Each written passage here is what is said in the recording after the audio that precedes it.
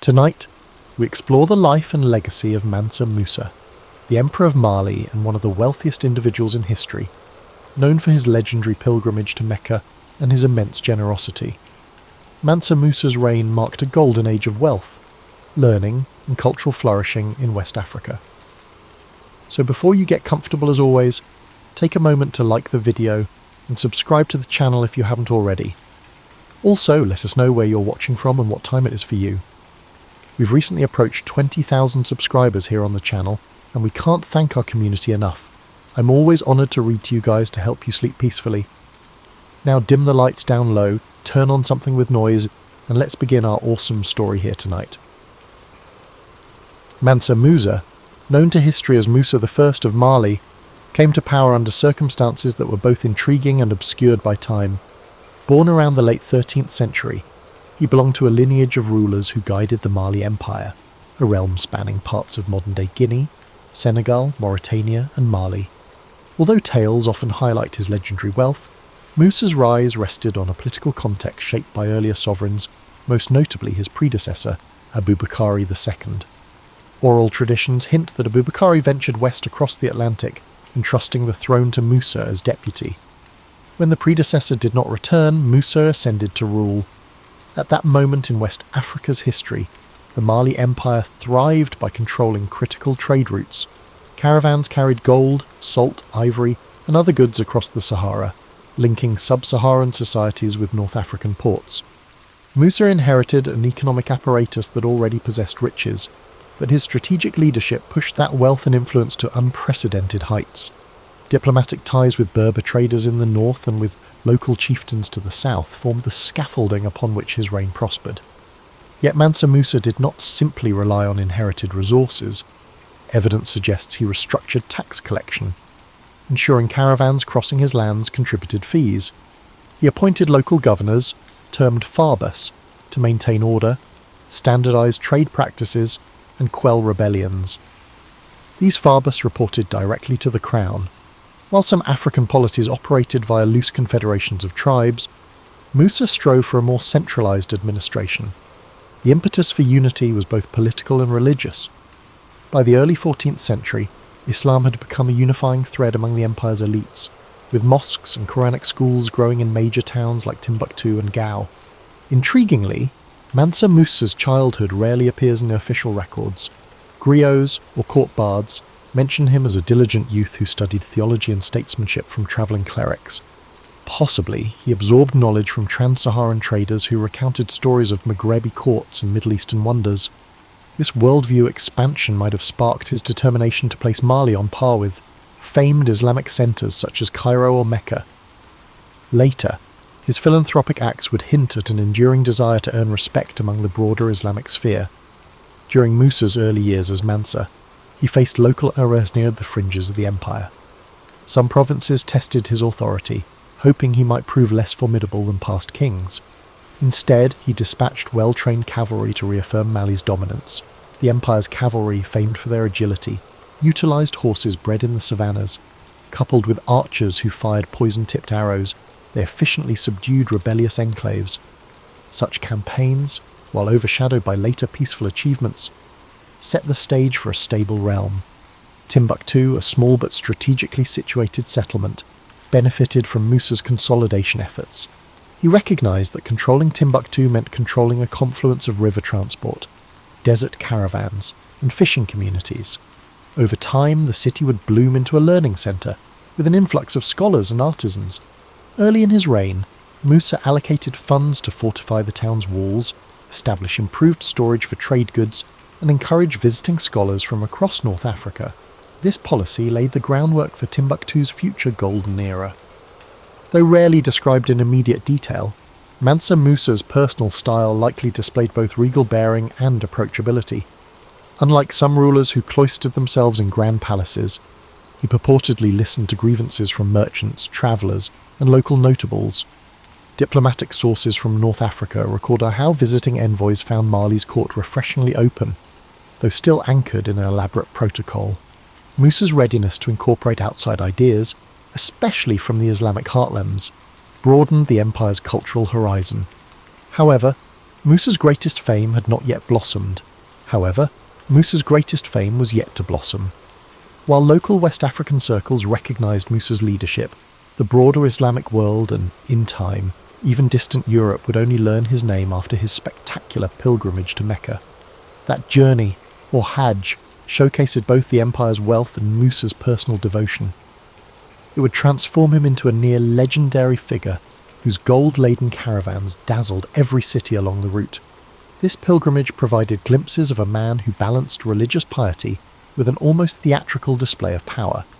Thus, by the early 1320s, Mansa Musa had established a stable domain, subdued pockets of resistance, invested in commerce, and forged diplomatic ties.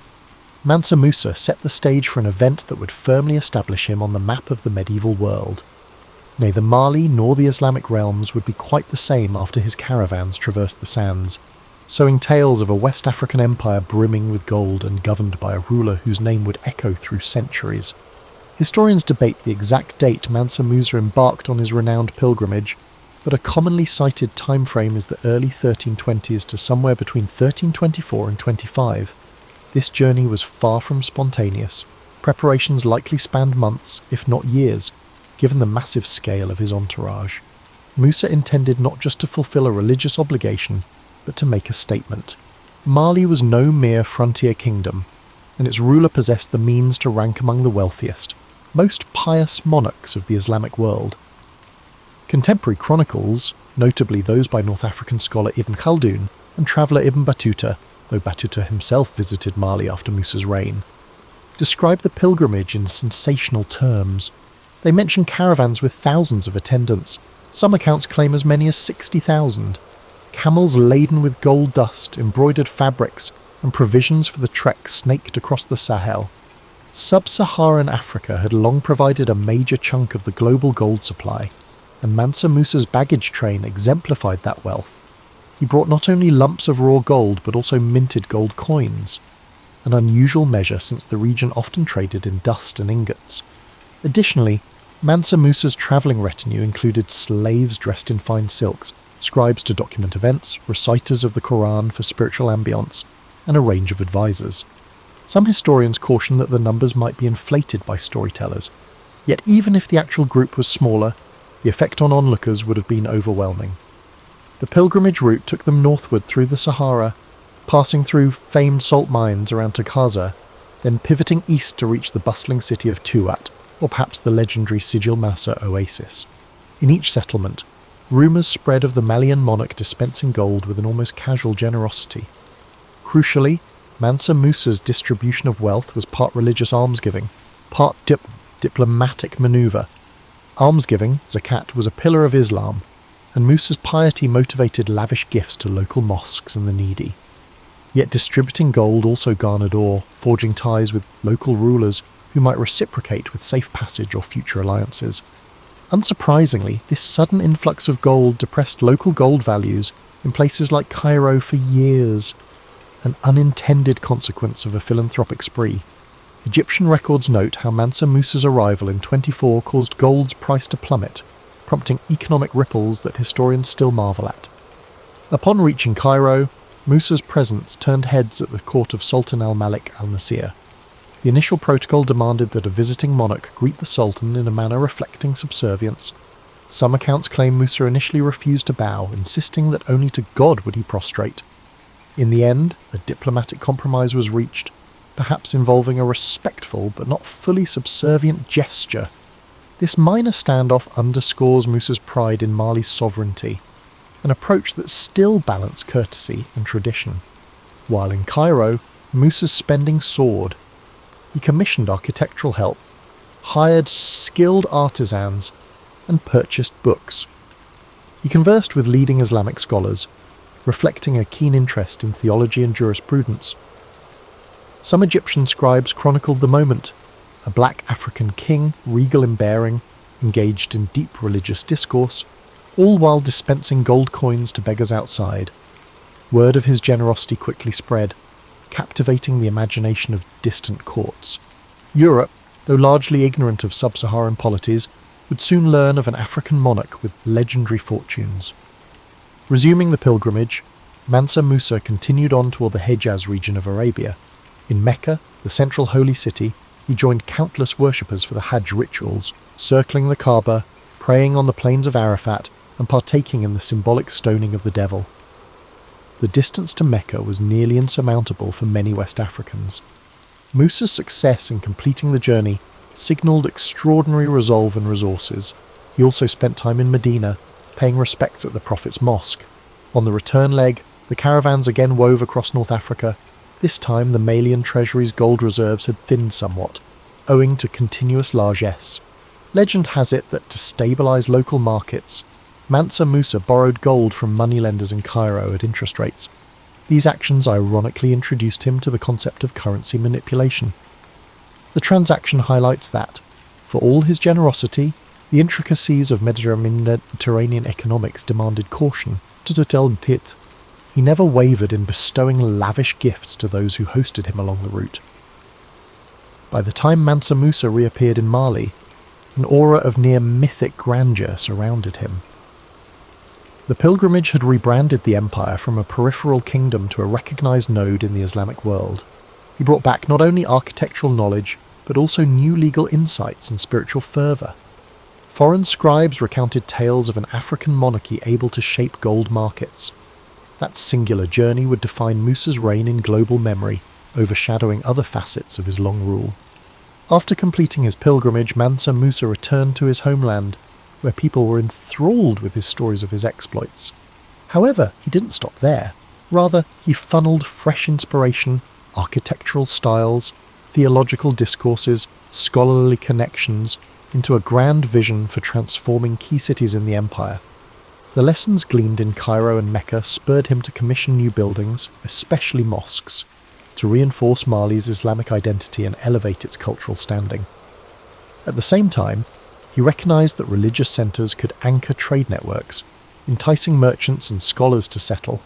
Timbuktu, long the commercial hub, now received particular focus.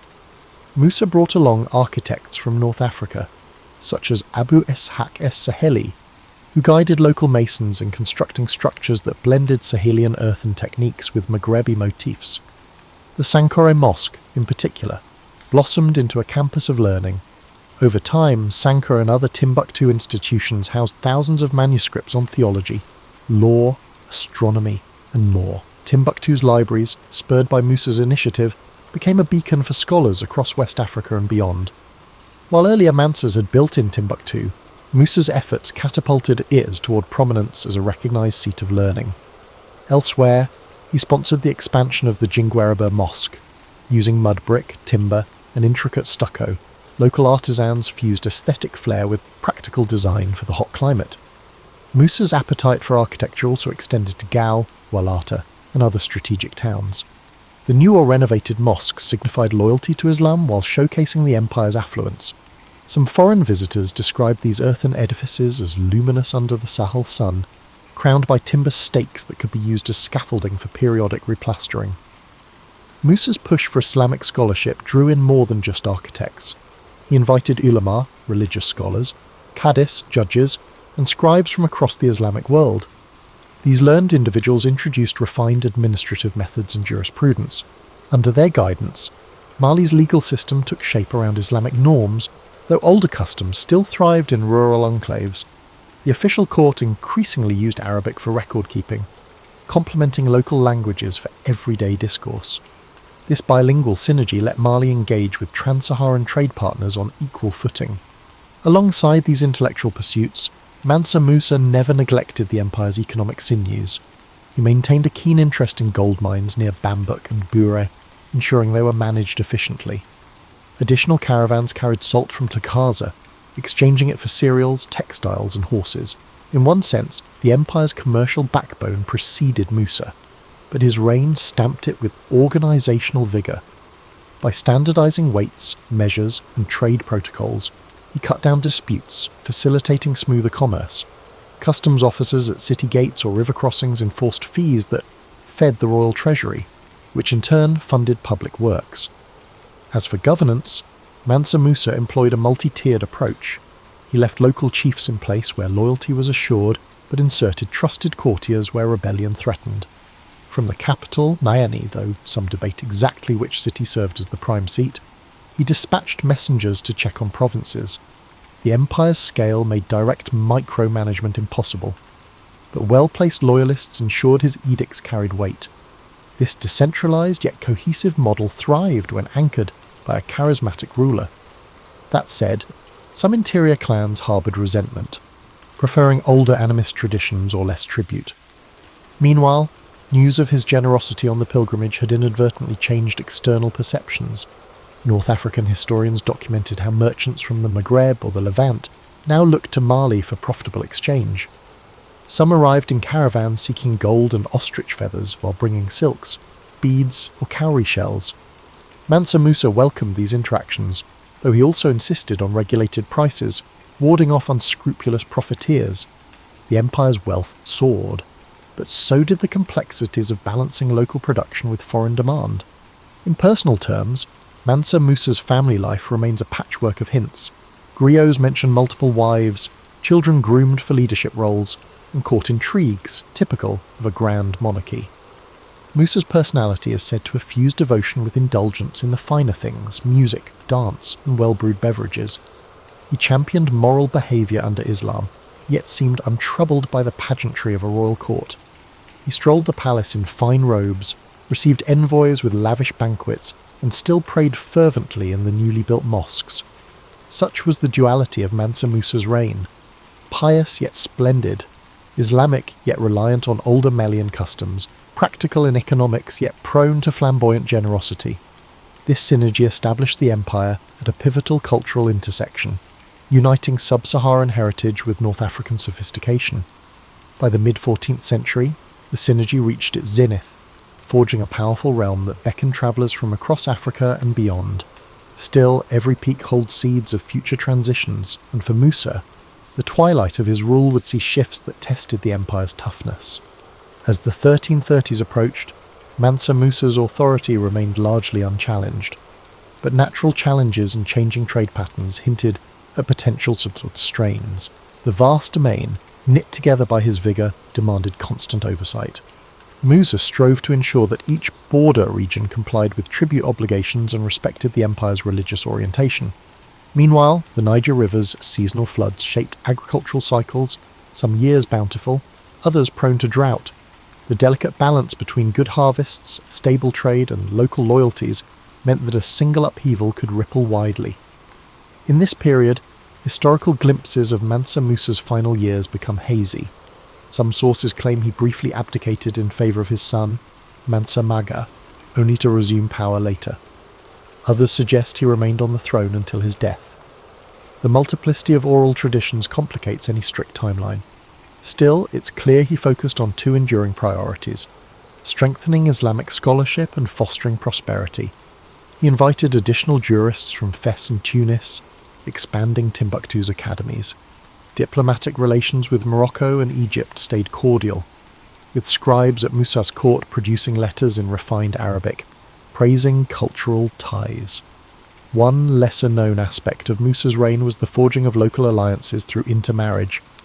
Princes of subjugated regions sometimes wed relatives of the royal family, creating a patchwork of dynastic bonds. This practice tempered rebellious impulses, as each clan now had a stake in preserving peace. In day-to-day rule, Musa relied on a cadre of advisors. Some were devout clerics, others savvy administrators who understood the empire's trade-based wealth. The interplay between religious counsel and economic strategy shaped the empire's direction. The empire also felt the weight of potential competition from emerging powers.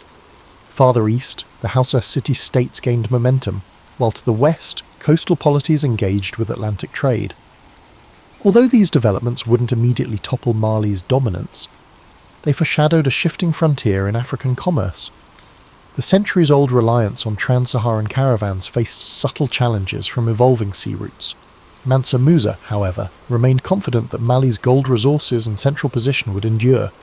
He might not have foreseen how future generations would grapple with the new maritime corridors introduced by European explorers. Meanwhile, Timbuktu's intellectual bloom continued. Scholars from the Arab world praised its manuscripts.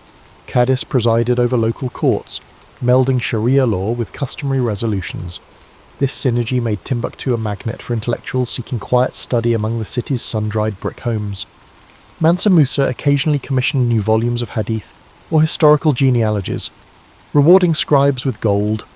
Over time, a robust tradition of calligraphy took root, with intricate lettering reflecting North African influences. Students recited texts under open-air courtyards, weaving knowledge with local languages. In the capital, Niamey, the royal palace presumably boasted a mix of clay architecture and stone embellishments, though few remain survive. Chronicles mention grand reception halls where the Mansa offered visitors an audience. Gift exchanges were integral. Envoys from distant lands arrived with spices or glass beads, receiving in return gold dust or lavish robes. Musa's personal routine likely balanced daily prayer, the supervision of farbas, and public appearances that showcased his approachability.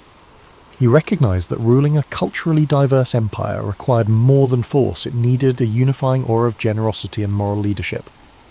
Amid all these successes, one senses the ephemeral nature of empire. Overextension lurked as a silent hazard. Some outlying provinces had grown used to direct oversight from the Mansa's central officials. Any prolonged royal absence might sow confusion. Furthermore, rumours of salt caravans taking alternate routes could shift wealth distribution. Mansa Musa's solution was typically to dispatch trusted lieutenants with tokens of the monarchy, perhaps a gold staff or a special garment, symbolising delegated authority. So long as loyalty endured, this system held. By the mid-30s, accounts suggest Mansa Musa's health began to decline. He might have endured the effects of age, or the repeated fevers common in the region's climate. The exact date of his death is disputed, typically placed around 1337. In some traditions, he died soon after concluding the building projects in Gao. Others say he passed quietly in his capital, surrounded by family. Whatever the details, the empire mourned him as a cultural and spiritual beacon. The fabled Mansa who had brought renown to Mali across continents. The stage was then left to his successors, faced with preserving the world he had shaped. While Mansa Musa's personal generosity and cunning had made Mali a name recognised from Cairo to Venice, the looming question was how robust that legacy would remain in his absence. For now, though, the empire could still recall the wondrous days of gold-laden caravans and a Mansa whose devotion and spectacle etched themselves into global lore. After Mansa Musa's death, the mantle fell to his descendants, notably Mansa Maga and later Mansa Suleiman. These rulers inherited a realm at the zenith of its influence. However, the aura of Musa's personal magnetism was difficult to replicate. His successors tried to maintain the elaborate administrative framework, the emphasis on religious scholarship, and the trading networks that underpinned Mali's fortunes. For a time, the empire remained stable, continuing to draw caravans from North Africa. Scholars still travelled to Timbuktu. The glow of Musa's pilgrimage lingered in foreign memories, but cracks emerged. Some outlying tributaries tested the new Mansas, doubting their ability to impose discipline. Regions near the Niger Bend, or along the forest-savanna boundary, required gentle but firm control. Mansa Musa's approach of personal oversight and reward-laden visits had kept them in line. Now, lesser envoys struggled to command the same respect. Occasionally minor rebellions flared. Even though none threatened the core of Mali for decades, they signalled a gradual erosion of central authority. Simultaneously, the natural environment shaped the empire's trajectory. The cyclical dryness of the Sahel sometimes forced pastoralists to shift grazing zones. If desert encroachment worsened, caravans had to alter routes, bypassing certain towns that once thrived on trade taxes. The empire had a reservoir of wealth from gold mines, but changing climate patterns could hamper agriculture near the river, straining local economies. Mansa Musa, in his prime, had addressed such challenges with bold infrastructure or diplomacy, but the subsequent leadership, while competent, lacked his visionary spark. Another dimension was the global context. The 14th century inflicted hardships across many regions. The Black Death ravaged Europe and parts of the Mediterranean, altering trade demands. Although sub-Saharan Africa escaped the worst of that pandemic, the aftershocks in North Africa impacted trade flows as some cities lost large portions of their population. The interplay of fewer caravans, disrupted markets, and shifting alliances chipped away at Mali's prime position. The gold was still there, but the channels to export it might fluctuate. Over time, new powers in West Africa, like the Songhai, took advantage of any vacuum. Nevertheless, the memory of Mansa Musa lived on in Mali's lore. Griots continued to recite epic praises of his generosity. They recounted the shimmering caravans, the pilgrims' endless lines stretching across the dunes, and the mosques he raised with foreign architects. This legacy both inspired and burdened the subsequent Mansas, who struggled to match such an iconic figure. Diplomatically, the empire enjoyed residual goodwill from North African courts thanks to Mansa Musa's famed piety. Delegations from Mali could still negotiate favourable deals in Moroccan or Egyptian markets. Yet as new sultans rose in these realms, personal ties to Musa's era waned. In Europe, albeit indirectly, Mansa Musa's legend trickled into cartographic representations. The Catalan Atlas of 1375, for instance, depicted a crowned African king holding a golden nugget, referencing the Melian ruler's famed riches. This image bolstered a European myth of rivers of gold in Africa, a notion that later centuries of explorers and colonizers would chase. Ironically, the lavish portrayal overshadowed the nuance of Musa's intellect, governance, and religious devotion, reducing him to a mere emblem of extraordinary wealth. Within Mali, religious scholarship advanced for some time. The libraries of Timbuktu, Gao, and Djenné expanded their collections. Scribes and jurists reinterpreted Islamic texts in local contexts, forging a rich blend of African common culture and Islamic law. The traditions Mansa Musa championed did not vanish with his death. They enriched local life for generations. The city of Timbuktu in particular stood as a testament to that era's intellectual blossoming. Mali's social fabric seamlessly merged clan-based traditions with the universalist principles of Islam, carrying on the delicate balance that Mansa Musa had established. Eventually, by the 15th century, the Songhai Empire under Sunni Ali and later Askia Muhammad rose to eclipse Mali's dominion, seizing major centres. Mali receded, losing some gold-rich territories and vital trade corridors. Yet the echoes of Mansa Musa's brilliant rule lingered. Even as Songhai expanded, the memory of Mali's pinnacle remained deeply etched in oral histories. Observers realised that Mansa Musa's achievements were not just about ephemeral gold showers. They had forged a cultural and political framework that shaped West African civilization well beyond his lifetime. The empire's eventual decline underscored how pivotal leadership can be. Mansa Musa had harnessed wealth, religion, and political savvy to unify a sprawling region. Once that synergy loosened, fragmentation crept in. Still, centuries after the empire's contraction, the name Mansa Musa resonates globally, an African monarch famed for overshadowing kings and sultans in wealth, for bridging sub-Saharan and Islamic worlds, and for exemplifying how a single visionary reign can elevate an entire civilization onto the historical stage. For centuries, the Western world largely overlooked Mansa Musa, overshadowed by narratives centred on Mediterranean or European affairs. However, in the modern era, interest in Africa's pre-colonial empires revived. Scholars sought to reclaim the achievements of societies like Mali, Songhai, and Ghana. Mansa Musa's story emerged as a standout example of African leadership, advanced trade systems, and dynamic cultural fusion.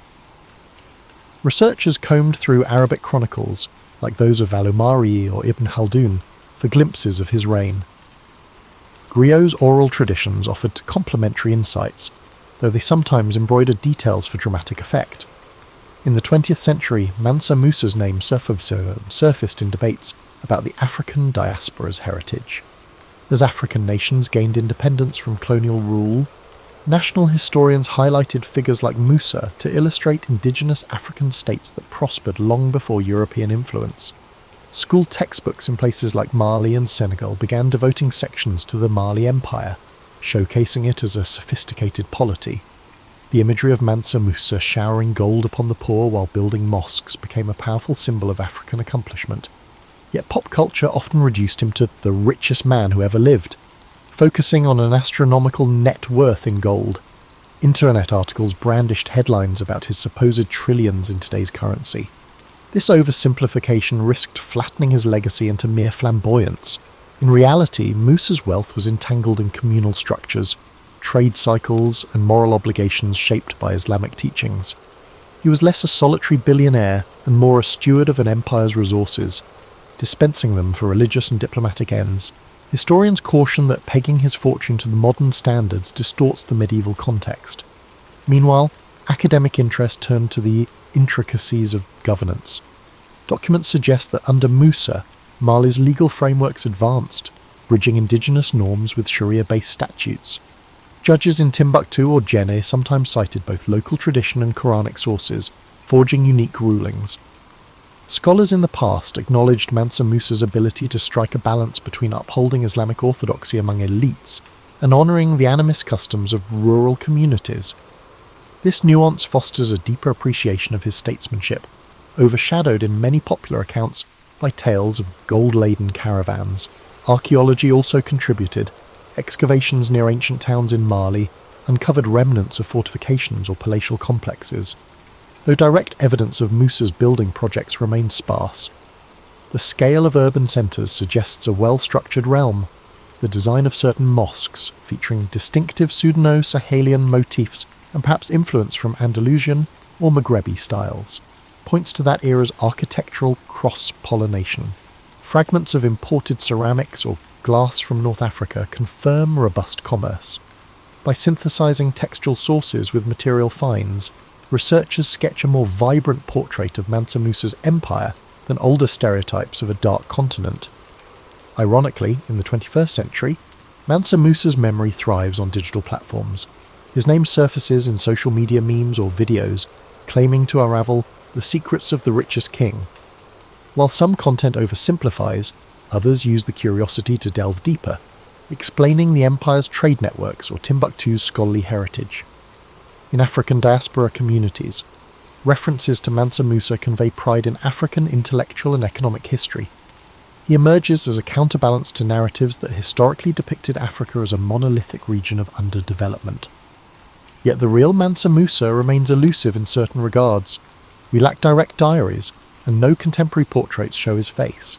Instead, we rely on stylized images from European cartographers or rhetorical descriptions by Arab historians.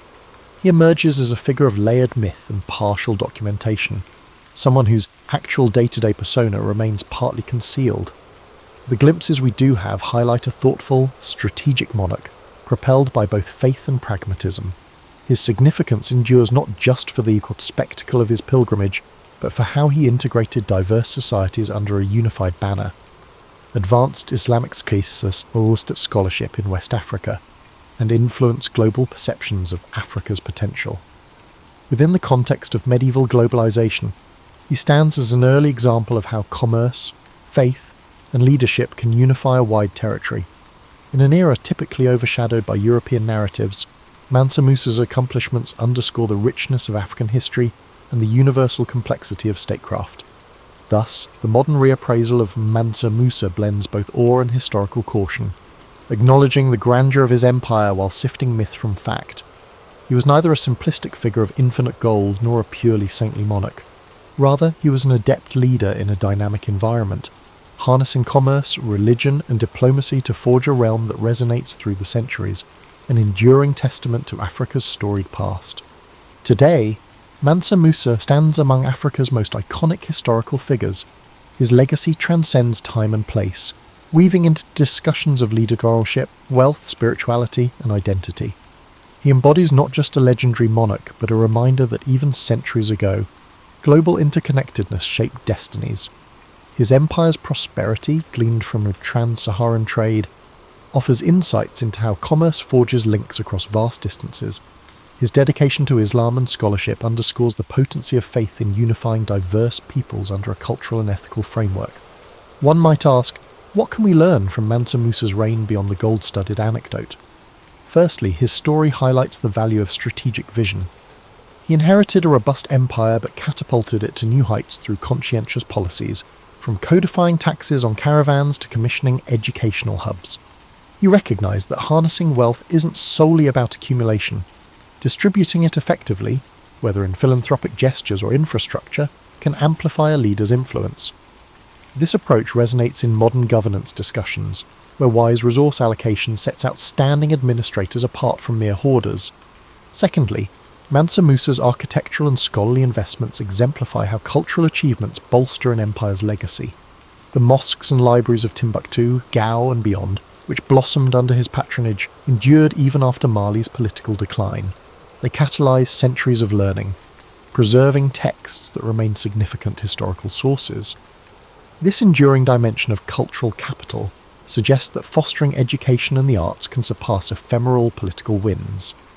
In a world rife with ephemeral trend-chasing, Mansa Musa's example underscores the intangible dividends of intellectual stewardship.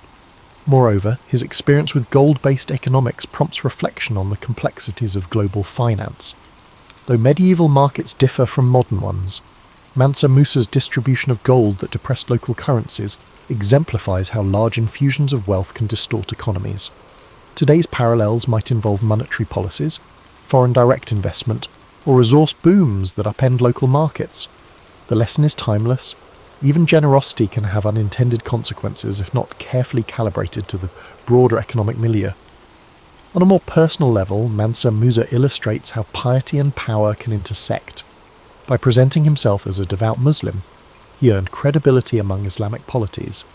His approach highlights the power of genuine religious conviction, when combined with benevolence, to foster diplomatic relations. Yet, it also raises questions. To what extent did he wield religion as a political tool? We might glean that authenticity and canny statecraft can coexist, each fueling the other toward mutual benefit. For an audience grappling with modern complexities of church-state relations, Mansa Musa's example suggests nuance. Faith-based values can unify communities, but realpolitik remains essential for large-scale governance. In terms of Africa's historical narrative, Mansa Musa dispels outdated stereotypes of a continent absent of complexity. The Mali Empire's advanced administration, trading acumen, and cultural vibrancy in the 14th century counter any notion that sophisticated statecraft was exclusive to Europe or Asia. By acknowledging Mansa Musa's place in the grand tapestry of medieval history, we appreciate that Africa was fully engaged in trans-regional dialogues, its gold fueling global economies, its scholars contributing to the Islamic intellectual tradition. Lastly, the ephemeral nature of power emerges in his story. Even a realm as wealthy as Mali faced eventual decline. Mansa Musa's leadership soared, but no empire remains unchallenged forever. Subsequent shifts in trade routes, internal strife, and external expansions by Songhai underlined how reliant Mali's empire was on sustained, adept rulership. For those analysing present-day geopolitics, the lesson is that resilience hinges on structural stability, not just a single charismatic era. Legacy is shaped by continuity of governance, not a lone golden moment. In sum, Mansa Musa's tale glistens with more than gold. It resonates through layered truths, the interplay of devotion and diplomacy, the forging of alliances across desert expanses, and the enduring imprint of knowledge institutions. His memory, once overshadowed, now re-emerges in scholarly works and public fascination, signifying a broader revaluation of Africa's historical prominence. For anyone who may be mind-seeking both reflection and novelty, this saga offers a vantage point on leadership's timeless challenges. Rich in paradox, Mansa Musa's reign reveals that wealth, no matter how immense, serves best when funneled into communal uplift, melding prestige with purpose, and that perhaps is the truest legacy of the man known as Mansa Musa. And so we reach the end of our story here tonight about Mansa Musa. Hopefully you're asleep by now. If not, don't worry, because there will always be more stories of different topics or time eras for you to select in hopes something helps you fall asleep peacefully. I hope that you guys get the best rest possible, and as always, sleep well, and good night, my friends. Shirley Temple was born in Santa Monica, California, on April 23, 1928, into a family that was neither destitute nor lavishly wealthy. Her father, George Temple, worked in finance, and her mother, Gertrude, carried an almost obsessive desire to shape her daughter's destiny. The Santa Monica of that era was a fast-evolving beachside enclave, brimming with both glamorous illusions from the burgeoning film industry and the more everyday routines of middle-class families trying to navigate a mercurial economy. It was within this dual atmosphere, flickering studio lights on one side and thrifty living on the other, that Shirley Temple began her path to stardom. Even before she could walk confidently, Gertrude recognized something luminous in her daughter's presence. Shirley had a precocious way of mimicking gestures she observed in adults. This knack for imitation would define her early days, turning dance and drama lessons into more than just passing amusements. Gertrude seized every opportunity to enroll Shirley in local dance classes. Meanwhile, the child's father, though more reticent, eventually supported these pursuits, especially as he sensed that his daughter's talents might help the family rise above its mundane financial prospects. Hollywood in the early 30s offered an odd mixture of unpolished opportunity and exploitative risk. The Great Depression had shattered many Americans' hopes, yet movie studios scrambled to produce escapist fare. Child performers were especially valuable, used to deliver cuteness and innocence during a time of national hardship. Shirley, with her natural curls, though constantly fussed over by her mother, who insisted there be exactly 56 of them, and an almost hypnotic ability to project joy, fit seamlessly into this mould. She was introduced to casting agents even before she turned 4, auditioning for bit parts that sometimes entailed dancing routines with the adult actors. Initially, Shirley's family juggled skepticism and ambition. The film sets she visited were not always the polished worlds fans saw on screen. Instead, they were chaotic places, where directors yelled, lighting rigs buzzed, and many child performers discovered their so-called cute factor overshadowed any genuine acting skill. Shirley, however, proved adept at capturing adult expectations. Her seeming earnestness, paired with that bright, dimpled smile, won over producers who recognised a phenomenon in the making. By 1932, she had landed small roles in a series of shorts called Baby Burlesques, comedic sketches where toddlers were placed in decidedly adult situations. Watching them today, many find the concept jarring, but in the economic desperation of the 1930s, these short films gained traction and Shirley's star quality began to gleam.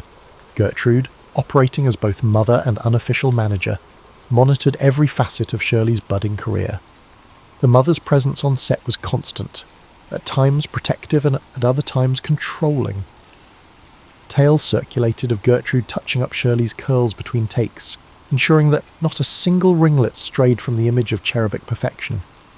She championed Shirley's needs, but also drove her onward in a business known for discarding child actors once they outgrew their roles. This mixture of maternal devotion and unwavering ambition became a recurring theme in Shirley's early years. Even so, Shirley's own temperament provided a counterbalance. Despite the intense schedule, she exuded genuine curiosity about her surroundings. She asked questions about how cameras worked and who was responsible for set design. In an era where children were expected to be seen but not heard, her inquisitiveness made a subtle impression on directors and stagehands alike. They realised the girl was not a living doll, but a quick-thinking child who grasped far more than she let on. By 1934, she had secured her first breakthrough roles in feature-length films, with Fox Film Corporation, soon to merge into 20th Century Fox, backing her. Shirley Temple became one of the Depression-era's most iconic faces. Her movies, such as Stand Up and Cheer and Little Miss Marker, gave audiences a dose of optimism they craved. Critics raved about her bright-eyed sincerity, and ticket sales soared. Movie theatres saw a direct correlation. The more Shirley Temple danced and sang on screen, the more Americans showed up in droves, clinging to a child's radiant energy as a beacon in otherwise bleak times. At the tender age of 6, Shirley transformed from a curious toddler learning dance steps into a genuine star, symbolising hope in a world ravaged by economic hardships. However, behind the wide-eyed innocence of her film persona, a more complex story was forming, a dance of parental ambitions, studio pressures, and her own youthful resilience. That complexity would deepen as she soared to new heights of stardom in the years to come. In 1935, Shirley Temple underwent a significant transformation when her studio recognised the potential of their petite leading lady to lead full-length features. With the country still reeling from widespread unemployment and breadlines, her films provided escapism laced with optimism. Titles like Bright Eyes and Curly Top showcased not just her cherubic face, but an uncanny knack for on-screen chemistry with adult co-stars. She became the face of Fox's silver screen offerings, out-earning many established actors. Yet behind the upbeat songs and tap dances, negotiations and business manoeuvres were at play, many of which set precedents for how future child stars would be handled. Key among these developments was the contract Shirley signed with Fox, or more accurately, the contract her parents signed on her behalf. Its details sparked discussion across Hollywood. She was guaranteed a significant weekly salary, though significant in the 1930s. Currency meant something different than it would today, plus bonuses if her pictures performed well. Fox also set aside funds for her education and well-being, though the lines often blurred between on-set tutoring and real schooling. This arrangement acknowledged her star power, yet did little to protect her from an exhausting work schedule that some might deem exploitative. During this period, directors marvelled at Shirley's focus that necessitated multiple takes for adult actors, which often concluded swiftly once Shirley achieved her marks. She had a near photographic recall for lines and dance moves, a quality that impressed her choreographers. Equally striking was her composure under pressure. Fox executives, anxious to capitalise on her popularity, pushed for a film turnaround schedule that left little room for a typical childhood. Despite this, Shirley consistently provided the sunshine that the world craved. When an exhausted co-star once complained, "You're working this kid to death," a studio head allegedly replied, "If anything, she's staving us." It was a half-joking nod to the revenue her success generated at a time when many studios teetered on the edge of bankruptcy. Fans of all ages idolised Shirley. Children saw a peer living a fairy tale life, while adults took solace in her plucky on-screen persona that seemed to say, better days are just around the corner. Her likeness appeared on dolls, dresses, and countless products, an early instance of celebrity merchandising that would foreshadow later Hollywood synergy.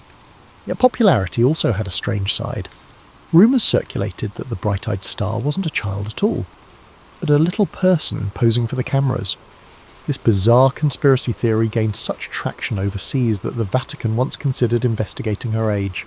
In truth, Shirley Temple was no more than 10 at the time, rapidly growing into a global household name. Curiously, Shirley's rise paralleled shifts in the film industry itself. The production code, Hollywood's moral guidelines, tightened restrictions on on-screen content. Shirley's clean, wholesome image fit perfectly into this new environment. Gone were the edgier comedic elements from her earliest shorts. In their place emerged full-blown family-friendly musicals and romances. She sang with experienced adult crooners, sharing lines and duets that might otherwise look awkward for a child. Yet her sincerity let her glide past potential awkwardness. Audiences believed her rosy worldview, if only for the duration of a matinee. Not that it was all smooth sailing. Inside the Temple household, tensions simmered. Gertrude clashed with producers who wanted to vary Shirley's look or storyline, steadfastly defending her daughter's signature curls and sweet persona. George Temple, meanwhile, found himself overshadowed, primarily attending to financial matters, while Gertrude guided their daughter's creative direction. In a twist reminiscent of many showbiz families, the father sometimes felt sidelined, overshadowed by the formidable bond between mother and star-daughter. As Shirley approached her 10th birthday, the industry noticed that her presence at the box office wasn't just consistent, it was heroic. Some of her films overshadowed even major adult releases. The juvenile star was effectively bankrolling Fox's operations, preventing pure financial cuts that might have devastated the studio. It became a well-known quip in Hollywood circles that if you needed a guaranteed hit, you hired Shirley Temple. Yet the relentless pace hinted at challenges to come. Child actors grow, their appeal, which studios often reduce to cuteness, can dissipate. Shirley's mother, well aware of that, fought to keep her in roles that showcased her innocence, worrying that a more mature role might fracture her image. Time was against them. The actress, who had embodied the aspirations of a Depression-era audience, was approaching adolescence, and the film roles accessible to a developing teenager seldom replicated the formula that made her a box office phenomenon. The real question became, how could Shirley Temple, America's darling, transition gracefully from juvenile novelty to enduring performer? As she entered adolescence, Shirley Temple found herself at an unexpected juncture. By 1939, she was 11 years old. Though still a beloved star, the realities of puberty loomed. Her face was ever so slightly less cherubic, her limbs less stubby. Hollywood's appetite for her brand of plucky innocence began to wane. Executives, who had previously viewed her as their most valuable asset, began to feel uneasy. The frequency of scripts designed to highlight her charm was gradually decreasing. Despite these challenges, Shirley maintained her impeccable professionalism. On the set of The Bluebird 1940, she embodied a dreamlike character in a lavish fantasy production clearly meant to replicate the success of The Wizard of Oz. But audiences perceived it as a half-hearted attempt. Critics pointed out that the film felt disjointed, and box office receipts fell short. This setback marked the first real stumble in Shirley's otherwise unstoppable career. Press, which had frequently hailed her as America's sweetheart, conjectured whether her period of fame had come to an end. Gertrude Temple attempted to reposition her daughter, pushing the studio to consider more sophisticated scripts. However, Hollywood's typecasting machine proved stubborn. Producers struggled to envision the newly teenage Shirley as anything apart from an endearing child in tap shoes. Meanwhile, the adult co-stars who once enjoyed waltzing with the little scene stealer now found themselves in awkward transitions. How do you frame a storyline around a teen actress whose strengths lay in the cuddle factor? That tension spelled trouble for Shirley's future as the leading lady she had once been. The family faced another dilemma: Shirley's education. On-set tutors had sufficed for the early years, but the demands of a teenager's curriculum were more complex. At her mother's urging, Shirley enrolled in a private school when her studio schedule allowed. There, she experienced a semblance of normal adolescence, passing notes, giggling with friends, and learning that not everyone orbited her fame. This partial return to an ordinary teenage routine offered a different perspective. She began to realise that the wider world didn't revolve solely around studio budgets and box office numbers. Financially, the Temples were secure. Her earlier earnings had been prudently managed, though rumours circulated about potential mismanagement or lavish spending. For Gertrude, the real worry wasn't money but relevance. She feared the day Hollywood might deem Shirley Temple an expired product. She even toyed with the idea of forging a career in radio or travelling vaudeville acts if the film roles continued to dwindle. Shirley, on the other hand, expressed a desire to explore new interests, such as working behind the camera or even attempting to write. These notions, whispered among the family, never gained serious traction, overshadowed by the immediate challenge of stalling stardom. When the United States entered World War II, the entire entertainment industry shifted to a more patriotic agenda. Stars visited troops, performed in USO tours, and lent their faces to war bond drives. While teenage Shirley was a beloved figure, audiences' tastes leaned toward adult stars who carried an air of romantic glamour or comedic relief that spoke to wartime anxieties. The adolescent performer, suspended between child icon and adult personality, found herself in a precarious niche. She did participate in some charitable events, singing for servicemen and endorsing the war effort. Yet the studios, increasingly fixated on adult drama and musicals tailored for older stars, saw less need to centre entire pictures around her. Still, Shirley Temple's name carried enough clout to secure sporadic roles at different studios once her Fox contract ended. Notably, she signed a brief contract with MGM, culminating in a handful of features. Unfortunately, these projects never recaptured the luminous box office magic of her earlier output. The film Kathleen, 1941 for instance, garnered lukewarm reviews, with critics noting that they yearned for the sprite who had once brightened hearts during the Depression, rather than the uncertain teenager grappling with evolving tastes in entertainment. By the time she reached her mid-teens, Shirley was balancing on a tightrope, half a nostalgic emblem of a vanished era, and half a blossoming young woman searching for a place in an industry that rarely allowed for graceful transition. She herself remained outwardly composed, leaning on the well-honed discipline that had shaped her childhood. Yet behind those calm brown eyes, a more profound question arose. If Hollywood no longer needed her to be its dancing child star, who could she become? In trying to address that question, Shirley Temple would soon embark on life experiences that would transform her far beyond the realm of movie sets and scripts. The next phase of Shirley Temple's life revolved less around Hollywood stage lights and more around personal milestones. At 15, she met John Agar, a sergeant in the Army Air Corps from a socially prominent family. Their whirlwind courtship fascinated fans, who were curious to see America's one-time golden child stepping into adulthood. By 1945, just as the war concluded, Shirley married Agar, Barbaz. The media spun the wedding into a major event, splashing photos across newspapers nationwide. But if the public assumed she would settle into a conventional family life, they underestimated her capacity for reinvention. Shirley persistently ventured into the film industry, occasionally collaborating with her husband. In Fort Apache, 1948, directed by John Ford, Shirley co-starred with Agar, John Wayne, and Henry Fonda. Although the Western genre was significantly different from her previous musicals, she enjoyed the novelty. Despite her diminished star billing, she received solid reviews for her performance. The film's moderate box office success indicated that perhaps there was a viable path forward for her in Hollywood, though no longer as the marquee name. While she drew professional satisfaction from the project, her personal life was more turbulent. Agar struggled with the weight of public attention on his famous wife and faced accusations of drinking and erratic behaviour. The marriage soon began to splinter. For Shirley, the unravelling marriage signalled a broader dissatisfaction. She could sense that the film industry still saw her through a lens of childhood nostalgia, making it difficult to secure roles that challenged her. Meanwhile, her real-life responsibilities now included motherhood.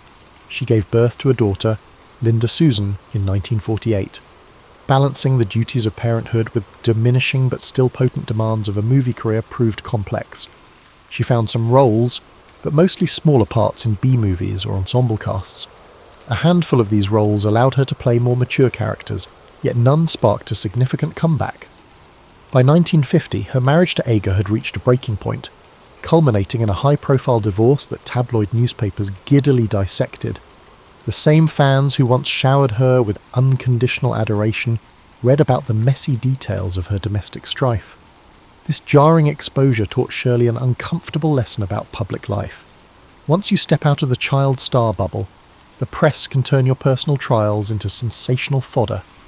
Nevertheless, she remained composed, determined to maintain dignity for her daughter's sake. A new chapter beckoned when she crossed paths with Charles Alden Black, a Navy intelligence officer from a well-connected California family. Their first meeting, ironically, involved neither film nor fanfare, just two individuals sharing conversation at a dinner party. Black claimed he had never seen a single Shirley Temple movie, which she found refreshing. Their relationship blossomed quickly, partly because Shirley found an anchor in Charles's unpretentious yet cultivated manner. They wed in December 1950, a union markedly different from her first. Charles's devotion offered a calm refuge from the swirling storms of the entertainment industry. Suddenly, the idea of continuing a somewhat aimless pursuit of second-tier film roles lost its allure. Facing the reality that her Hollywood career was winding down, Shirley made a bold decision in 1950. She retired from the silver screen at the age of 22. It was a startling move for someone whose name still held nostalgic weight among a wide swath of moviegoers. Yet she had reached a point where the roles available failed to match her aspirations. Instead of clinging to a diluted version of her earlier stardom, she chose to explore new frontiers. She also recognised that the intense work she'd endured since toddlerhood had left little room for ordinary experiences. Eager to cultivate a more grounded lifestyle, she embraced family life with Charles Black in the San Francisco Bay Area. In the late 1950s and early 1960s, she briefly returned to show business with the television series Shirley Temple's Storybook. The show reimagined fairy tales and children's classics, allowing her to explore a producing and hosting role rather than front and centre acting. Fans appreciated the chance to see her again, no longer a child star but a poised, articulate adult. This step back into the public eye felt more on her terms, without the constraints of a studio system dictating her every move. Though the glow of her child stardom lingered in the cultural memory, Shirley Temple Black, as she began calling herself, was discovering broader horizons. Her youth had exposed her to the highs and lows of American celebrity culture. Now she looked at life with a fresh perspective, realising that her journey might shift away from film entirely. What emerged next would surprise many. A pivot from Hollywood starlet to public servant and diplomat. Roles that would define her final decades in ways few observers could have predicted. While many child stars vanish into obscurity or cling to their past fame, Shirley Temple charted a course that combined her innate poise with a newfound dedication to civic engagement. Throughout the 1960s, she and Charles Black settled into a relatively private existence in the Bay Area. She embraced community work, volunteering for charitable organisations and quietly building relationships with local politicians. Though she rarely sought publicity for these efforts, her ability to connect with people, honed from early stardom, proved a valuable asset. A pivotal moment came in 1967, when she declared her candidacy for Congress in a special election to fill a vacant seat. Running as a Republican in California's 11th Congressional District, Shirley Temple Black surprised political insiders with her articulate presence on the campaign trail. She emphasized issues such as urban development, educational reform, and tackling crime, reflecting the moderate Republican stances of the era. Reporters who covered her campaign quickly discovered that she was no lightweight. While her name recognition initially drew curiosity, her policy discussions resonated with a portion of the electorate. She did not prevail in the primary, finishing second, but she garnered a respectful share of votes. The campaign underscored her serious interest in governance and laid the foundation for future opportunities. A year later, life took an abrupt turn when Shirley was diagnosed with breast cancer. She underwent a mastectomy in 1972, an experience she chose not to hide from the public. Instead, she made a bold move by holding a press conference to discuss her procedure, one of the first high-profile women to speak openly about battling breast cancer.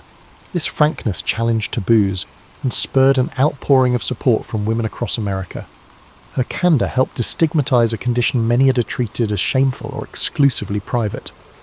Over time, her advocacy would shape public perceptions of cancer treatment, prompting more open dialogue and encouraging countless women to seek checkups and information. Meanwhile, her political aspirations remained alive. President Richard Nixon, impressed by her public service ethos and calm demeanor, appointed her to represent the United States at the 24th United Nations General Assembly in 1969. During her time at the UN, Shirley Temple Black focused on issues like environmental protection and the rights of children, topics that echoed her personal passions. Colleagues noted her capacity to negotiate diplomatically and her genuine interest in bridging cultural divides. This appointment, though short-lived, showcased her ability to navigate high-stakes international settings, blending the charm of her Hollywood pedigree with substantive policy engagement. President Gerald Ford named Shirley Temple Black the United States ambassador to Ghana in 1974 as a result of her success. Ambassadorship was not a ceremonial position. Ghana had undergone political upheaval and was strategically significant in West Africa. As ambassador, she navigated US interests, promoting trade, supporting development, and working to maintain stable diplomatic relations in a region still adjusting to post-colonial realities. Her presence in Accra signalled that Washington took Ghana seriously, and Ghanaians received her warmly, sometimes referencing her iconic childhood films. She responded by emphasising shared cultural ties, hosting local artists at embassy events, and travelling beyond the capital to better understand the country's complexities. Her steady performance in Ghana earned her another diplomatic assignment, this time as the first female chief of protocol under President Ford. She managed high-level ceremonies, greeted visiting heads of state, and guided official delegations. Although the role was largely ceremonial, she approached it with the thoroughness that had defined her entire career, keeping track of protocols and cultural nuances, and forging personal bonds with international leaders became second nature. The highlight of her diplomatic career, however, arrived in 1989, when President George H.W. Bush appointed her ambassador to Czechoslovakia. The Cold War was on the verge of a dramatic thaw, and her posting to Prague placed her at the heart of historic change. As communism began to crumble across Eastern Europe, Shirley Temple Black found herself witnessing the Velvet Revolution, the peaceful upheaval that ousted the communist regime. She consulted dissidents, shared perspectives with other Western diplomats, and skillfully represented US interests without overshadowing the Czech people's pursuit of democracy. Once again, she relied on a blend of empathy and pragmatism, traits that had served her well since her early years on a Hollywood set.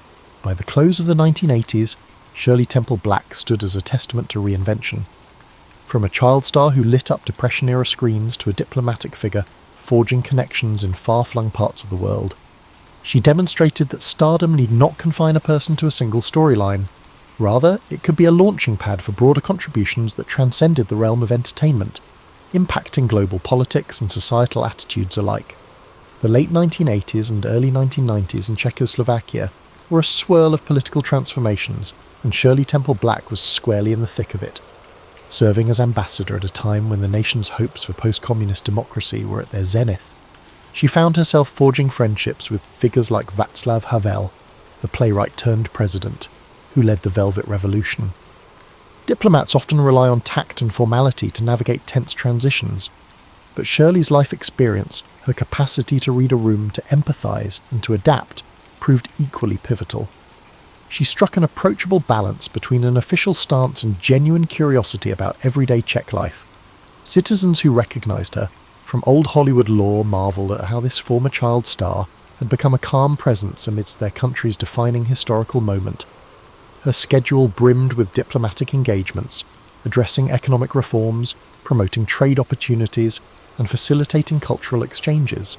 She also took time to visit schools and orphanages, echoing a child-centred compassion that had first won her the public's heart decades earlier. More than once, local media cameras captured her hugging children, an image that symbolised a connection transcending politics. For her staff, it was standard to see school groups flock to the US Embassy, where the ambassador would greet them personally. She saw in those students the same spark that, years before, propelled her own improbable journey. In the midst of these responsibilities, she also wrestled with the complexities of representing a superpower. While US officials championed market liberalisation, the Czech populace harboured diverse views on how rapidly to embrace Western economic models. Shirley sought to present America's stance in a measured way, advocating for cooperation rather than imposing directives. This nuance endeared her to local politicians, who appreciated that she was not just delivering lectures, but engaging in genuine dialogue. Observers credited her with amplifying America's soft power in the region, using her personal warmth as an informal diplomatic tool. Outside her official role, she relished exploring Prague's architecture, concert halls and cafes. The city, with its Gothic spires and centuries-old cobblestone streets, fascinated her. She told friends that wandering around the old town felt like stepping onto a meticulously designed film set, except it was real history etched into every stone. Occasionally, she and her husband Charles hosted small gatherings at the embassy residence, inviting Czech artists and intellectuals alongside visiting American officials. These soirees, bridging cultural gaps with music and conversation, mirrored a style of diplomacy that aligned with her persona, blending formality with the personal touch. By 1992, the world was changing again. Czechoslovakia split peacefully into the Czech Republic and Slovakia. Shirley Temple Black's time as ambassador wrapped up, and while the region's politics continued evolving, she left behind a legacy of empathy-driven diplomacy. Stepping away from her official duties, she returned stateside with a sense that her life's second act had equalled the first in terms of impact, even if fewer paparazzi cameras trailed her every move. Retirement from formal diplomacy did not entail retreating into quiet anonymity. She took on roles with corporate boards, notably with companies where her expertise in international relations and public communication offered value. Though her Hollywood name still commanded attention, she leveraged it selectively, more inclined to champion charitable causes than to cash in on old fame. Among her philanthropic interests, cancer research remained a focal point. She continued to advocate publicly for early detection, recalling her battle with breast cancer. Each time she spoke at fundraisers or medical conferences, attendees saw not a fragile survivor, but a resolute voice urging progress. Those who encountered her socially in these later years describe a woman both gracious and candid. She was not one to dwell on her childhood stardom unless prompted. Indeed, many who knew her as an ambassador or a board member noted they often forgot she had once been the biggest child star on Earth. She was simply Shirley, a thoughtful colleague who asked incisive questions and brought a wealth of worldly experience to any conversation. If pressed about her Hollywood days, she might offer a light anecdote, perhaps about dancing with Bill Bojangles Robinson, but she rarely glorified the spectacle. Instead, she framed it as a valuable but distant chapter in a life driven by personal growth. As she moved into her 70s, Shirley Temple Black observed with equal measures of pride and humility the enduring affection so many still held for her. Around the globe, older fans recalled her films as a joyful beacon amid Depression hardships, while younger generations discovered them on home video. It was a testament not just to her on-screen persona, but also to the universal appeal of sincere optimism. Yet for Shirley herself, the highlight reel comprised more than movie clips. It was her service to her country, her forging of diplomatic pathways in fraught times, and her unwavering ability to adapt that truly defined her adult identity. Reflecting on Shirley Temple's life is like perusing a panoramic album of 20th century America, spanning an era of economic turmoil, world war, cultural upheaval, and global realignment. She departed the world on February 10th, 2014, at age 85, leaving behind a legacy that defied simple categorization. Most headlines upon her passing remembered her as the dimpled darling who danced on staircase railings in black and white musicals. Yet, to view her exclusively through that nostalgic lens is to overlook the deeper arc of her journey. Her funeral, held privately, revealed the quiet dignity she had long preferred. Friends and family spoke of a person whose warm spirit extended far beyond the camera. Tributes poured in from around the globe, movie fans recalling her as a childhood idol, diplomats and politicians lauding her statesmanship, and cancer survivors thanking her for raising awareness when few others did. It was a moment when a star's mythos converged with the reality of a life well lived. In subsequent years, retrospectives have examined the nuances that made Shirley Temple so enduring. Scholars of film history point out her unusual role in bridging adult and child audiences during the Depression. Her presence was never merely cute. She delivered genuine performances that resonated with viewers longing for hope. Contemporary debates also scrutinized the exploitative elements of Hollywood during the 1930s and their incorporation of child performers into adult-driven stories. Shirley was no exception. The baby burlesques short films of her earliest career remain a stark reminder of how children were sometimes positioned in questionable scenarios. Yet she transcended that environment, emerging as a figure who, by her fortitude and mother's fierce oversight, navigated the system without losing her essential spark. Her personal evolution underscores an important lesson, that fame, especially at a young age, need not define one's entire existence. While many child stars collapse under the weight of early celebrity, Shirley Temple channeled it into fresh pursuits. Whether campaigning for a congressional seat in California or speaking openly about her breast cancer surgery, she tackled each phase with authenticity. She displayed a consistent willingness to meet challenges head-on, an attribute that stands in contrast to the perceived innocence of her childhood film roles. Perhaps it was that original wellspring of discipline, memorizing lines, perfecting dance routines, that carried over into her adult life, enabling her to approach any hurdle with equal resolve. Moreover, her diplomatic service remains one of the more surprising chapters of her story. Stepping into the role of ambassador in two distinct contexts, Ghana and Czechoslovakia, reflected an adaptability rarely seen in showbiz alumni. While some saw her as merely a ceremonial figure, she quickly demonstrated that star quality could harmonise with serious policy work. By advocating for environmental issues at the UN, fostering cultural exchanges in Ghana, and navigating the complexities of a post-communist Czech landscape, she expanded the definition of how a public figure can serve national interests. Tenure in Prague during the Velvet Revolution coincided with a seismic shift in global politics, a pivotal moment that fundamentally reshaped Europe. That vantage point alone placed her in the orbit of towering figures like Havel, forever linking her name to a monumental historical pivot, even as critics debate the merits of her earliest films or the complexity of her mother's role in orchestrating her stardom. Shirley Temple's narrative remains awe-inspiring for its breadth. The child who once sparred with co-stars twice her height became an adult who regularly engaged with world leaders. In the same lifetime, she delighted Depression-era cinema audiences, and then, half a century later, watched democracy break ground in Eastern Europe. That range of experiences underscores a singular life that mirrored the transformations of a century. Today, her iconic cherub face continues to adorn vintage movie posters and DVD covers. Young dancers still attempt to replicate her signature tap routines. Parents introduce her black and white musicals to new generations. Yet parallel to that cultural imprint stands the lesser, celebrated but equally significant tale of an American who chose to redirect celebrity into public service, forging a second legacy as an advocate and diplomat.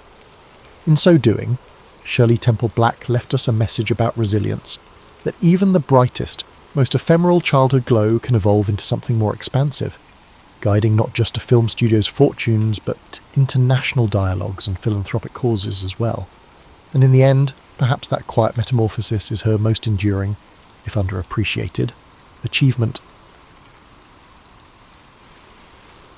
The story begins on a chilly, fog-laden night in early 20th century France, along the western front of World War I, where the air hangs heavy with the anticipation of dawn Private James, our narrator, lies in his bunk, his breath forming gentle clouds in the cold trench air. The sounds of the night are a stark contrast to the usual cacophony of war. Instead, there's the distant hoot of an owl, the soft rustle of leaves, and the faint murmur of soldiers whispering are in the distance. This setting is not just a backdrop, but a character in itself, embodying the eerie calm before the storm, the quiet that envelops the battlefield. After the day's violence has subsided, the fog acts like a blanket, muffling the sounds of war, creating an almost otherworldly peace. This tranquility is deceptive, as beneath it lies the ever-present tension of conflict. James, with his soft-spoken narration, invites the listener into this world where every sound is magnified, every whisper carries weight. The trench, dug into the earth, serves as both a shelter and a prison, where soldiers find moments of introspection amidst the chaos. The night watch is not just about vigilance, but about embracing the silence that the war has temporarily yielded. Here, in this timeless space, James begins to share a tale, passed down from his grandfather, one that speaks of a patrol where silence was their weapon, their shield, and their solace. The setting thus sets the stage for a story where the war's harsh realities are softened by the quietude of the night, offering listeners a unique perspective on how soldiers found peace in the midst of conflict. The concept of the whispered patrol introduces listeners to a unique facet of warfare. During World War I, where stealth and silence were paramount, James explains how his grandfather was part of a specialised unit trained not in the art of combat, but in the art of listening, observing, and moving undetected. These patrols were not about confronting the enemy, but about gathering intelligence through the subtlest means possible. In the silent, fog-shrouded no man's land, every whisper, every soft footstep could reveal more than any battle could. The patrol's mission was to slip through the lines, their presence almost ghostly, to listen to the murmurs of enemy plans, the clink of equipment, or the hushed tones of soldiers, sharing secrets they thought were safe from prying ears. This approach to reconnaissance was born out of necessity, in a war where every inch of ground was contested and conventional methods often led to immediate and deadly counterattacks. The whispered patrol was thus a testament to human ingenuity and the desire to survive, to understand the enemy not through might, but through silence. James narrates how his grandfather and his comrades would prepare for these missions, dressing in layers to minimise sound, using natural cover and communicating only in whispers or through hand signals, their breath barely a whisper in the cold air. This method of operation required immense patience, a deep understanding of human nature, and an acute awareness of one's surroundings. It was a psychological battle, as much as a physical one, where victory was measured not in territory gained, but in secrets uncovered. The story unfolds with a sense of suspense, but it's a suspense born from the anticipation of discovery rather than confrontation. Through this narrative, listeners are invited to imagine the tension of moving silently through a landscape fraught with danger, where the rustle of a leaf or the soft crunch of earth underfoot could spell disaster. Here, in this tale, the war is not about the roar of cannons, but the quiet that follows, the profound respect for silence that defines the whispered patrol's legacy.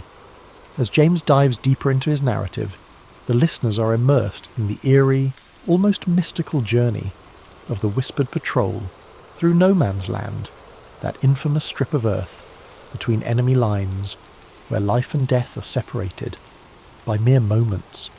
His voice, calm and measured, paints a vivid picture of this desolate yet hauntingly beautiful landscape, where the fog serves as both a cloak and a canvas for the silent theatre of war.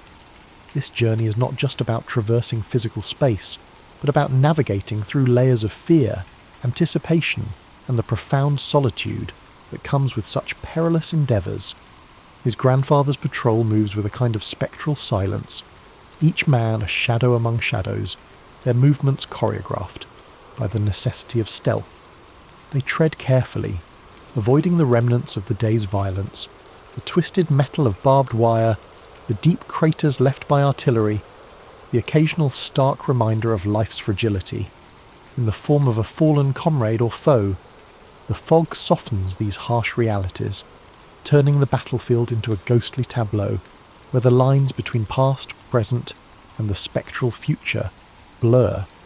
The narrative captures the sensory experience of this journey, the crunch of frozen mud underfoot, the damp, earthy smell that permeates the air, the cold that creeps through their layers of clothing. Each step is deliberate, each pause filled with the intent listening, for signs of life or danger from the opposing side. James describes how his grandfather would sometimes stop, kneeling to the earth, ear pressed against the ground, trying to catch the vibrations of enemy movements, or perhaps the distant, muted sounds of a camp stirring.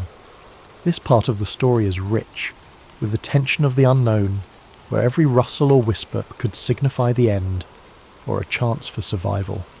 The patrol navigates by the stars, their only light sources, which twinkle indifferently above this silent war.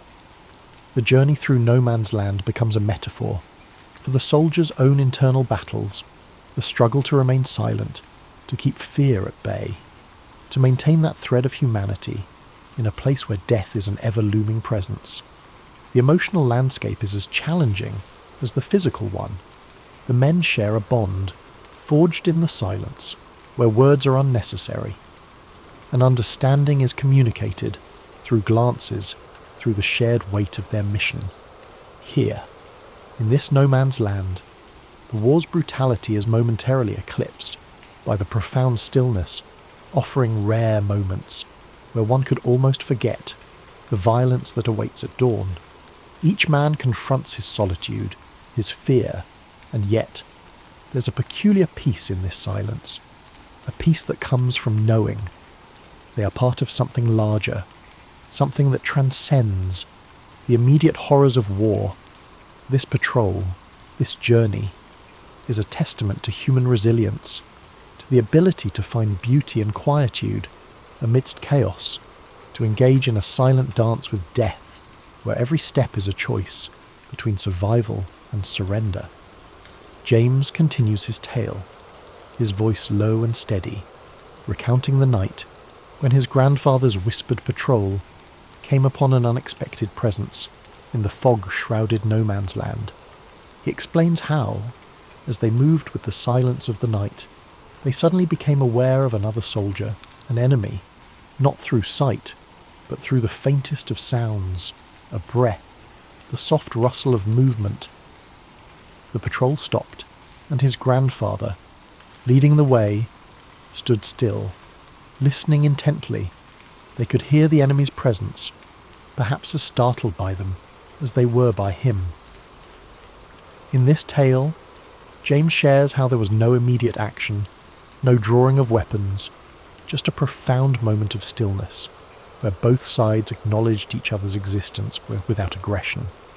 His grandfather would later describe how they all stood there, in the thick, eerie silence, understanding that they were not just enemies, but soldiers, men with families, hopes, and fears, all caught in the same terrible dance of war. The story goes on to detail how, instead of engaging in combat, there was this silent agreement to pass each other by. His grandfather recounted how they exchanged a look, a slight nod, an unspoken truce in the midst of conflict.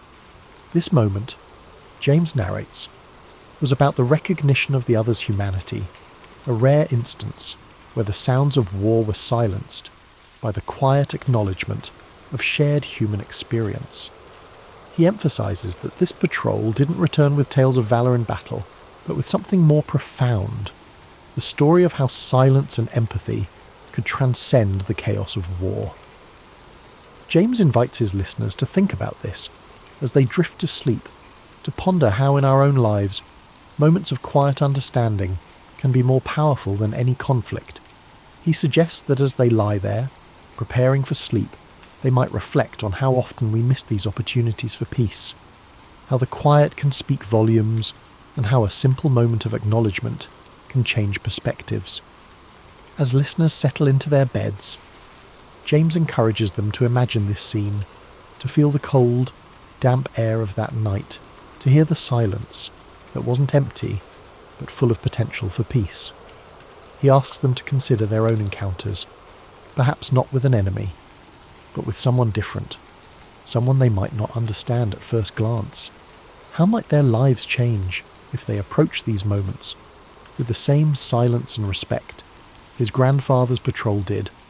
This story, James concludes, isn't just about war, it's about the power of silence, of listening, and how these can lead to understanding in our daily lives, even as we seek the peace of sleep. James goes on to describe how his grandfather and his patrol made their way back after the silent encounter in no man's land. They moved with the same caution as before, but now there was a different weight to their steps, a quiet reflection on what had just transpired. He narrates how they navigated back through the fog, past the same barbed wire and craters, but this time the journey felt different. There was an unspoken understanding among them, a shared experience that would bind them beyond the confines of their mission. As they approached their own lines, the sounds of their own camp began to seep into their awareness. The soft murmurs of men, the occasional clink of metal, the distant, comforting sound of a harmonica playing a melancholic tune. James describes how his grandfather would tell of the relief of returning to the familiar, yet the lingering thoughts of the encounter that remained with them, like a whisper in the wind. Back in the trench, they reported their findings, but the true story, the one about the silent pact with the enemy, was kept among themselves. A silent bond that they felt was too sacred to share with those who hadn't experienced the night's profound silence. James shares how his grandfather would often sit, looking out into the night, pondering over that moment where war paused for peace, where humanity was acknowledged in the darkness. He suggests to his listeners that, as they lay in their beds, perhaps in the quiet of their own night, they might think of this return. How often do we come back from our own patrols, from our daily encounters with the world, carrying stories or moments of understanding that we keep close, not because they are secrets, but because they are profound. James invites his audience to reflect on how these moments shape us, how they might change the way we see the world, even in the silence before sleep. He asks them to consider what they bring back from their day, what silent agreements they might have made, with life's enemies or challenges, and how these shape their dreams. This part of the story is an invitation to introspection, to consider the journey back from our own battles, physical or metaphorical, and how the quiet, reflective moments can be as impactful as the loud, obvious ones as sleep approaches. James encourages his listeners to embrace these quiet returns, to let them inform their rest, their dreams, and perhaps their waking life. James concludes his story by speaking about the legacy that the whispered patrol left behind, not just for his grandfather, but for all who hear this tale. He explains how his grandfather would share this story, not as a tale of heroism, but as a lesson in the power of silence and understanding. The story, passed down through generations, became a reminder of how even in the darkest times, moments of quiet could lead to profound insights about humanity.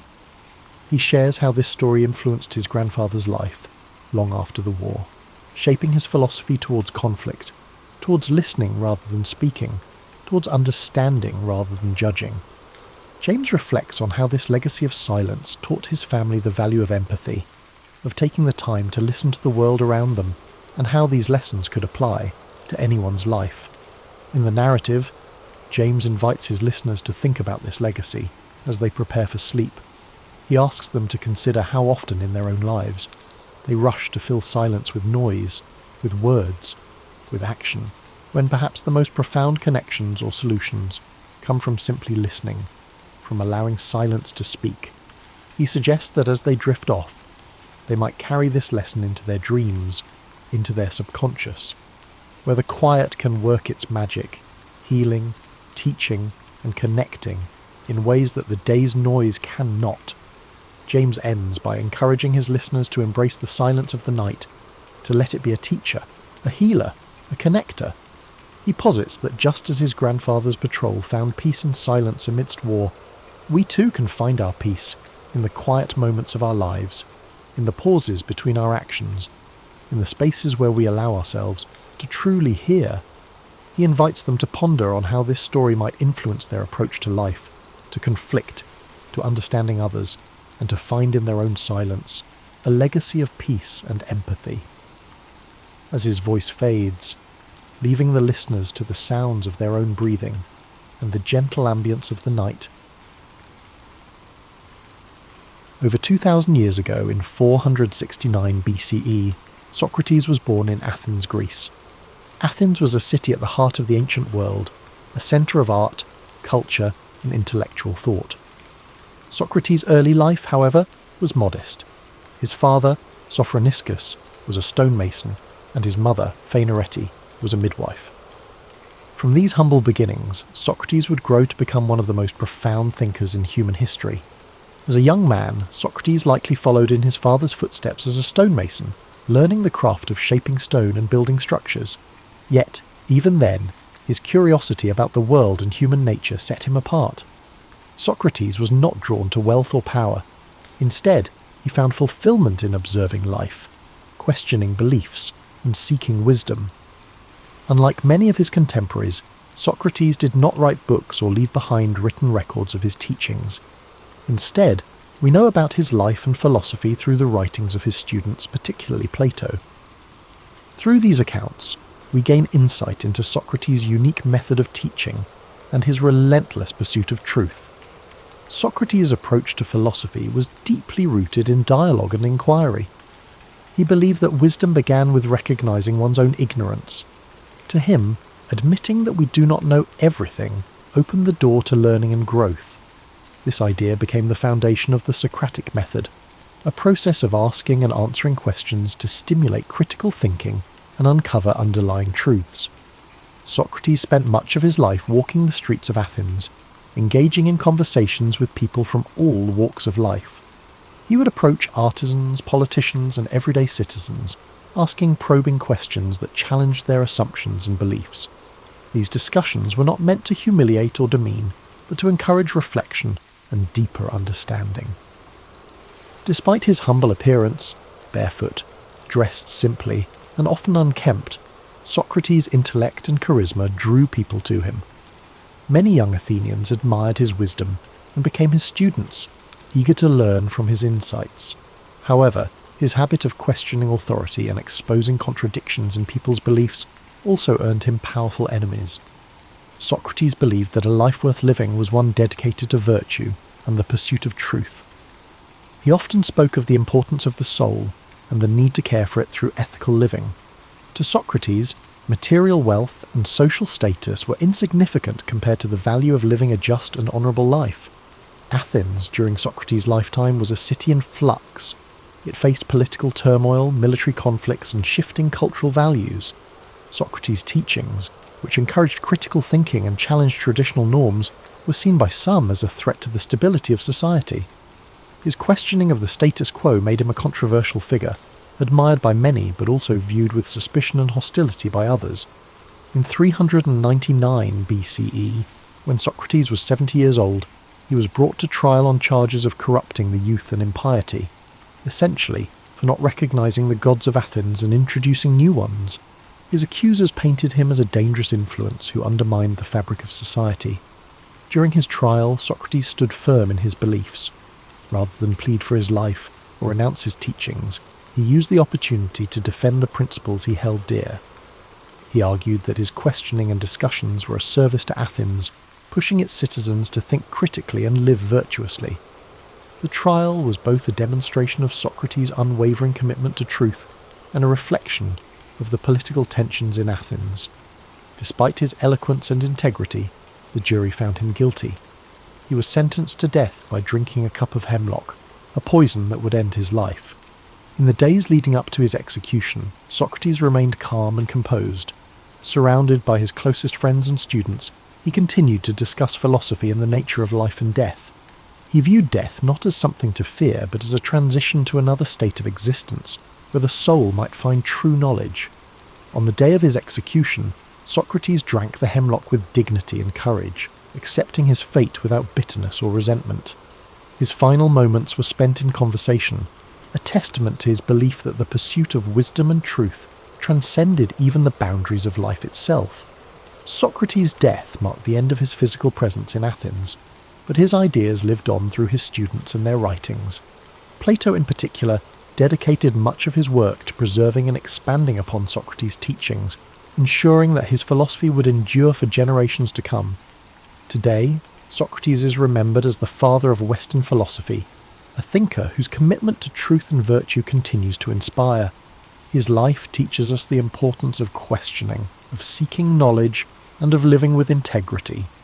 As you reflect on Socrates' journey, let his story guide you into a state of relaxation and peace. His dedication to wisdom reminds us that the pursuit of understanding is a lifelong journey, one that brings meaning and purpose to our lives. Imagine the streets of ancient Athens, the soft light of the setting sun casting long shadows on the stone buildings. Hear the murmur of conversations as Socrates walks among the people, his questions sparking thought and introspection. Let this image fill your mind with a sense of calm and wonder. As you drift into sleep, let the wisdom of Socrates' life inspire your dreams. His legacy reminds us that even in the face of adversity, the pursuit of truth and the care of the soul are endeavours worth striving for.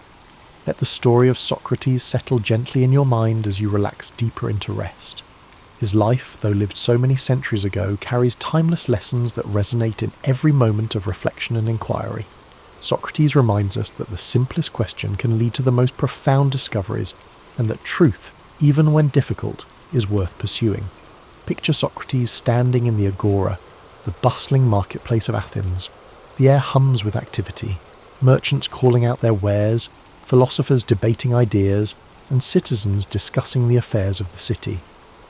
Amid this lively scene, Socrates stands calmly, engaging those around him with his thoughtful questions. His unassuming presence and sharp intellect captivate those who stop to listen, drawing them into conversations that challenge their deepest beliefs. As the sun sets over Athens, the city quiets, and Socrates continues his discussions under the glow of oil lamps. The stars above twinkle faintly, a reminder of the vast universe beyond, as his voice carries the gentle rhythm of inquiry and understanding.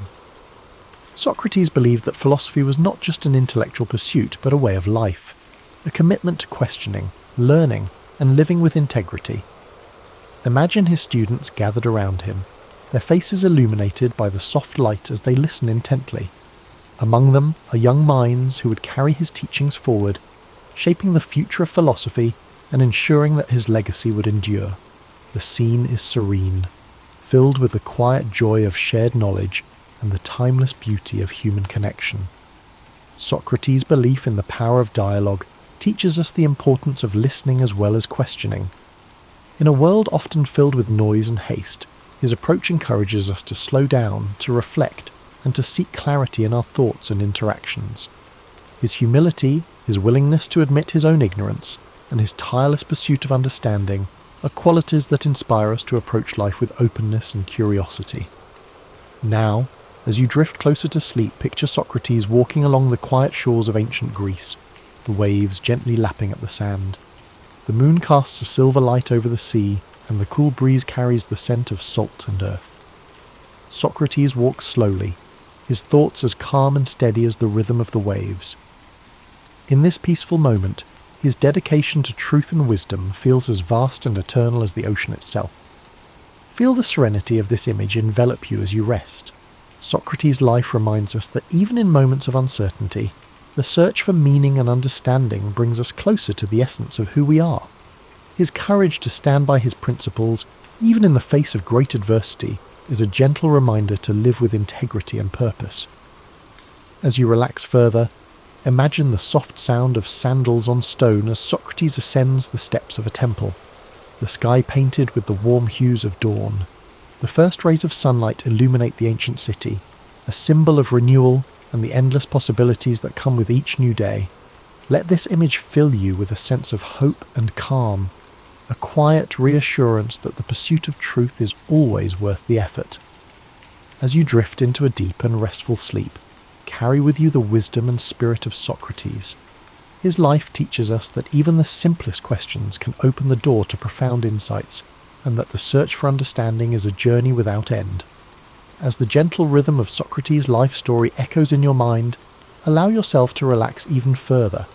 His life, dedicated to the pursuit of wisdom and the betterment of the human soul, is a profound reminder that every question we ask is a step toward understanding the world and ourselves. Socrates believed that knowledge was not about having answers, but about the courage to ask and to seek. Picture the calm stillness of ancient Athens at night, the soft glow of lanterns lining narrow streets. Socrates, with his simple cloak draped over his shoulders, moves quietly among the people, his presence as humble as it is impactful. Each conversation he sparks is a journey into thought, a reminder to those around him that wisdom begins with wonder. Socrates' approach to life was marked by an unshakable commitment to virtue. He often spoke of the importance of living a life in harmony with one's values, of aligning actions with principles. To him, the care of the soul was the highest purpose, far more important than wealth, fame, or material success. This philosophy reminds us that true fulfillment comes not from external achievements, but from inner growth and ethical living. As you rest, let the wisdom of this teaching soothe your thoughts. The idea that our choices shape not just our lives, but the essence of who we are, encourages us to approach each moment with intention and care. Socrates' belief in the transformative power of self-reflection invites us to look inward, to nurture our inner lives with the same dedication and compassion we offer to others. Now imagine the gentle breeze of a spring morning in ancient Greece, the hills around Athens bathed in golden light. Socrates walks with his students along a quiet path, the sounds of birdsong and rustling leaves creating a peaceful symphony. Their conversation flows naturally, filled with questions and ideas that challenge and inspire. This idyllic scene captures the essence of Socrates' philosophy, a life lived in connection with nature, community, and the endless pursuit of knowledge. As you drift deeper into relaxation, think of Socrates' courage in facing the end of his life. His calm acceptance of his fate, his willingness to stand by his beliefs, even in the face of death, is a testament to the strength of his character. He taught his students not to fear death, but to view it as a natural part of existence. A transition that, like life itself, holds the potential for learning and growth. Feel the serenity of Socrates' perspective as it envelops you like a warm blanket. His unwavering faith in the value of a life well lived reminds us that even in moments of uncertainty, we can find peace by staying true to our values and seeking the truth within ourselves. His life, though marked by challenges, was ultimately one of profound purpose and enduring legacy. As the night deepens, imagine Socrates standing on a hill overlooking Athens, the city lights twinkling below like stars fallen to earth. The wind carries with it the faint sounds of laughter and conversation, the echoes of a city alive with thought and creativity. In this quiet moment, Socrates reflects on the beauty of a world filled with questions and possibilities. Let this image guide you into a deep, restful sleep. The story of Socrates reminds us that life's greatest journeys are not measured by distance, but by the depth of our exploration. His commitment to wisdom, his humility in the face of the unknown, and his courage to challenge convention inspire us to live with authenticity and purpose. As the soothing story of Socrates carries you further into relaxation, let the timelessness of his teachings resonate deeply within you. His belief in the transformative power of questioning and reflection is a reminder that growth begins when we dare to examine our lives.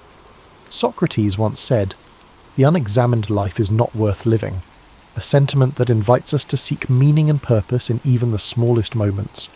Picture the serene landscape of ancient Athens at dawn. The first light of the sun spills over the Acropolis, painting the marble temples in soft hues of pink and gold. Socrates stands with his students in the quiet morning air, his voice calm and steady as he shares his thoughts. The city begins to wake, its streets gradually filling with life, but in this tranquil moment, the exchange of ideas feels timeless, as if the wisdom being shared is as eternal as the sun's light. Socrates' method of teaching was not about providing answers, but about encouraging others to think for themselves. He believed that through dialogue, one could uncover deeper truths and challenge assumptions. His way of guiding others with questions was both gentle and profound, a reminder that sometimes the best teachers are those who help us find our own way. As you let these thoughts settle, imagine the peaceful simplicity of Socrates' life. Despite living in a city known for its grandeur, Socrates valued humility and lived with few possessions. He found joy not in material wealth, but in the richness of thought and the connections he forged with others. This simplicity is a reminder that contentment often lies not in having more, but in appreciating what truly matters. Now, as you drift deeper into rest, imagine the stars above Athens twinkling softly in the night sky. Socrates, seated with his students, gazes upward, his mind pondering the mysteries of the universe. Morpheus rarely stands in the spotlight when people discuss Greek mythology, overshadowed by the grand Olympians who wield thunder and seas in their command. Yet, in ancient stories whispered around flickering lamps, Morpheus played a pivotal role in bridging mortals and gods through the subtle realm of sleep. He was neither a warrior nor a master of loud proclamations. Instead, he chose the gentle approach, weaving illusions, shaping dream landscapes, and occasionally planting cryptic messages that could alter the course of entire kingdoms. To understand Morpheus, one must first step back and recognise how the Greeks viewed the pantheon. They revered sky gods, underworld deities, nymphs of the forests and rivers, and lesser-known creatures who existed in the half-light of mortal awareness. Morpheus belonged to this latter category, operating in spaces easily overlooked by the mortal eyes. Where lightning bolts lit up the cosmos, Morpheus lit up the inner mind. His was the quiet magic of unspoken revelations. He was typically described as the son of Hypnos, the personification of sleep, whose children were called the Oniroi, or dreams. Yet Morpheus stood out even among his siblings. He had a unique talent, the ability to shift shapes and appear to dreamers in whatever form best conveyed the gods' messages.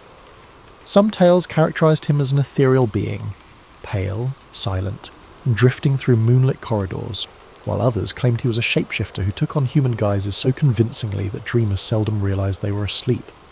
In either depiction, he was seldom menacing. There was no need to frighten mortals into submission.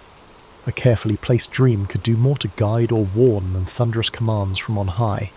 Morpheus occupied a pivotal position at the intersection of cosmic power and human fragility. Since ancient times, people have wrestled with the enigma of dreams. Are they mere figments of one's imagination? Or do they carry coded messages from beyond mortal perception? The Greeks, with their flair for blending superstition and storytelling, believed that certain dreams could indeed foretell the future or reveal divine will. For such dreams to occur, though, there had to be an intermediary, someone who shaped the dream into a symbolic narrative. Morpheus stepped into that role with an artistry that rivaled the muses themselves. He was not a mere messenger. The deeper mythic threads paint him as a curator of experience, someone who wove together a dream's characters, locations, and moods. He chose which relatives you might see, which long-lost lovers reappeared to stir your soul, which undiscovered realms you'd traverse. If the gods wanted a king to spare a village or redirect an army, Morpheus could craft a night vision so convincing that the recipient woke up resolute in a new plan. When the pantheon wanted to remain secret, Morpheus could deliver an enigma, a riddle wrapped in dream logic that only the clever or desperate would decipher. Yet for all this influence, Morpheus is largely absent from the boisterous epics of Homer or the grand tragedies performed in Athens. You won't find him leaping into battlefield scenes or presiding over mead-soaked banquets on Mount Olympus. His domain lay in the stillness of late-night darkness, unnoticed by the wide awake. No chorus sang loud odes to him, but behind the scenes, he shaped destinies as surely as any decree from Zeus. That subtlety attracted a certain reverence among those who paid attention. Mystics, seers, and even oracles at Delphi sometimes acknowledged him as a hidden ally. They believed that whereas Apollo declared truths in broad daylight, Morpheus gently revealed them under the cloak of sleep.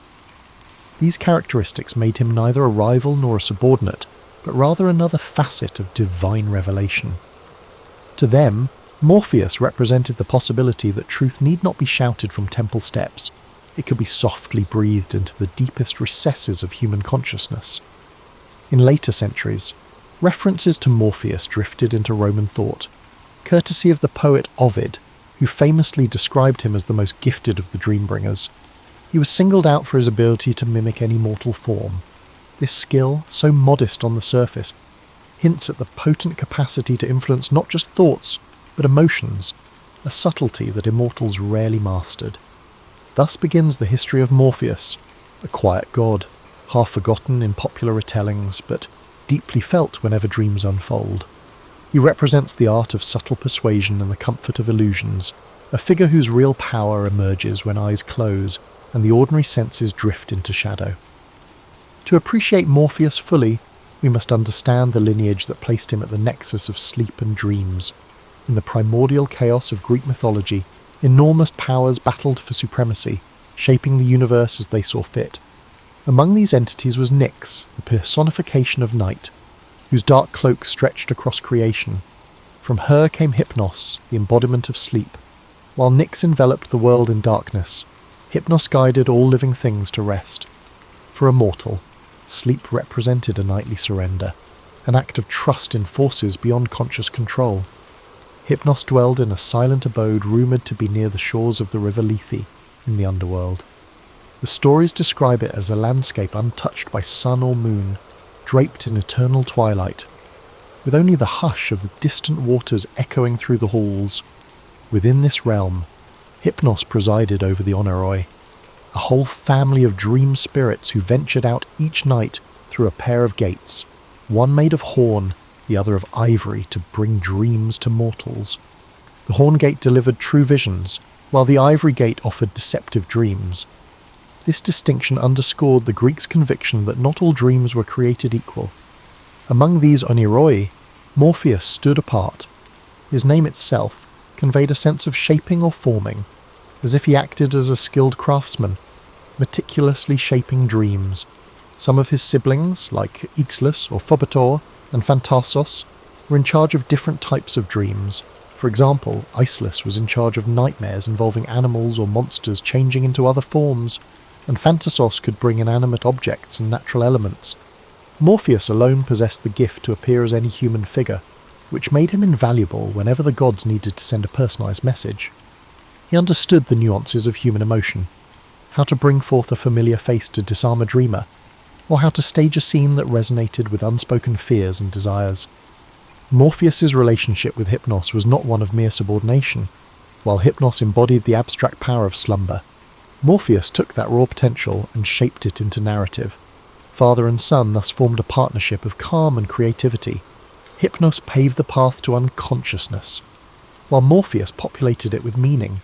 In a sense, they mirrored the idea that rest could be either empty or transformative. Under Hypnos, the mortal body relaxed. Through Morpheus, the mind roamed landscapes both familiar and surreal. It was said that Morpheus could slip past the notice of the Olympians themselves. In a realm dominated by displays of might, Poseidon's raging seas, Zeus's thunderbolts, Morpheus's power lay in subtlety. Gods might proclaim grand destinies to seers, but Morpheus brought his brand of prophecy, one couched in symbolism and open to interpretation. Any shift in a dream's plot, any cameo by a lost loved one, could spin fate in unforeseen ways. This quiet potential set him apart from other deities known for direct, sometimes violent intervention. In certain esoteric traditions, priests would leave offerings to Hypnos and the Oneiroi when interpreting dreams. Incubation rites took place in dedicated temples, where devotees slept overnight in hopes of receiving a cure or a prophecy from the gods. Morpheus played a starring role in these nighttime visions, sculpting experiences that might heal, warn, or guide, though rarely given the spotlight in epic poetry. His presence was keenly felt by those who sought divine interaction without the spectacle of oracles or the hustle of public ceremonies. Over time, as Greek culture spread and mingled with other civilizations, the concept of Morpheus evolved. In some local myths, he was depicted less as a subordinate to Hypnos, and more as an independent god of illusions, free to intervene or withhold as he saw fit. His fluid boundaries gave him a certain mystique. Mortals who believed in him imagined that their late-night revelations weren't random flickers of the psyche, but carefully tailored messages from a divine guide. Of course, skepticism existed even in ancient times. Not everyone believed in the significance of dreams. Philosophers like Aristotle treated dreams largely as mental byproducts of daily activities. Others dismissed them as illusions that lured people away from rational thought. But for those who embraced the mysterious, Morpheus was a comforting figure, a deity who shaped intangible narratives, either as gentle warnings or sources of unexpected inspiration. In this way, the lineage of Morpheus, the quiet synergy of night, sleep, and dreams, symbolized the Greeks' deep fascination with the unseen dimensions of life. Within the hushed intervals of slumber, it was Morpheus who held the keys to imagination, bridging mortal concerns and divine intentions through a world woven from ephemeral shadows. Unlike gods who clamoured for shrines, Morpheus often arrived uninvited, slipping into mortal minds without ceremony. But references to him do emerge if one sifts through fragmentary texts, second-hand accounts, and the poetic flourishes of authors who found meaning in the dream realm. Among these, the Roman poet Ovid left one of the most detailed portrayals, cementing Morpheus's image as a master shapeshifter. Though Ovid wrote in Latin centuries after Homer, his verses revealed a fascination with the intangible realms of dream, further interweaving Roman and Greek perspectives. In Ovid's Metamorphoses, Morpheus is one of three brothers, each responsible for different aspects of dreaming. But Morpheus receives pride of place as the one who can mimic human forms. When the gods, especially the goddess Iris, needed to slip a message into a mortal's mind, Morpheus would be summoned. He would take on the likeness of a friend, a family member, or a beloved mentor. The subtlety of his craft was its force. He achieved through gentle suggestion what thunderbolts could not. Mortals, awaking from these dreams, often felt compelled to act with a conviction that reason alone rarely mustered. Yet behind this skill lay an irony. Morpheus himself appeared in a few face-to-face encounters with mortals. A shapeshifter by profession, he did not sport a signature visage in the stories. He might show up as an old shepherd or a radiant youth, whichever best carried the god's intent. This anonymity magnified his mystique. Though recognised as a deity, he was simultaneously anyone and no one. Averse to dramatics, Morpheus seemed content to remain overshadowed by more flamboyant gods. Perhaps he recognised that anonymity was power. No one begged him for favours. No armies prayed for his intervention, and no temples were built where worshippers might harangue him with pleas. He did his work quietly and receded into slumber's twilight.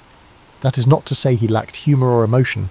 In a few lesser-known stories, bards allude to Morpheus toying with dreamers, weaving in playful illusions. A tired traveller might dream of a lavish banquet only to wake up starving, cursing the false feast.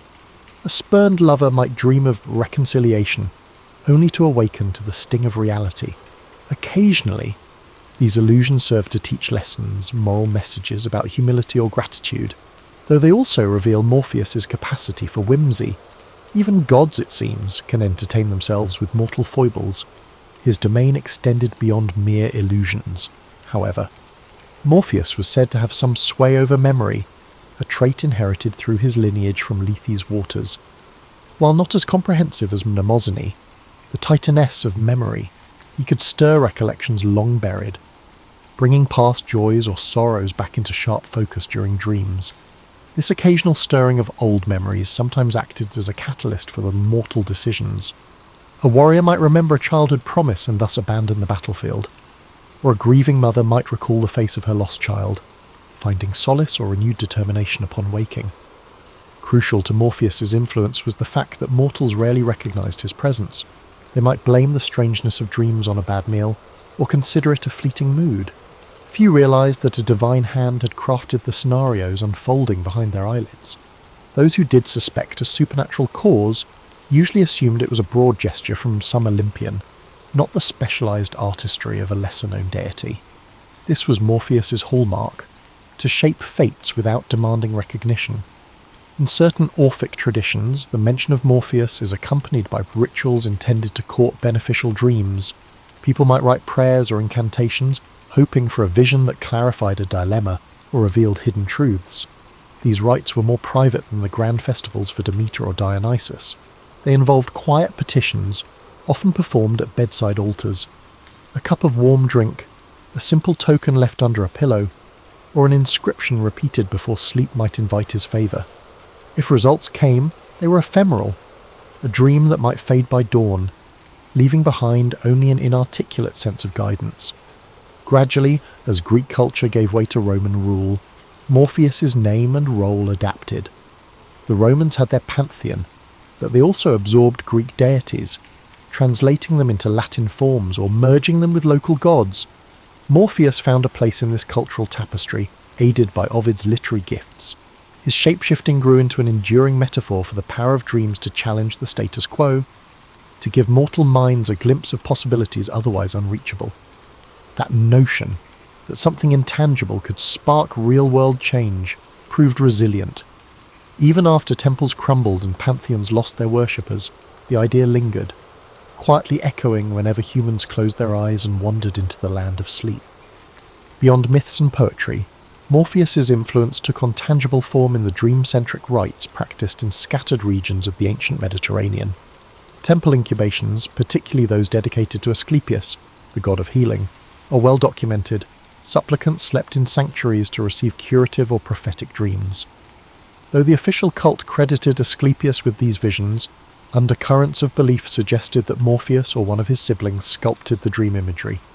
In many accounts, dreamers would see Asclepius himself performing a healing act, but behind that divine mask might lurk Morpheus's handiwork, ensuring the dream resonated with the pilgrim's personal needs. Yet this indirect worship was as far as it went for Morpheus. No major city erected a grand temple in his honour. His name does not appear on long lists of civic gods who protected armies or oversaw commerce. In a culture that often prized the dramatic, victorious battles, epic voyages, monstrous confrontations, Morpheus's domain seemed too nebulous for large-scale devotion. Dreams were deeply personal, fleeting experiences not easily shaped into public festivals. This subtle presence, however, lent Morpheus a curious universality. He was accessible to everyone, king or peasant, without the need for elaborate ceremonies. A fisherman dozing by the shore might receive a warning dream about an approaching storm, courtesy of Morpheus. A farmer's child might glimpse a future bride in a fleeting reverie. Although such visions were unpredictable, they reflected a certain democratic aspect of his power. No mortal was too lowly or too exalted to receive a nighttime visitation. Philosophical schools took varied stances on dream deities. The Stoics viewed dreams with skepticism unless they aligned with virtue or reason. The Epicureans dismissed them as mental residue with no supernatural origin. Yet others, including certain Platonists, entertained the possibility that divine agencies influenced the soul during its nocturnal wanderings. Morpheus occupied a liminal space in these debates, neither firmly asserted nor fully denied. The complexity of dream experiences made them resistant to strict categorization, mirroring Morpheus's inherent elusiveness. In the everyday lives of ancient Greeks and Romans, dream interpretation became a small-scale industry. Travelling dream interpreters or local wise women offered readings, attributing cryptic images to messages from gods. Manuals like the Oneirocritica by Artemidorus served as compendiums of symbolic meanings. A dream about a serpent might portend betrayal or healing, depending on context. While Morpheus himself rarely got explicit credit, these interpretive practices implicitly acknowledged a shaping force behind dreams. It was possible to feel the subtle touch of a divine hand in every strange or enlightening vision. Meanwhile, dramatists occasionally hinted at Morpheus's presence on stage. In certain tragedies or comedies, characters received revelatory dreams that set the plot in motion. Although playwrights typically invoked the major gods, Zeus, Athena, Apollo, some lines implied that it was a shapeless whisper of the night that delivered the dream. Audiences familiar with mythic lore would quietly attribute that role to Morpheus, even if the script avoided naming him outright. This indirect cameo suited his nature, a cameo in illusions rather than a direct spotlight role. As Roman influence peaked and Greek city-states became provinces within an empire, religious practices evolved.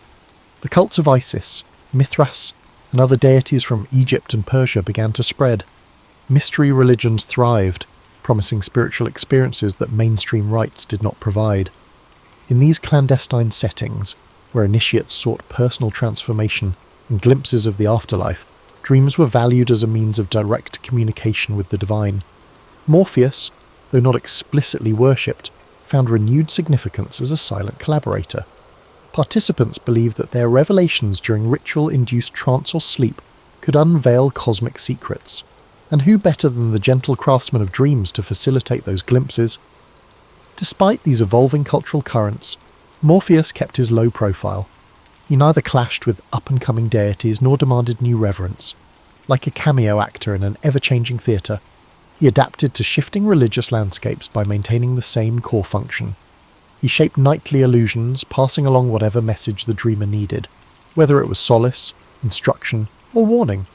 Thus, while other gods experienced dramatic transformations or assimilation into new pantheons, Morpheus's essence stayed remarkably stable. His anonymity shielded him from the fortunes and misfortunes that befell gods tied to political power or public devotion. Through countless conquests, cultural fusions, and doctrinal shifts, he remained that discreet presence behind the eyes of sleeping mortals. He needed no marble statue or sacrificial altar, for his temple was the quiet domain of the human mind, a refuge where illusions danced, and destinies could be nudged without the constraints of daylight logic. As the classical world gave way to the Hellenistic era, and then to Roman dominion, Morpheus's relevance persisted in subtler, more eclectic forms. Scholarship in the city of Alexandria produced treatises on the dream interpretation that blended Greek, Egyptian, and even Jewish thought.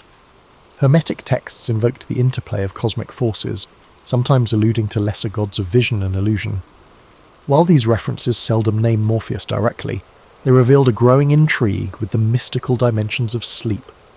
The more people tried to decode their dreams, the more they acknowledged a guiding power behind them. During this period, philosophers like Plotinus delved into the nature of consciousness. They wrestled with questions about the soul's movements during sleep. If the soul journeyed outward or inward, while the body rested, might it encounter spiritual beings or glean higher truths? Such speculation wasn't mainstream, but it held appeal for seekers disillusioned with state-sanctioned cults. Morpheus, while rarely cited, remained the unspoken craftsman of these interior voyages, the silent engineer behind whatever glimpses the soul might catch of a grander cosmic design. Meanwhile, poets, freed from the strict heroic codes of earlier ages, experimented more boldly with dreamscapes. They penned verses where protagonists navigated labyrinthine illusions or encountered fleeting apparitions, offering cryptic guidance. Although literary critics might argue these poems reflected psychological depth rather than divine action, to many readers the boundary was immaterial. Dreams were that liminal zone where mortal thoughts intertwined with supernatural influence. Morpheus, shapeless though he was, presided over that zone like an unacknowledged stage director. In everyday Roman society, too, the role of dreams took intriguing turns. Emperors occasionally claimed that certain expansions or decrees were inspired by divine apparitions at night. Augustus himself, recognized for his strategic cunning, was rumoured to pay attention to auspicious or ominous dreams, though officially, he credited major gods like Apollo. Citizens, hearing such stories, might privately wonder if a lesser-known deity like Morpheus had orchestrated these nocturnal briefings. After all, if the god of dreams could sway the mightiest ruler in the world, it underscored his quiet potency. As Christianity began to spread across the empire, attitudes toward pagan deities shifted. Bishops denounced the worship of multiple gods as idolatry, and an ascendant monotheism strove to replace the old pantheon. In this environment, minor figures like Morpheus faded from official discourse. Yet the phenomenon of dream visitation did not vanish. Biblical narratives contained their own dream sequences, Joseph interpreting Pharaoh's dreams, the Magi warned in a dream about King Herod. Early Christians recognized that significant messages could be delivered during slumber, though they attributed such interventions to angels or the one god. Morpheus, if mentioned at all, became a quaint relic of pagan folklore. However, among rural populations and within certain esoteric sects, older beliefs persisted in fragments. People might still light a candle and utter a small prayer before bedtime, not necessarily to Morpheus by name, but to the notion of a gentle force that shaped dreams. In personal diaries or in hushed family traditions, references lingered, testaments to how deeply ingrained the idea of a dream-shaping presence was. Over time, Christian mystics sometimes wrote about heavenly illusions or spiritual revelations received in dreams. Though they did not call Morpheus by name, the conceptual overlap was clear, a benevolent entity bridging the gap between mortal minds and higher powers, all while the world lay in darkness. During the waning days of the Roman Empire, barbarian invasions, economic turmoil and social upheaval threw daily life into chaos. Dreams, as always, offered either an escape or an omen. Morpheus might appear in scattered references, half remembered in local folklore or embedded in spells within the syncretic practice of magic. These spells, scribbled on papyrus or scratched into lead tablets, sought to harness dream power for love, revenge or knowledge. In some, the incantation invoked a shape-shifting figure of night, a shadowy being able to emulate any human form. The text might use Greek or Latin synonyms, never explicitly stating Morpheus, but the lineage was clear to those who knew their myths. By the time the Western Roman Empire collapsed in the 5th century CE, the tapestry of old gods had unravelled in public life. Grand temples stood empty, their rituals undone, yet the intangible realm of dreams persisted as a private frontier. Morpheus, whether recognised by name or not, retained his function. As centuries slipped by, he would shape-shift again, receding deeper into cultural memory. In occasional manuscripts or monastic texts, he survived as literary reference, an allegory for illusions or hidden messages that surface when reason gdoms. The twilight of antiquity thus set the stage for a Middle Ages in which classical gods receded but never vanished entirely. Like seeds buried under layers of history, their legacies lay dormant, waiting to surface when imagination or scholarly curiosity revived them. For Morpheus, all it required was for people to dream, a condition unlikely ever to fade. Explicit references to Morpheus become rare in medieval Europe. The academic class largely occupied itself with textual analysis and theological treatises as Latin Christendom shaped the intellectual and spiritual terrain. If at all mentioned, dreams were explained as the result of divine or demonic powers. Still, the classical corpus never vanished entirely. Though sometimes covertly, copies of Ovid's Metamorphoses were distributed in monasteries due to the church's conflicted view of pagan literature. Morpheus stayed a weird footnote in these books, a name a conscientious monk or a curious researcher would come upon and question. The handful who did study Ovid or other classical texts came onto someone who resisted simple moral classification. Neither was Morpheus a demon, nor did he fit Christian angelology exactly. Instead, he was a crafter of visions, free from ideas of sin or virtue. Sometimes this ambiguity inspired creative interpretations, particularly in the undercurrents of medieval allegory. Some writers suggested that Morpheus might be used to represent the illusions of the world, his form shifting a metaphor for the ephemeral character of worldly concerns. Still, these readings were occult rather than conventional. Greek philosophy was kept alive and developed in the Islamic world, meanwhile. Dream interpretation flourished in that field, thanks in part to customs derived from the hadiths of the Prophet Muhammad, but references to Morpheus, especially, were few. Still, the idea of a shaping dream creature echoed in mystical Sufi teachings, in which glimpses in sleep may transmit spiritual truths. Although the name Morpheus did not travel much in these writings, the agent who creates significant illusions stayed universal. Europe became quite interested in classical antiquity by the Renaissance. A fresh wave of humanism pushed the study of pagan literature. Scholars rediscovered old manuscripts. Artists found inspiration in Greek and Roman mythology. Morpheus revived in this environment. Poets started referring to him more freely, entwining him into allegorical tales about time, knowledge, and love, though their images differed, since the ancients never offered a consistent iconography. Painters occasionally portrayed him as a winged young man or as a delicate presence hanging over a slumbering person. Beyond intellectual and creative circles, Christianity and local mythology concerning dreams nevertheless affected the public imagination. Common people could talk of night hags or guardian angels, entities visited during sleep, but not so much of an ancient Greek dream maker. But at the courts of Europe, where educated courtiers flaunted their classical knowledge, a reference to Morpheus marked the speaker as well-versed in old stories, a sophisticated illusion. Sometimes masquerading writers of masques and pageaux personified dreams, calling them Morpheus for a little vintage flair. The printing press helped these illusions to proliferate more quickly. Ovid's translations into common languages brought the clever dream shaper a larger audience. Renaissance writers who loved stacking their works with antique themes grew to favour Morpheus. He represented to them the magical ability of illusions, the tempting attraction of imagination, capable of surpassing the physical world. Trusting the audience's increasing awareness with mythic connections, Shakespeare's contemporaries would call for Morpheus in stage directions or comic asides. Morpheus's nature stayed fluid even with this increasing attention. Unlike Jupiter or Venus, who had well-documented personalities and cults, Morpheus was defined essentially by function. This provided writers of plays and poetry freedom. One author would label him an aloof trickster, while another might write him as a kind mentor. Some works confused him with the whole idea of the dream world and attributed any nighttime vision to the arms of Morpheus.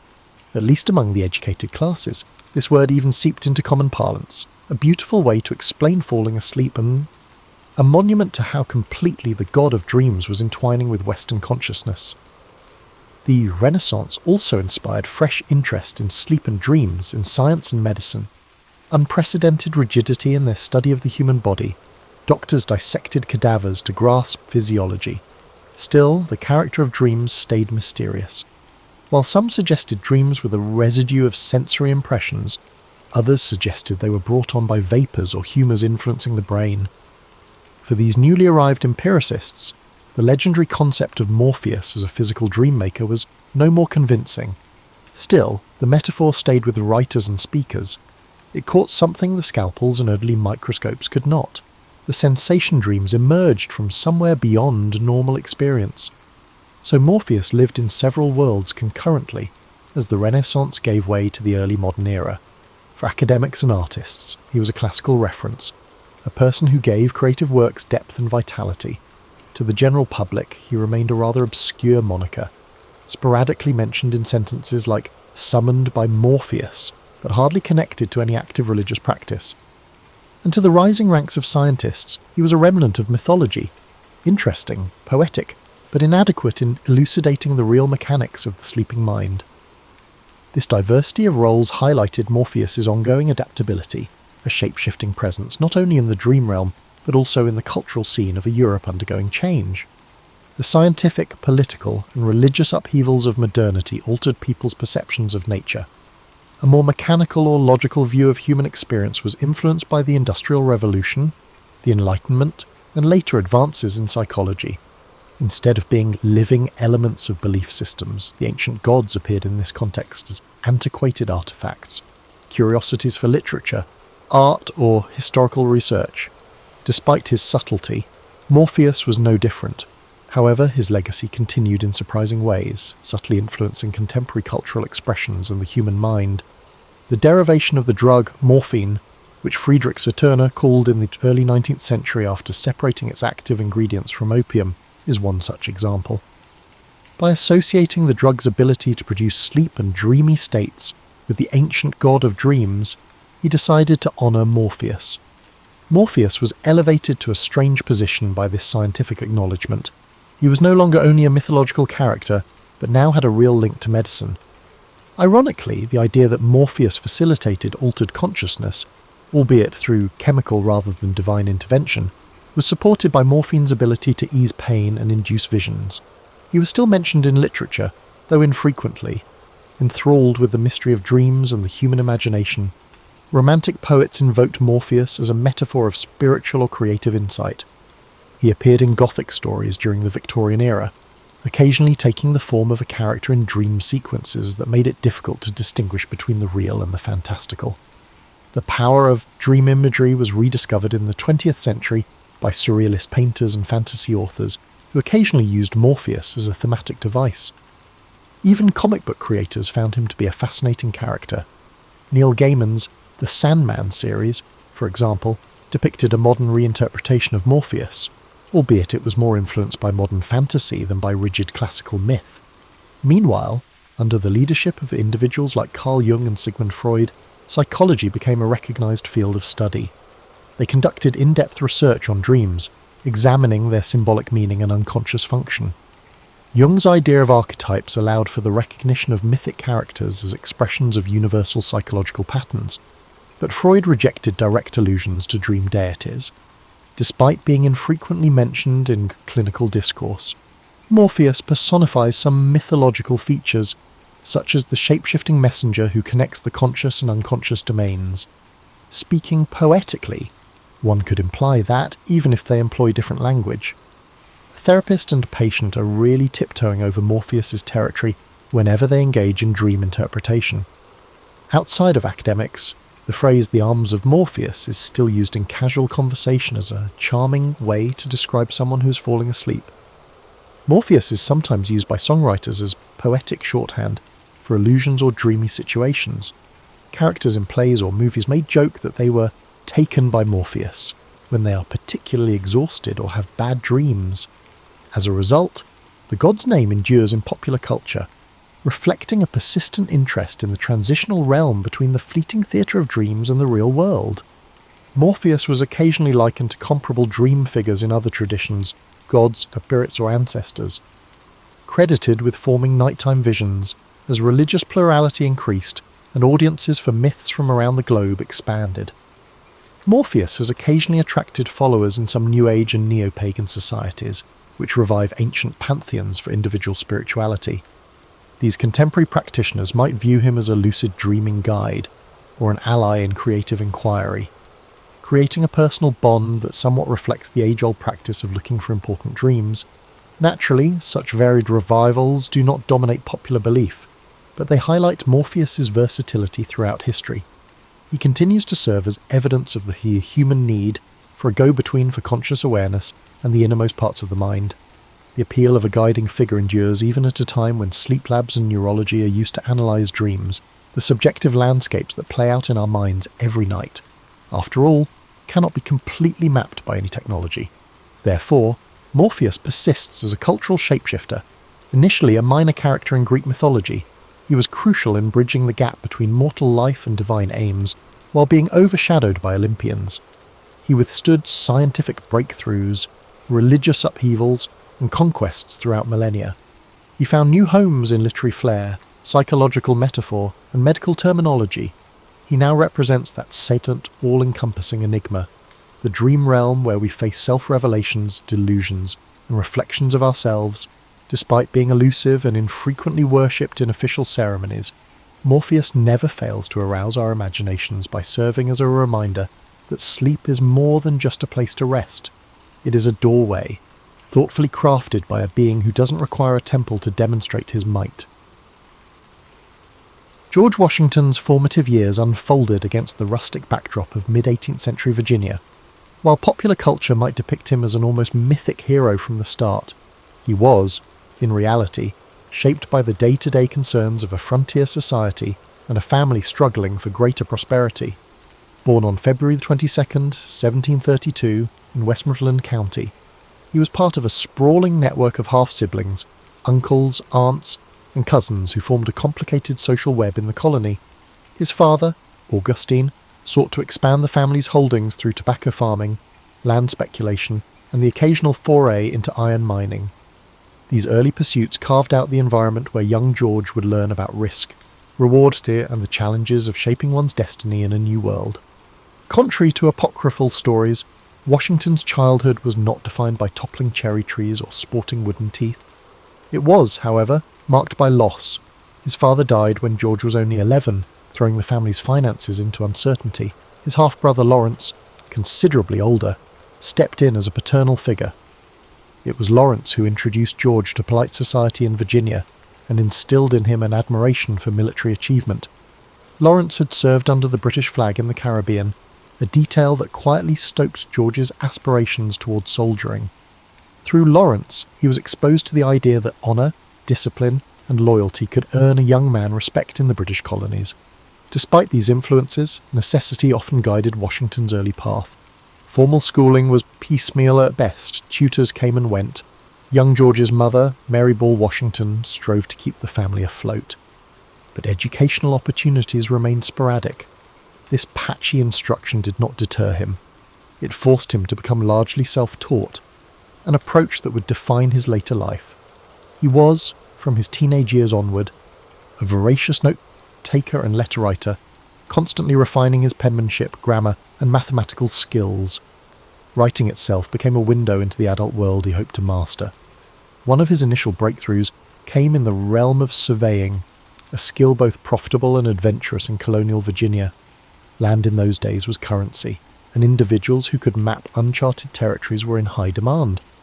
Washington's early forays into the wild frontiers, often in the company of rugged backwoodsmen, introduced him to the complexities of dealing with Native American tribes, unscrupulous land speculators, and the raw challenges of nature.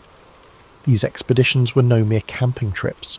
Nights spent in crude shelters, rainy days measuring difficult terrain, and the ever-present threat of disease built up his resilience.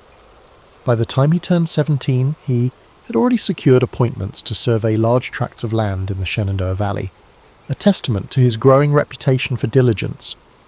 During this phase, Washington also observed firsthand the tensions brewing between French, British, and native interests.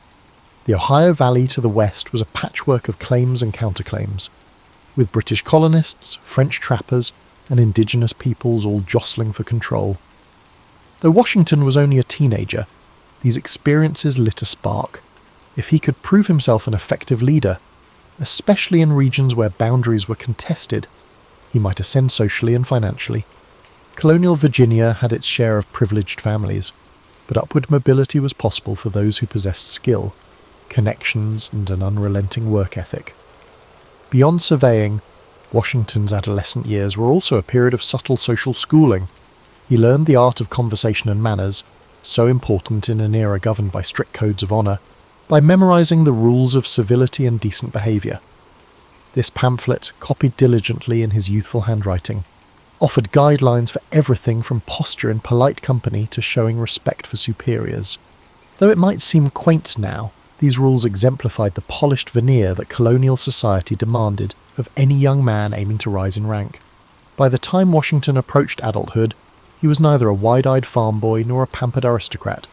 He was a tall, physically strong young man, comfortable on horseback, capable with a musket, adept at mathematics, and cognizant of how crucial alliances could be. He held quiet ambitions that revolved around land, local military distinction, and acceptance among the elite. But events on the horizon, imperial rivalries that would ignite the frontier, would soon catapult him onto a larger stage. In that transitional zone between surveying in the wilderness and attending genteel dances along the Potomac, George Washington was preparing, without fully knowing it, for trials that would define his future and reshape a continent's destiny. Washington's transformation from a surveyor to a soldier was not the result of random events or a meticulously planned strategy. It was, instead, triggered by the turbulent geopolitics of the mid-18th century. At the time, the British and French empires vied for dominance over North America's lucrative territories. The frontier regions of the Ohio Valley, thick with forests and fur-bearing wildlife, became a flashpoint for competing claims. Indigenous nations, far from passive onlookers, leveraged these rivalries in pursuit of their interests, forging and breaking alliances as circumstances demanded. In 1753, Virginia's Lieutenant Governor, Robert Dinwiddie, sought someone intrepid and resourceful to deliver a warning to French forces building forts near the forks of the Ohio.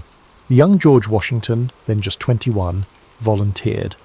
This mission would catapult him into international intrigue, for which he had limited formal training. Undeterred, he set off with a small party in wintry conditions, navigating difficult terrain and uncertain receptions. He reached the French outpost and handed over Dinwiddie's demand that they abandon their incursion. The French officers responded politely but refused to budge. Washington's return journey was harrowing. He nearly drowned crossing an icy river, only surviving by grabbing onto a piece of driftwood and hauling himself onto a small island. Yet that near-fatal ordeal did little to shake his resolve. Upon returning to Williamsburg, he penned a report detailing his observations. The account, published and widely distributed, burnished Washington's name. His straightforward prose, describing the hazards of the journey, and the French refusal to retreat, resonated with colonists hungry for news and British officials eager for evidence of French defiance. Washington emerged from anonymity, suddenly recognised as a figure capable of undertaking difficult assignments at the Empire's margins. Not long afterward, Dinwiddie promoted him and dispatched him back to the frontier with a modest force to secure strategic points. In 1754, tensions erupted into outright conflict at a site Washington hastily fortified and named Fort Necessity. An attack by French and indigenous allies forced him to surrender under humiliating conditions. The engagement, while a setback militarily, taught Washington sobering lessons about leadership, discipline, and the unpredictability of war. The British press twisted the episode in contradictory ways. Some painted him as a plucky colonial undone by minimal support, others as a foolhardy officer stumbling into a larger conflict. Amid this swirl of opinions, Washington's internal drive to prove himself only intensified. Soon, the conflict expanded into what Europeans would call the 7 Years' War, and Americans would dub the French and Indian War. Washington served as a provincial officer under General Edward Braddock, a British commander charged with seizing French forts. French troops and their indigenous allies ambushed British forces during the disastrous Braddock expedition near the Monongahela River in 1755, decimating them. In the chaos, Washington distinguished himself by rallying survivors and organising a fighting withdrawal. Though he was beset by illness and almost had multiple horses shot from under him, he emerged from the carnage with a reputation for courage under fire. Yet, for all his valour, Washington grew frustrated with British arrogance toward colonial officers. He witnessed British regulars disregarding local intelligence and ignoring suggestions from men like himself who knew the frontier. This snobbery, combined with logistical incompetence, fueled deep resentments. He realised that colonial troops often received second-class treatment, lesser pay, and fewer provisions. This personal exposure to British condescension would later shape his willingness to challenge imperial authority, though that moment lay years ahead. By the war's end, Washington had resigned his commission and returned to Mount Vernon, the estate he inherited following Lawrence's death. The war had left him with real combat experience and the seeds of an emerging identity, part loyal British subject, part colonial leader increasingly sceptical of imperial attitudes. Over the ensuing decade, he would focus on his plantations, dabble in local politics, and marry Martha Dandridge Custis, a wealthy widow whose fortune helped shore up his finances. Washington transformed Mount Vernon into a profitable enterprise, experimenting with new crops, analysing agricultural techniques, and exerting influence in Virginia's House of Burgesses. Yet the memory of the frontier battles never fully dimmed.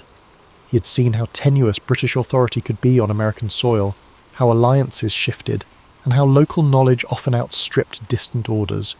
He also observed the subtle changes stirring among colonists, growing populations, expanding commerce, and a sense of collective identity not solely anchored to Britain. While Washington did not yet foresee a complete break with the crown, the stage was quietly being set for a more profound clash. Looking back, his French and Indian War experiences were something of a dress rehearsal, granting him the on-the-ground insights that would prove indispensable in the larger crisis looming on the horizon. Following the French and Indian War, Washington spent the 1760s and early 1770s deeply immersed in the rhythms of plantation life at Mount Vernon, managing labour, maintaining his reputation as a local squire, and serving intermittently in the Virginia House of Burgesses occupied much of his time. He meticulously oversaw the cultivation of crops, initially tobacco, later diversifying into wheat and other staples, adapting to market trends and soil conditions. But economic security remained tenuous. British trade regulations, shipping monopolies, and mercantile restrictions often pinched colonial planters. Washington found himself confronting debts, currency shortages, and a constraining imperial bureaucracy that dictated how goods could be exported or imported. Amid these challenges, Washington's perspective on British authority gradually evolved. Early on, he had desired nothing more than to climb in status within the British imperial framework. He had admired British military traditions and social customs, but he began to see the practical constraints that came with living under a distant parliament that issued edicts without consulting colonial assemblies. The Stamp Act of 1765, imposing taxes on printed materials, galvanised discontent among colonists. Washington, who used legal documents frequently for land transactions, saw the act as a direct affront to local autonomy. While not the most fiery rhetorician in Virginia, figures like Patrick Henry captured that honour. Washington expressed measured indignation. He argued that taxation without representation violated the rights of Englishmen, a stance that resonated among fellow planters, merchants, and small farmers alike. In 1769, the Virginia House of Burgesses responded to new British taxes on glass, paper, paint, and tea by passing resolves condemning these impositions. When the royal governor dissolved the assembly, The delegates, Washington included, met informally at the Raleigh Tavern in Williamsburg, drafting non-importation agreements. These pacts vowed not to purchase British goods until colonial grievances were addressed. Though not as flamboyant as protests in Boston, these Virginian measures underscored how deeply resentment had taken root among even the more conservative landholding class. Washington's letters from this period reveal a measured but firm tone. He spoke of the encroachments of Parliament and the need for unity among the colonies. Not one to relish public speaking, he employed his reputation as a balanced, pragmatic figure. People listened when Washington spoke because they trusted his sense of responsibility and fairness. Privately, he worried about violence escalating, yet he also felt that the colonies should not yield to intimidation. This blend of caution and resolve was a hallmark of his character. Tensions escalated to a critical level by 1774. The Boston Tea Party and subsequent punitive British measures prompted the formation of the First Continental Congress. Washington was chosen as one of Virginia's delegates, solidifying his role as a national figure rather than just a regional voice. He travelled to Philadelphia, where representatives from across the colonies debated how far to push back against British encroachments. While radicals like Samuel Adams advocated more extreme measures, others sought a compromise or hoped for a restoration of harmonious relations. Washington's presence signalled that Virginia, the largest and most populous colony, was prepared to stand alongside New England in protesting imperial overreach. Washington's military background was not overlooked during those Congress sessions. He was one of the few delegates with first-hand experience in large-scale combat operations. Though overshadowed by the fiery oratory of John Adams or Patrick Henry, he projected a quiet confidence that could unify disparate factions. He seldom took the floor for dramatic speeches, but in committee meetings, delegates consulted him about potential military scenarios if the standoff with Britain escalated. How might a ragtag colonial militia confront the most formidable army in the world? Events soon compelled everyone to take action. In April 1775, the battles at Lexington and Concord unleashed open conflict. British soldiers and colonial militiamen had exchanged shots, and the war was effectively underway. By the time the Second Continental Congress convened, the question was no longer whether to resist militarily, but how.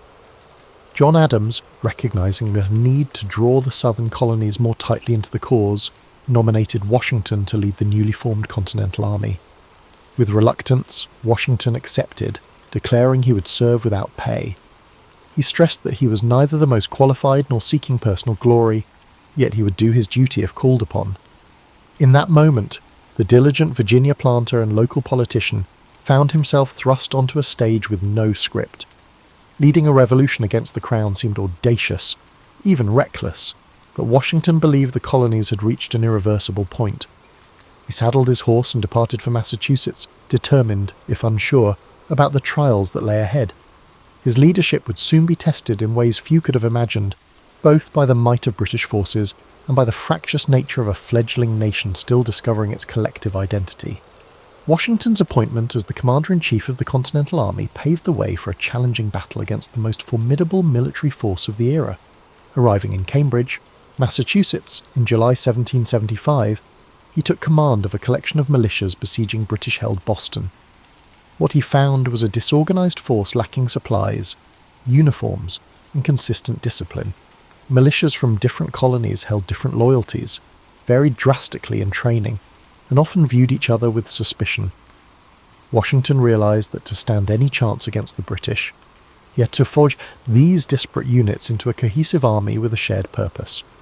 Early on, Washington faced a series of strategic dilemmas. Despite the often romanticized notion of the Continental Army's underdog valor, the reality was messy. Disease, desertions, and short-term enlistments undercut the stable force he desperately needed. British troops in Boston were well supplied by sea, so a direct assault seemed suicidal. Instead, Washington imposed discipline, orchestrated siege lines, and introduced stricter regulations. Over time, he acquired cannon from Fort Ticonderoga, famously transporting them across difficult winter terrain under Henry Knox's oversight. By March 76, artillery on Dorchester Heights forced the British to evacuate Boston.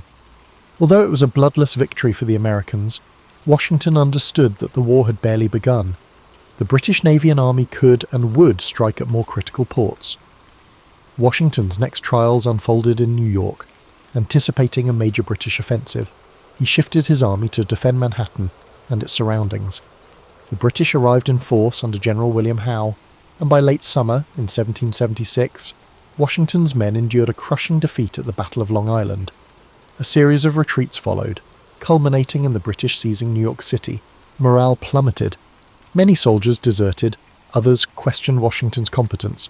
Yet in a bold move, Washington ordered a stealth evacuation across the East River during the night, ferrying thousands of troops and avoiding total annihilation. That partial salvation became an early example of his knack for improvisational retreats, a skill that may lack the glamour of offensive victories, but was crucial for the survival of the cause. In late 1776, with enlistments expiring and temperatures dropping, Washington orchestrated one of the Revolution's most dramatic strokes, crossing the icy Delaware River on Christmas night to surprise Hessian mercenaries at Trenton. The success at Trenton, followed by another victory at Princeton, rejuvenated the Patriot cause. Washington's leadership style in these moments combined meticulous planning with personal bravery. He rode at the front, encouraging his men, proving that cunning and audacity could offset numerical or logistical disadvantages. The morale boost was enormous, coaxing recruits to stay and new volunteers to join. Yet the Continental Army's tribulations remained abundant. The British sought to isolate New England by seizing the Hudson River corridor, while smaller armies skirmished in the interior. Washington clashed repeatedly with delegates in the Continental Congress who provided inconsistent funding and supplies, reflecting the fragile nature of the young Confederation. He wrote endless letters pleading for shoes, blankets, and rations. Meanwhile, British raids and Loyalist sympathizers sowed confusion behind American lines. In 1777, Washington lost a key engagement at Brandywine, allowing the British to capture Philadelphia, the Patriot capital. Another setback at Germantown followed. Critics in Congress grew louder, questioning whether a different general might fare better. Yet Washington retained the loyalty of many officers, forging a sense of unity that transcended local affiliations. At Valley Forge, during the cruel winter of 1777 to 1778, the army endured starvation, disease, and freezing conditions. Thanks to the drilling expertise of Baron von Steuben, an ex-Prussian officer, Washington's troops emerged more disciplined, able to engage British regulars on nearly equal terms. At Valley Forge, the Continental Army underwent a significant transformation, transitioning from an unruly collection of militias to a functional fighting force. Washington also learned the delicate art of balancing alliances. The French, persuaded by the American victory at Saratoga, where Horatio Gates led the effort, not Washington directly, joined the conflict, providing naval strength and additional ground forces. Coordinating with French officers like the Marquis de Lafayette demanded diplomatic finesse. Washington adapted, forging trust with these foreign allies, even as inter-colony tensions threatened to fracture the American side. Through it all, Washington displayed a steadiness that became central to the army's identity. His men might groan about scarce supplies or ragged uniforms, but they trusted their general to hold them together. By the war's midpoint, Washington had solidified his role as the linchpin of American resistance. His direct battlefield successes varied. Some were brilliant, others disappointing, but his unshakable commitment to the cause, combined with an ability to pivot tactics and maintain unity, kept the rebellion alive. Emerging from these years of hardship was a sense that, whether revered or criticized, Washington was indispensable. He was no mere figurehead. The political apparatus and the army itself needed his steady hand at the helm if the revolution was to stand a chance of seeing final victory. As the Revolutionary War entered its later stages, Washington faced a new set of challenges that tested his leadership on multiple fronts. The conflict had become more sprawling, with battles in the south intensifying. British forces, hoping to exploit loyalist sentiment, launched campaigns in Georgia and the Carolinas. Meanwhile, the Continental Army in the north still had to guard against renewed offensives from New York. Washington found himself juggling resource allocations and strategic oversight across a vast territory, all with limited manpower and meagre finances. One of his core strengths lay in understanding that victory did not necessarily require defeating every British unit on the battlefield. Over years of warfare, Washington recognised that prolonging the conflict, making it too costly for Britain to sustain, could be enough to force negotiations. As British public support for the war waned and the conflict strained the Empire's coffers, this strategy of endurance gained traction. He coordinated partisan warfare in the southern states, where generals like Nathaniel Greene used hit-and-run tactics and forced the British to overextend their supply lines. Washington might not have designed every manoeuvre personally, but his overarching directive emphasised wearing down the opponent rather than seeking a single. Grand triumph at all costs. Yet frustration still mounted. The Continental Congress, perennially short on funds, struggled to pay or supply the troops. Inflation ran rampant, and the paper currency they issued, known as Continentals, lost much of its value. Sometimes entire regiments threatened mutiny over unpaid wages and lack of food. Washington wrote urgent letters balancing pleas and warnings. Desertion could unravel the entire revolution, but the men's hardships were genuine. He balanced his empathy for his soldiers' suffering with the need to uphold discipline. Against this turbulent backdrop, French assistance played a decisive role. Following France's official entry into the war, Spain and the Dutch Republic also offered varying degrees of support to America, broadening the conflict into a larger global struggle against Britain. Washington worked with French admirals and generals who, like Admiral de Grasse and General Rochambeau, brought naval superiority and well-trained troops. Diplomatic synergy was crucial. Washington, never fluent in French, relied on interpreters and the goodwill of allies like Lafayette to maintain strong communication. Joint operations required patience and compromise. The French Navy's schedules and European political priorities often constrained quick action. The culmination of these alliances and strategies took shape in 1781 at Yorktown, Virginia. British General Cornwallis had entrenched his forces there, hoping for resupply by sea. Washington seized the moment. He feigned moves toward New York, but then swiftly marched a major portion of his army south. The French fleet under de Grasse blocked the Chesapeake, preventing a British naval evacuation. Trapped and under constant bombardment, Cornwallis surrendered in October 1781. The victory at Yorktown did not instantly end the war, but it was the decisive blow that shattered Britain's willingness to continue. Negotiations in Europe soon began, leading to the 1783 Treaty of Paris, recognising American independence. Washington's role in the final phase showcased two defining traits of his leadership: adaptability and a knack for collaboration. He was not a tactical genius in the mould of Napoleon, but he excelled in forging unity among diverse groups with clashing egos and conflicting interests. He also grasped the psychological dimension of war. Victory could be achieved as much through morale and diplomatic pressure as through battlefield conquests. Under his guidance, the Continental Army endured for 8 grueling years, culminating in a capitulation that many had deemed impossible. When peace was finally secured, Washington stunned the world by resigning his commission and returning to private life rather than seizing power. In a time when victorious generals in Europe often leveraged military success to become dictators or monarchs, his gesture was nearly unprecedented. He sent a farewell address to the army, bidding an emotional goodbye to the officers who had become like family through shared hardships. Then he returned to Mount Vernon, longing for quiet days overseeing his estate. In the public imagination, he became the embodiment of Roman republican virtue, akin to Cincinnatus leaving his plough to defend the nation and then returning to his farm. Yet the young republic soon discovered that independence would not solve every problem. War debts, disputes among the states, and a weak central government under the Articles of Confederation threatened the stability of the new nation. Calls for a stronger national framework grew louder, and once again, the gaze of the fledgling country turned to Washington. Would he remain a private citizen, or would he use his stature to help shape the governance of the country he had been so instrumental in forging? The next chapter of his life, and indeed of the nation's, would hinge on how he answered that question. After returning to Mount Vernon in 1783, Washington tried to refocus on his plantations, hoping for a respite from public affairs. Yet the fragile state of the post-war Union soon pulled him back into the spotlight. Under the Articles of Confederation, the federal government lacked authority to tax, regulate commerce effectively, or settle disputes among states. Economic turmoil loomed large.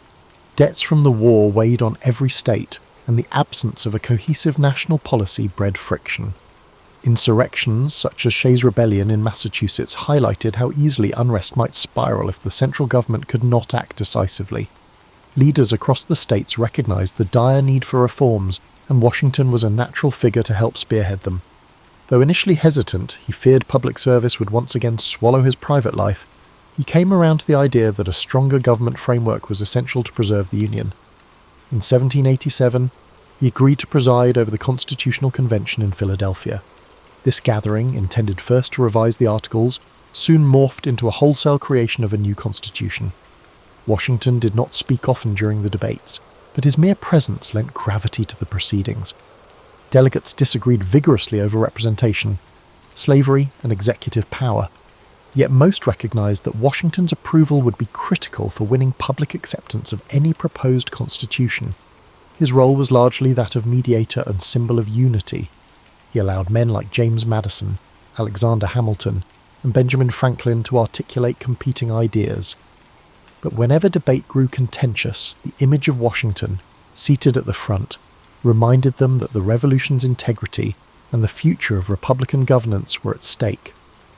By September 1787, the delegates crafted a new constitution that incorporated a more robust federal government, tempered by a system of checks and balances. Although not perfect, it was a revolutionary experiment in structured liberty. Washington's endorsement carried enormous weight during the ratification process, especially in Virginia. Reluctant anti-federalists found it difficult to argue that the Constitution masked tyranny when Washington vouched for it. Once the Constitution became law, calls for Washington to serve as the first president were unanimous in their intensity. He was the linchpin who could lend immediate legitimacy to the new system. Despite personal reservations, he was aging, and the toll of public life was no small burden. He reluctantly accepted the role. The Electoral College elected him unanimously in 1789. In April of that year, he journeyed to New York City, the temporary capital, to take the oath of office. His inauguration was a subdued ceremony, reflecting a new nation's blend of optimism and anxiety. He stood on a balcony overlooking throngs of cheering citizens, placing in his hand on a Bible and swearing to preserve, protect, and defend the Constitution. In shaping the executive branch, Washington faced a blank slate. There was no blueprint for how a president should behave. He believed in setting careful precedents that would guide successors, and this cautious approach coloured his every decision. He formed a cabinet of advisers, including Thomas Jefferson as Secretary of State and Alexander Hamilton as Secretary of the Treasury. The ideological clashes between Jefferson, who championed agrarian democracy, and Hamilton, who pushed for a robust federal government and industrial growth, forced Washington to navigate a delicate balance. Balancing these factions, he aimed to prevent the country from splitting into partisan camps. Still, the seeds of political rivalry were planted, eventually sprouting into the Federalist and Democratic Republican parties. Washington's presidency also navigated foreign policy dilemmas. The young United States was militarily weak, financially indebted, and overshadowed by European powers. When the French Revolution erupted, many Americans felt they owed France a debt of gratitude for its wartime support. Yet Washington believed neutrality was crucial. Entangling the fragile republic in Europe's wars could spell disaster. His proclamation of neutrality in 1793 drew ire from those who wanted to aid France, but it shielded the new nation from a catastrophic conflict it was ill-prepared to handle. Domestic issues also tested the new administration. Hamilton's financial plan, which included federal assumption of state debts and the creation of a national bank, sparked fierce debates. Washington backed Hamilton, believing that fiscal stability was essential for national respectability. But Jefferson's faction decried these measures as threats to states' rights. Then, in 1794, the Whiskey Rebellion flared in western Pennsylvania, where farmers violently opposed a federal tax on distilled spirits. Washington, alarmed by the prospect of an armed insurrection, personally led troops to quell the rebellion, an act that showcased federal authority but also raised fears about militarized responses to dissent. Throughout these trials, Washington laboured to maintain a posture above partisan squabbles, though that position grew increasingly difficult. Newspapers, reflecting the rise of party-driven journalism, attacked or praised him depending on editorial leanings. Criticism stung the once revered hero, but he remained steadfast, convinced that the survival of constitutional governance required robust debate, even if it sometimes descended into vitriol. By the end of his second term, he yearned for retirement more earnestly than ever. The question was whether the country could sustain itself without him, or if his moral authority and balanced leadership remained indispensable.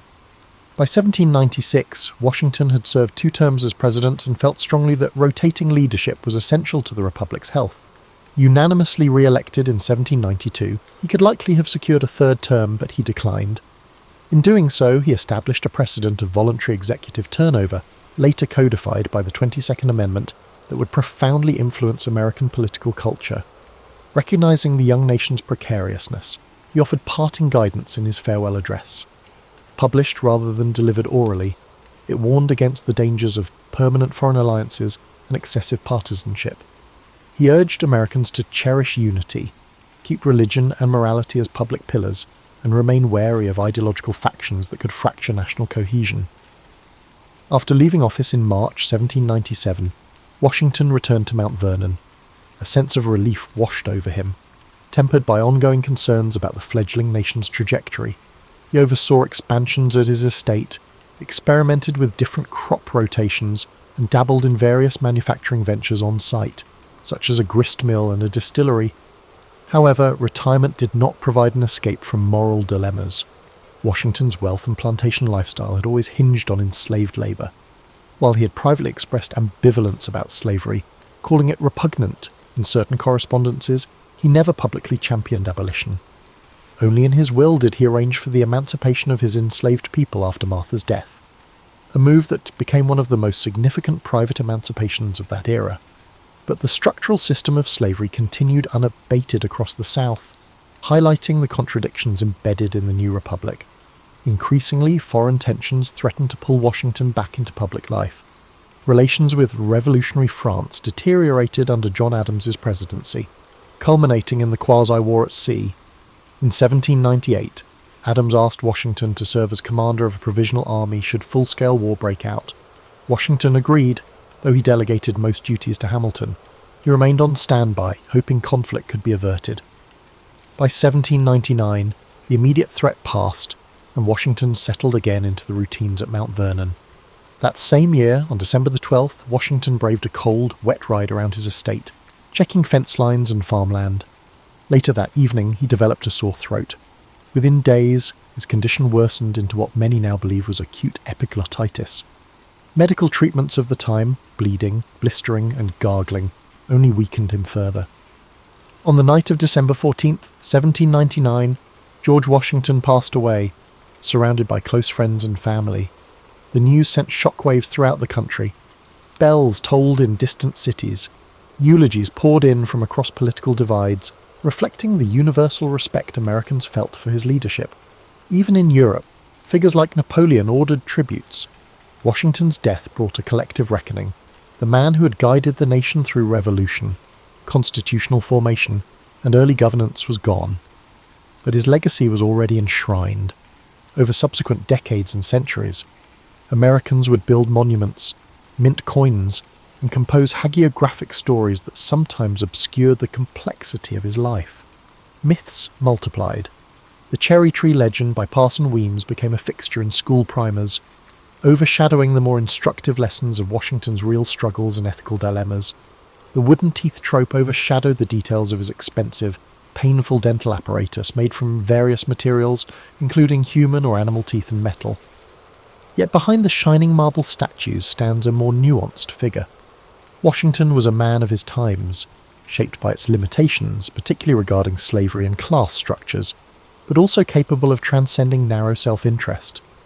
He recognized the fragility of the American experiment and acted repeatedly to keep it intact, resigning his military commission in 1783, presiding over the Constitution's drafting in 1787, and stepping down as president after 2 terms.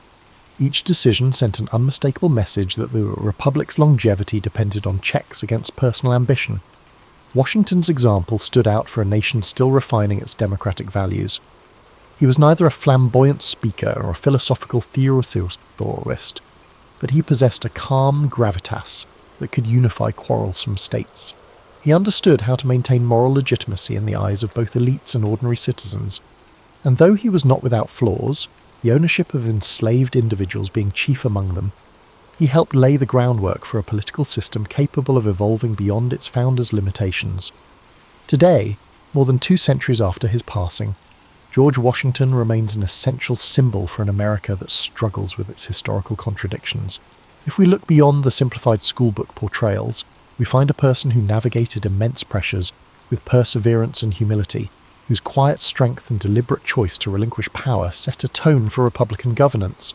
The complexity of his legacy invites us to reflect on both the grand achievements and the unresolved tensions that were woven into the nation's birth. A poignant reminder that even foundational heroes stand on shifting terrain, forging a path for future generations to walk upon. Aristotle's story begins over 2,000 years ago, in 384 BCE, in the ancient city of Stagira, located in northern Greece. Born to a physician named Nicomachus and his wife Phaestis, Aristotle came into the world surrounded by a mix of science, medicine, and tradition. His father's role as the physician to the royal court of Macedon meant that Aristotle grew up in an environment deeply rooted in observation, inquiry, and the natural sciences. Even as a child, he showed a curious and inquisitive nature, traits that would come to define his life and work. However, Aristotle's early life was not without hardship. His parents passed away when he was still a boy, leaving him orphaned at a young age. Despite this loss, he was taken in by a guardian and received an education that emphasized both discipline and exploration. His early exposure to the workings of the natural world, combined with the structured environment of his upbringing, set the stage for his intellectual journey. At the age of 17, Aristotle travelled to Athens, the intellectual and cultural centre of the ancient world. There, he enrolled in Plato's Academy, a prestigious school founded by the renowned philosopher Plato. Aristotle quickly distinguished himself as a brilliant student, one whose mind seemed boundless in its capacity for inquiry.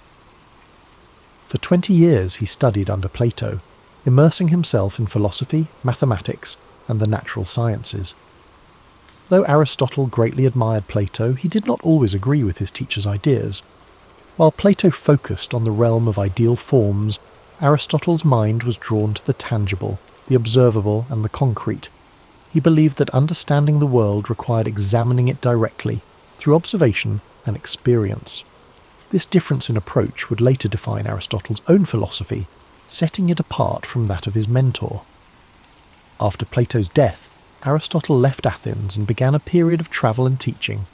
He journeyed across the Greek world, sharing his knowledge and expanding his understanding of different cultures and environments.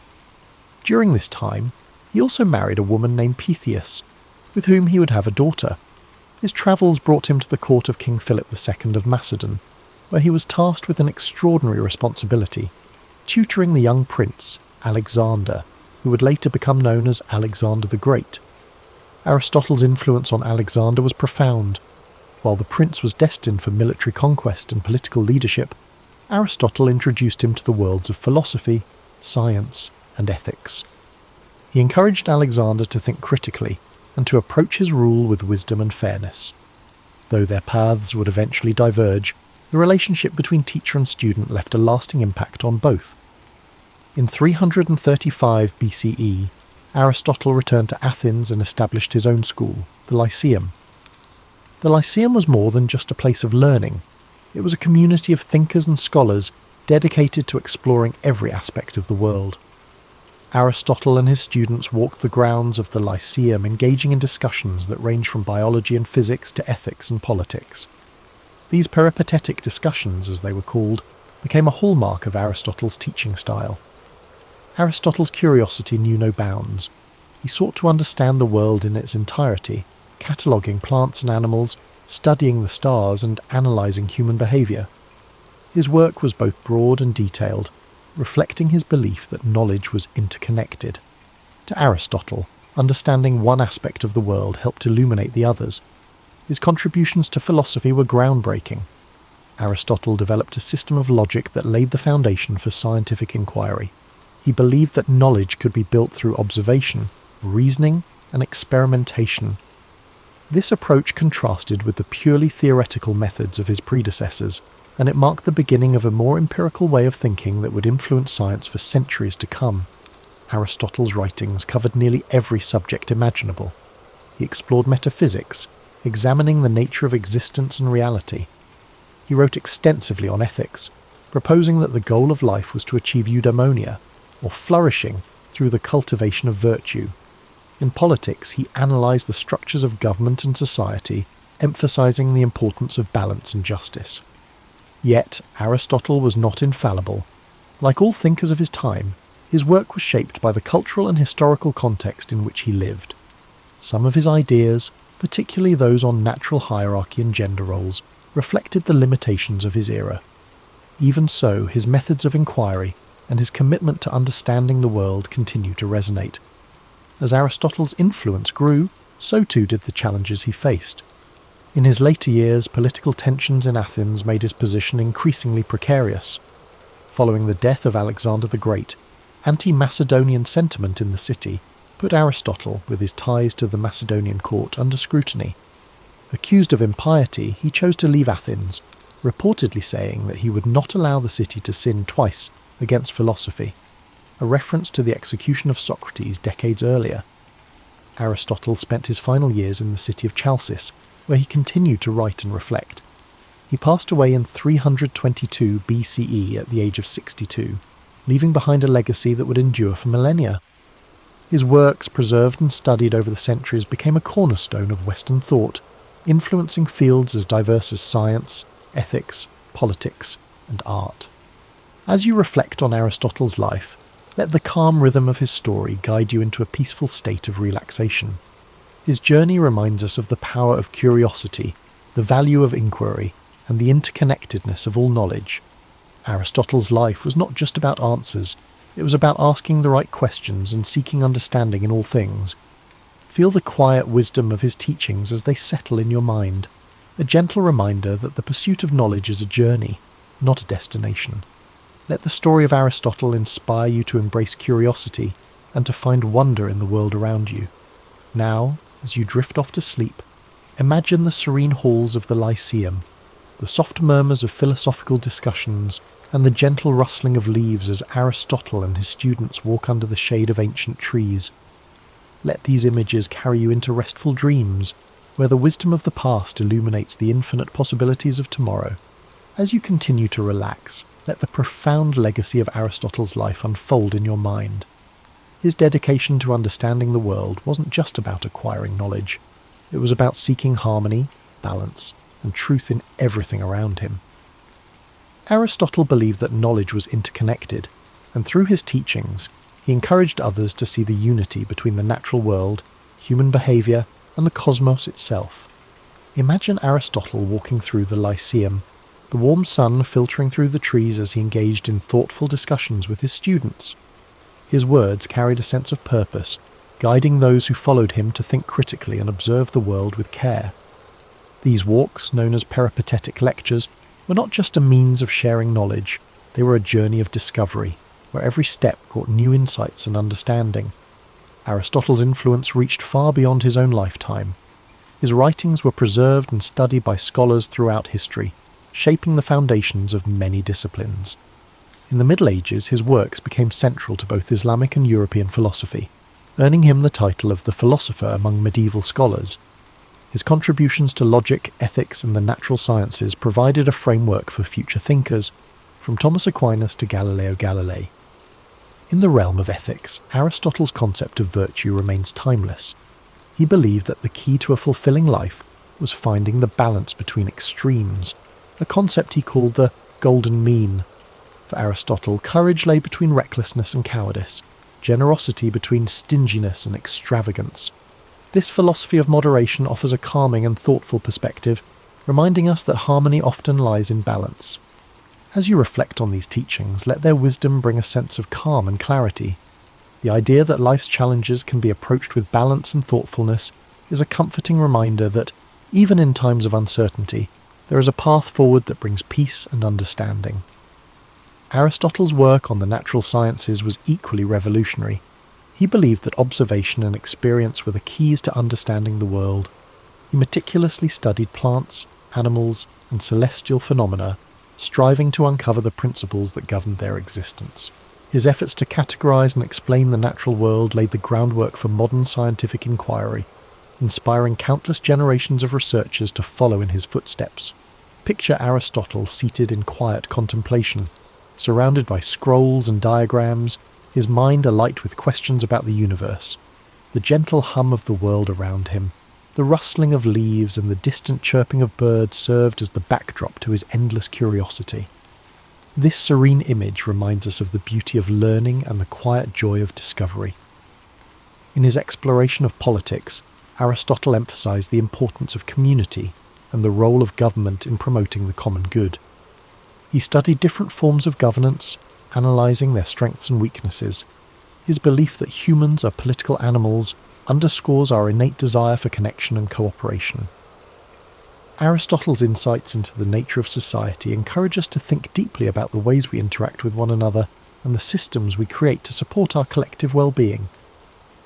As the rain falls gently outside your window, imagine the ancient world Aristotle inhabited, a world filled with wonder, where the mysteries of existence invited exploration and understanding. Let his story remind you that curiosity is a gift, one that opens the door to endless possibilities. Now, as you drift deeper into relaxation, picture the stars shining above the Lyceum, their light guiding Aristotle and his students as they pondered the mysteries of life. The gentle rhythm of their footsteps, the soft murmur of their voices, and the stillness of the night create a peaceful atmosphere, one that invites you to find rest and serenity in your own journey. Aristotle's life was a testament to the power of inquiry, the joy of discovery, and the interconnectedness of all things. His teachings remind us that knowledge is not just about understanding the world, it's about finding our place within it and striving to live in harmony with ourselves and others. Let the quiet wisdom of Aristotle's journey settle into your thoughts as you rest. His legacy is not just one of intellectual brilliance, but of a life deeply dedicated to understanding the beauty and complexity of existence. Aristotle saw the world not as a collection of separate pieces, but as an intricate tapestry, where each thread is connected to the others in profound and meaningful ways. Imagine the calm serenity of ancient Greece, the golden sunlight cascading over the white stone columns of the Lyceum as Aristotle strolled its pathways, surrounded by students eager to learn. They debated, questioned, and explored every aspect of life, from the nature of the stars above to the behaviour of the animals in the fields nearby. Their conversations were filled with curiosity and wonder, a reflection of Aristotle's belief that every question, no matter how simple or complex, was worth pursuing. Aristotle's ability to bridge different disciplines was one of his greatest strengths. He saw no boundary between science and philosophy, ethics and politics, or art and nature. To him, everything was interconnected, part of a greater whole that deserved to be studied and understood. This holistic view of the world is a reminder of the beauty that lies in seeing the bigger picture, in understanding that each small piece contributes to something far greater than itself. As you drift further into relaxation, let the harmony of Aristotle's teachings bring you peace. His philosophy of balance and moderation encourages us to find calm in the chaos, to seek the middle ground where we can flourish. The idea of the golden mean is not just a guide for making choices, it is an invitation to live with grace and intention, to approach life with a steady and thoughtful heart. Picture Aristotle at his desk, surrounded by scrolls and notes, the flickering light of a lantern illuminating his work. The quiet hum of the night provides the perfect backdrop for his thoughts, as he meticulously records his observations and ideas. Each stroke of his pen represents a step forward in humanity's understanding of the world. This image is a reminder that even the grandest achievements begin with quiet moments of reflection and dedication. Aristotle's life was also a testament to resilience. Despite the challenges he faced, from personal loss to political exile, he never stopped asking questions, never stopped seeking to understand. His commitment to learning and teaching, even in the face of adversity, is a powerful reminder that knowledge and curiosity are forces that can overcome even the greatest obstacles. Now, as you relax and prepare to drift into sleep, imagine the gentle sound of waves lapping against the shores of ancient Greece, the rhythmic flow of the sea echoing the timeless nature of Aristotle's wisdom. His story reminds us that the search for knowledge is an endless journey, one that brings us closer not only to the world around us, but also to ourselves. Let your breathing slow as you picture the peaceful gardens of the Lyceum, where Aristotle's students gathered to learn and grow. The rustling of leaves in the wind and the soft murmur of philosophical discussions create a tranquil atmosphere, one that invites you to rest and reflect. As the calm of the night surrounds you, let the echoes of Aristotle's wisdom carry you further into a restful state. His life's journey reminds us of the power of patience and persistence, the idea that true understanding unfolds slowly, like the petals of a flower opening to the morning sun. Each step he took, each question he asked, was a step toward unravelling the mysteries of life. Imagine the gentle rhythm of Aristotle's daily routines at the Lyceum, the sun casting soft shadows over the gardens, where he and his students would walk and talk. The air would have been filled with the scent of blooming flowers and the distant sound of birds singing, creating a serene environment for thought and reflection.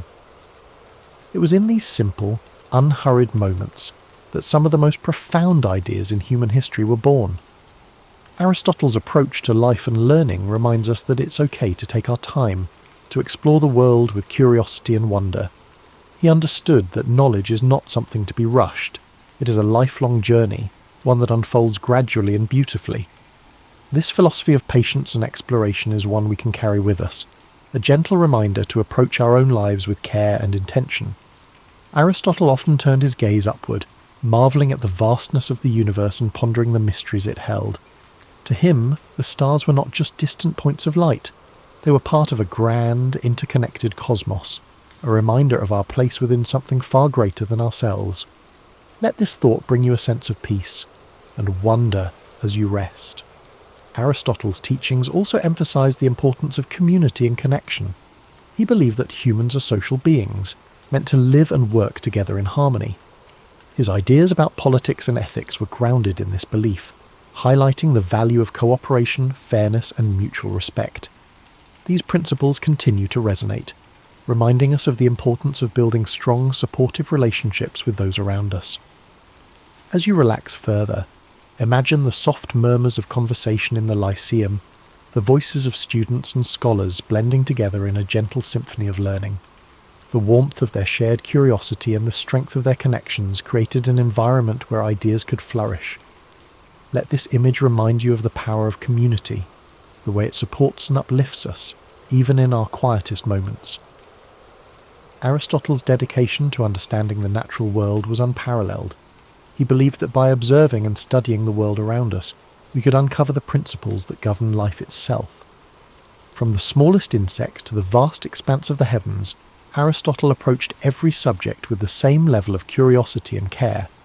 His work laid the foundation for countless discoveries, inspiring generations of thinkers to explore and question. Now, as you drift closer to sleep, picture Aristotle walking along a quiet beach at sunrise, the waves gently lapping at the shore. The golden light of dawn illuminates his path, a symbol of the new ideas and possibilities that each day brings. This peaceful scene reflects the quiet strength of his mind and the endless potential for discovery that lies within us all. Let your breathing slow as you embrace the calm and tranquility of this moment. The story of Aristotle's life is one of resilience, curiosity, and an unyielding desire to understand. His teachings remind us that no matter how complex the world may seem, there is always beauty to be found in the search for knowledge. As you fall into a deep, restful sleep, let the timeless wisdom of Aristotle's journey inspire your dreams. Imagine the serenity of the Lyceum, the warmth of shared ideas, and the quiet joy of exploring the mysteries of life. Thank you for spending this time with us at History and Sleep. May your dreams be peaceful and filled with wonder. Sweet dreams, and we look forward to seeing you again soon. For over a millennium, Constantinople stood as a marvel of human ingenuity and resilience. Perched strategically at the crossroads of Europe and Asia, its location made it a hub for trade, culture, and power. The city's imposing walls, originally constructed by Emperor Theodosius II in the 5th century, were considered nearly impregnable. These triple-layered fortifications, stretching for miles, were the pride of the Byzantine Empire and the bane of invaders. By the mid-15th century, however, the Byzantine Empire was a shadow of its former self, reduced to the city of Constantinople and a few scattered territories. The once mighty empire that had ruled vast regions now found itself encircled by the rising power of the Ottoman Empire. To the east, Sultan Mehmed II, an ambitious and brilliant leader, had set his sights on conquering the city, seeing it as the key to solidifying his rule and expanding his domain. Inside the walls of Constantinople, Emperor Constantine XI Palaiologos faced an uncertain future. With only a few thousand defenders, comprised of weary Byzantine soldiers and a handful of foreign allies, the city was woefully underprepared for the onslaught that loomed. Supplies were dwindling, and the population, though fiercely loyal, lived under the constant shadow of impending doom. Yet, despite the odds, the emperor refused to surrender. He was determined to fight to the end. As the Ottomans prepared for their siege, they brought with them an arsenal unlike anything the world had seen before. Among their weapons was a massive cannon, constructed by a Hungarian engineer named Orban. This cannon, capable of hurling enormous stone projectiles, was designed to breach even the strongest walls. The Ottomans also amassed a fleet to blockade the city by sea, ensuring that no reinforcements or supplies could reach the defenders. This stage was set for an epic confrontation that would decide the fate of Constantinople and, with it, the Byzantine Empire. Imagine the tension that gripped the city as its inhabitants prepared for the siege. Picture the anxious faces of soldiers standing watch on the walls, the whispered prayers in the Hagia Sophia, and the determination etched on the emperor's face as he rallied his people. As you visualize the city on the brink of one of history's most defining moments, let its story remind you of the face of overwhelming odds. The tale of Constantinople begins not with surrender, but with hope, a flickering light against the encroaching darkness. On April 6, 1453, the Ottoman forces began their assault on Constantinople. Sultan Mehmed II, commanding an army of nearly 80,000 soldiers, surrounded the city by land and sea. His troops included elite janissaries, heavy artillery units, and cavalry, all meticulously prepared for the battle. In stark contrast, the defenders of Constantinople, numbering only about 7,000, relied on the strength of their walls, their limited resources, and their unwavering determination to hold off the invaders. As the siege commenced, the Ottoman cannon began its relentless bombardment. Each thunderous shot shook the ground, sending massive stones crashing into the city's formidable walls. The defenders scrambled to repair the damage as quickly as possible, working day and night to reinforce the crumbling sections. Yet, despite the damage, the walls of Constantinople held firm, frustrating the attackers and delaying their advance.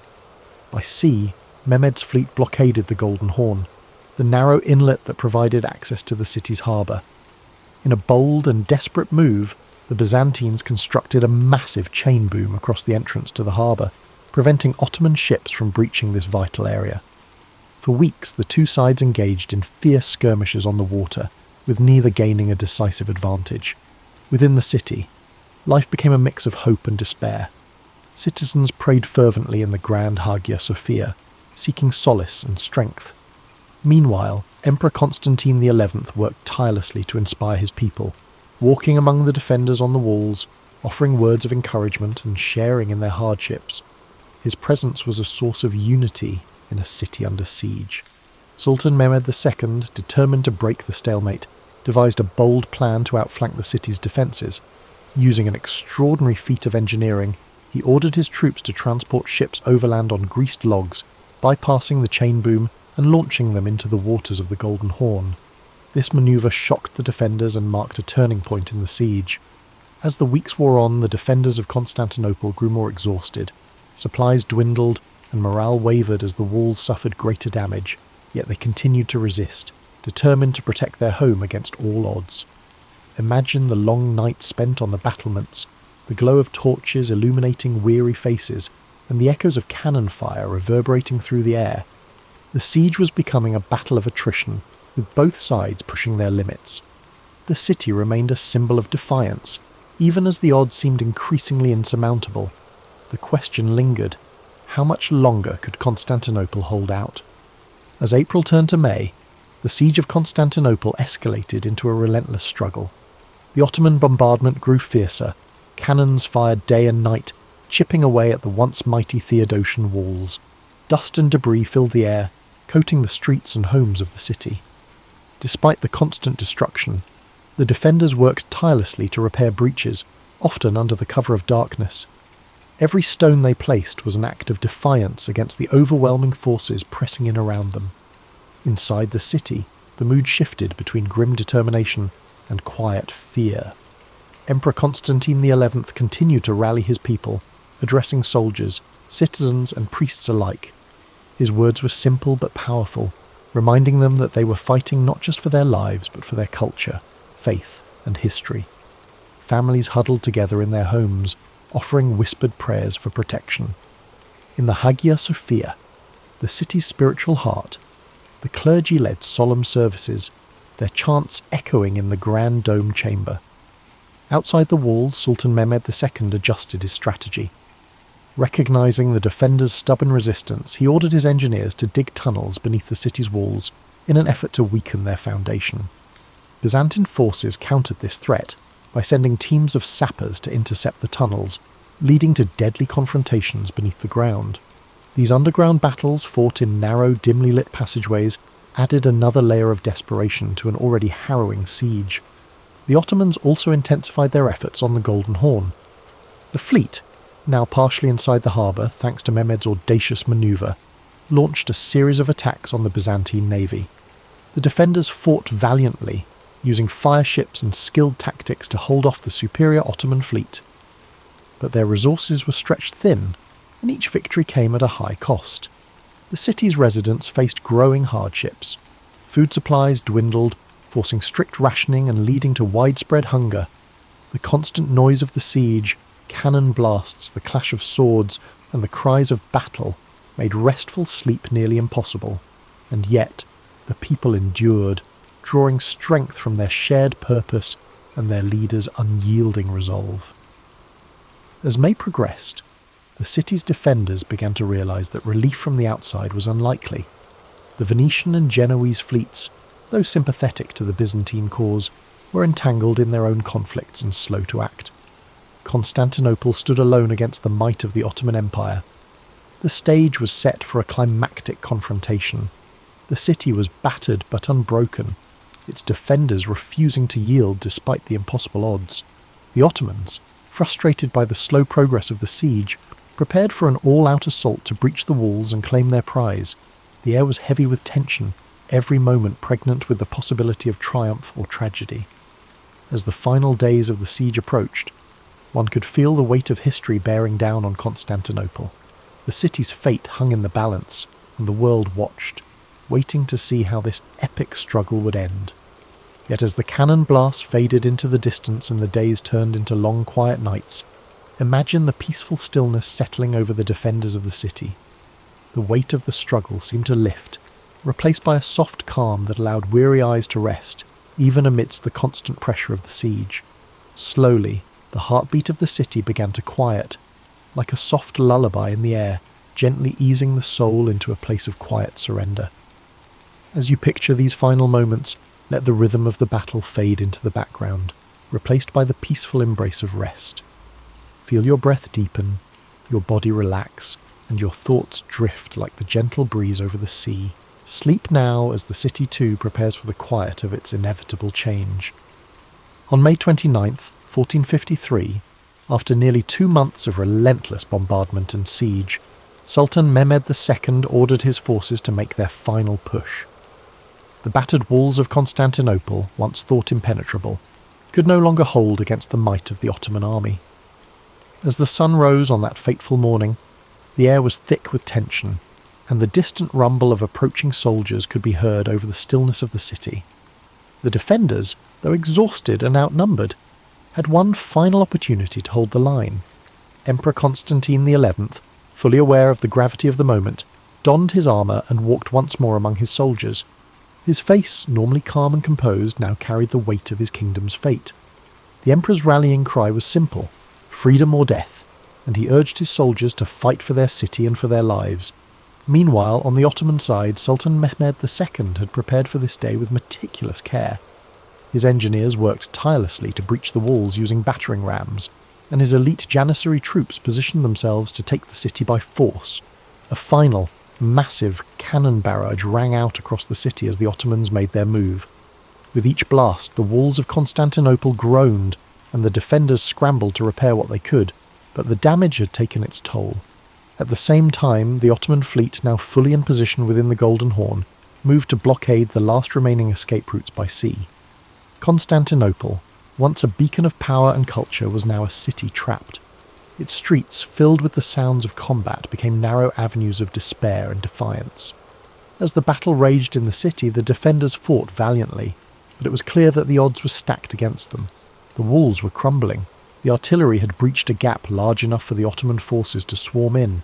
The fighting grew fiercer, house by house, street by street, as the city's residents and soldiers tried to push back the invaders, but there were too many Ottomans, and their determination to conquer the city was overwhelming.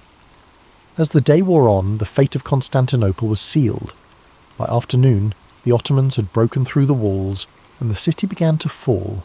Emperor Constantine XI, realizing that the end was near, fought bravely until the very last. But when the Ottoman forces entered the city, they found no mercy. The city was overrun, and its defenders, exhausted and outnumbered, were either captured or slain. The fall of Constantinople was not just the fall of a city, it was the end of an era. The Byzantine Empire, which had once been a powerful force in Europe and Asia, was no more. The city, now in Ottoman hands, would be renamed Istanbul and become the new capital of the Ottoman Empire. As you reflect on the fall of this great city, imagine the silence that followed the chaos of battle. The cries of the defeated soldiers faded into quiet, and the city, now under new rule, began its transformation. The once grand buildings, the churches, and the bustling marketplaces were left to be reborn into something new. Let the stillness of this moment wash over you, as the world that once was fades away, and a new world takes its place. As you feel the weight of this chapter settle into the quiet of the night, let the sounds of the world outside fade into a soft background hum. Close your eyes and feel the peace of history unfolding, letting the past gently drift away. Sleep now, as time itself slows, and the city's story becomes a part of your dreams. The fall of Constantinople marked the end of one era and the beginning of another, reverberating far beyond the walls of the ancient city. As the Ottomans took control, they reshaped not only the city's physical appearance, but also its cultural, political, and religious landscape. The Byzantine Empire, which had once been the protector of Christian Orthodox traditions, was gone. The city of Constantinople, now Istanbul, would become the heart of a new empire, the Ottoman Empire, bringing with it a wave of change that would echo through history for centuries. The fall of Constantinople was a pivotal moment for Europe, signalling the end of the medieval period and the start of the Renaissance. With the loss of one of the most important Christian cities, scholars, artisans, and intellectuals fled to the west, carrying with them priceless knowledge and manuscripts. The Greeks, who had lived under Byzantine rule for generations, brought their learning to places like Florence, Venice, and Rome. The rediscovery of classical texts and ancient Greek philosophy fueled the Renaissance, sparking a new era of intellectual and artistic flourishing. But the impact of the city's fall was not just felt in the West. For the Ottomans, capturing Constantinople was a moment of immense pride and significance. Sultan Mehmed II, now known as the Conqueror, solidified his legacy and the Ottoman Empire's power. He established a new capital that would rival all other cities in the world, renaming it Istanbul, and began transforming it into a thriving metropolis. The Hagia Sophia, once a Christian cathedral and a symbol of Byzantine glory, was converted into a mosque, and the city's skyline would be dominated by the grand minarets of Ottoman mosques. The Ottomans also began to expand their empire, pushing further into Europe, Asia, and Africa. Constantinople's fall opened up new trade routes and positioned the Ottomans as the dominant force in the eastern Mediterranean. The city's strategic location between Europe and Asia gave the Ottomans control of crucial land and sea trade routes, further strengthening their empire. In the centuries that followed, the legacy of Constantinople would continue to shape the world. For the East, it became a symbol of Ottoman strength and prosperity. For the West, it served as a reminder of the fragility of empires and the shifting tides of history. The fall of Constantinople was more than just a military victory. It was a symbolic event that signalled the changing balance of power in the world. As you reflect on the long-reaching consequences of this moment in history, imagine how the passing of centuries can transform a city, how the echoes of one era can reverberate into the next. Feel the calmness of time moving forward, each breath slower, as you let the weight of these changes settle into your thoughts. The past is a river, constantly flowing, and Constantinople's fall was but one ripple in the vast current of history. Let this ripple guide you into a peaceful place of reflection, where the weight of time and change lifts, and you feel the peace of quiet understanding. Though the city of Constantinople fell to the Ottomans in 1453, the spirit of its ancient civilization would never be fully extinguished. The echoes of its grandeur, its wisdom, and its role as the crossroads of empires resonated through time. The Byzantines, though defeated, had left an indelible mark on the world. The artifacts, the knowledge, and the stories of their culture continued to influence not only the Ottomans, but the entire world for generations. Even the name Constantinople itself would live on in the hearts of those who revered its history. For the Ottomans, the transformation of the city into Istanbul was more than a conquest. It was a blending of two worlds. The Greek Orthodox and Christian heritage of Constantinople mixed with the Islamic Ottoman culture, creating a rich and diverse society that would flourish for centuries. The city's iconic Hagia Sophia, once a Christian church, stood as a testament to this blending, a symbol of the city's enduring beauty and the confluence of different faiths, traditions and ideas. Over time, Istanbul would become a global hub for art, science and trade, fostering an environment where diverse cultures and ideas could meet. Scholars, artists and merchants from all corners of the world passed through the city, contributing to its ongoing legacy as a place of knowledge and exchange. As you reflect on the lasting impact of Constantinople, imagine how the quiet passage of time can allow a city's legacy to endure long after its walls have crumbled. The stories of Constantinople's rise, its cultural riches, and its eventual fall are woven into the fabric of history. And just as the city evolved, so did the stories of the people who lived there, stories that still inspire awe and contemplation today. Now, as the quiet night settles in, let yourself be carried away by the soft waves of time. The distant sounds of the past are now mere whispers in the night, fading into a calm silence. The story of Constantinople, its rise and fall, and its everlasting influence now rests softly in the back of your mind. Allow this story to guide you into a deep and peaceful rest, where the weight of history lifts and only the soothing silence remains. Julius Caesar wasn't always the towering figure we picture, draped in a bright red cloak and commanding the world's greatest empire.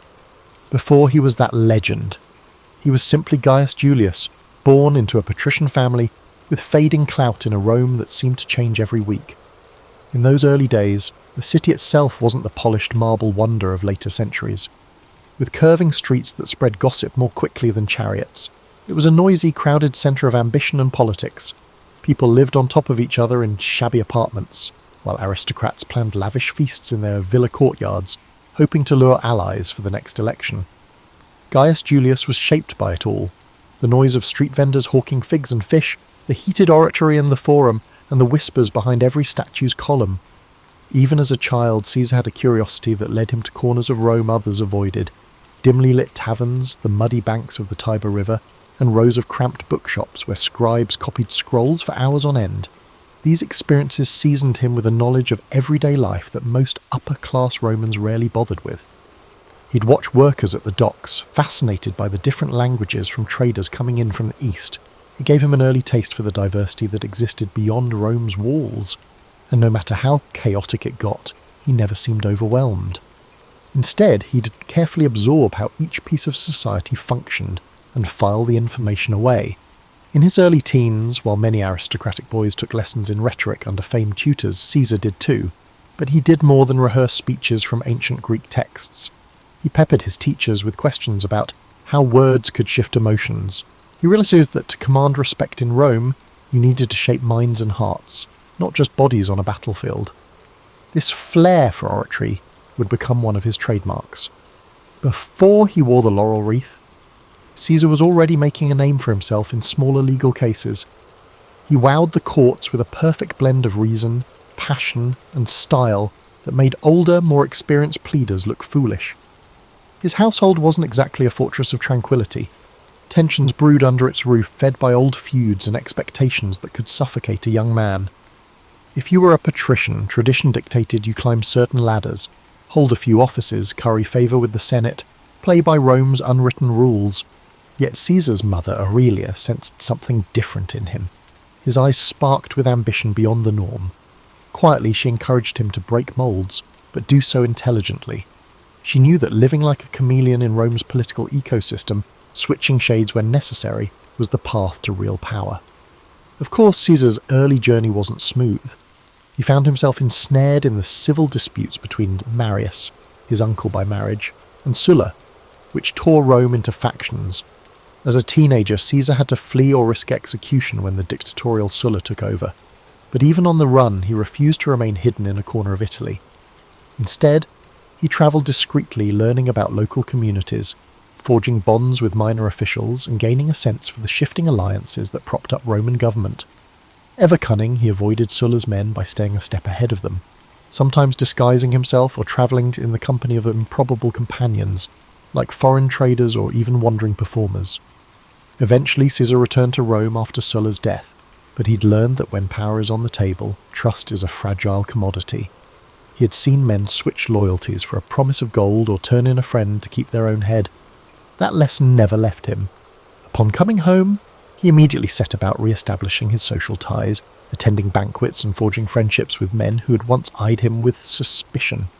Yet Caesar was adept at reading faces.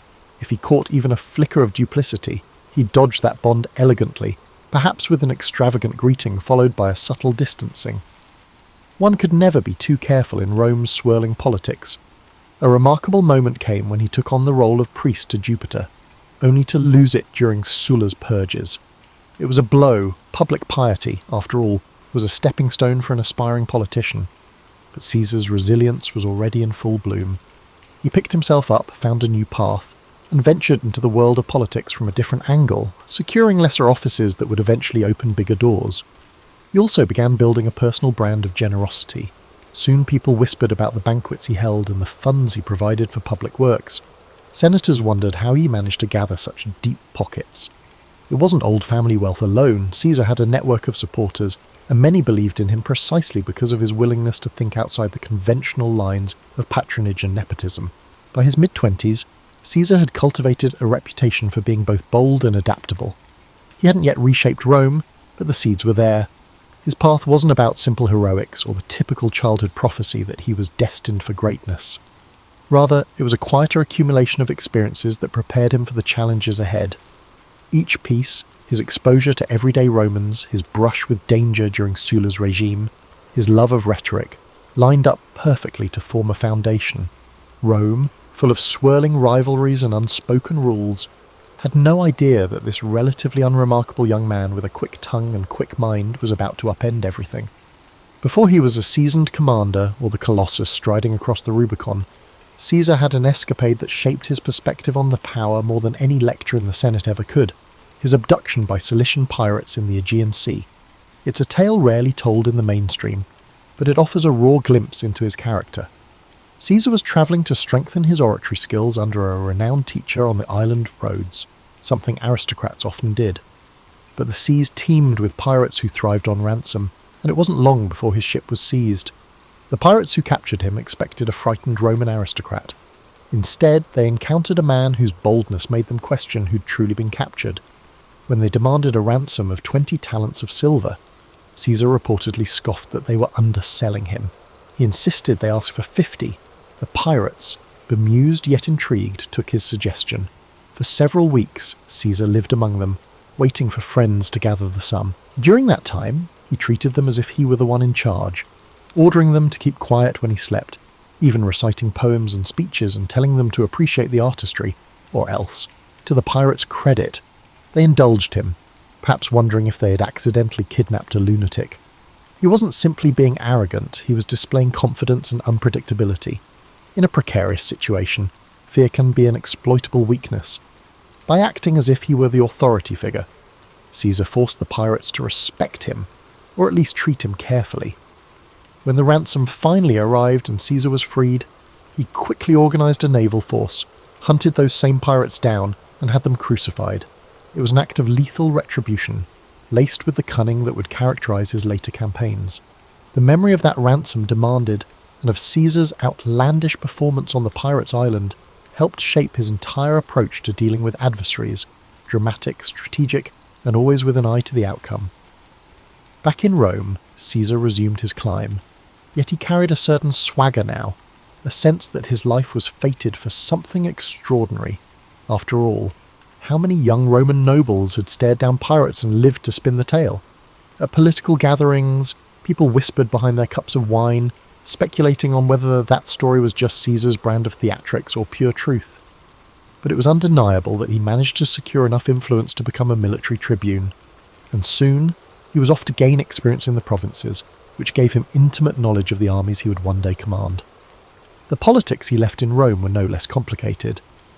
He forged a delicate pact with Pompey and Crassus, later known as the First Triumvirate. This was not a formal institution, but rather a private handshake that united three men with distinct strengths: Pompey's military prestige, Caesar's wealth, and Caesar's political cunning.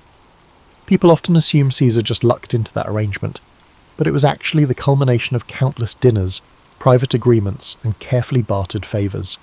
Caesar knew that if he wanted to climb higher, he needed to bring Rome's big players into his corner, at least temporarily. If that meant moderating his own ambitions in the short run to secure Pompey's trust, he'd do it without blinking. With their support, Caesar aimed for a new goal, a position that would not only confer prestige, but also provide him with the chance to broaden his network and bolster his army with devoted soldiers. The governorship of Hispania Ulterior or Gaul, where fortunes could be made and reputation cemented, seemed ideal.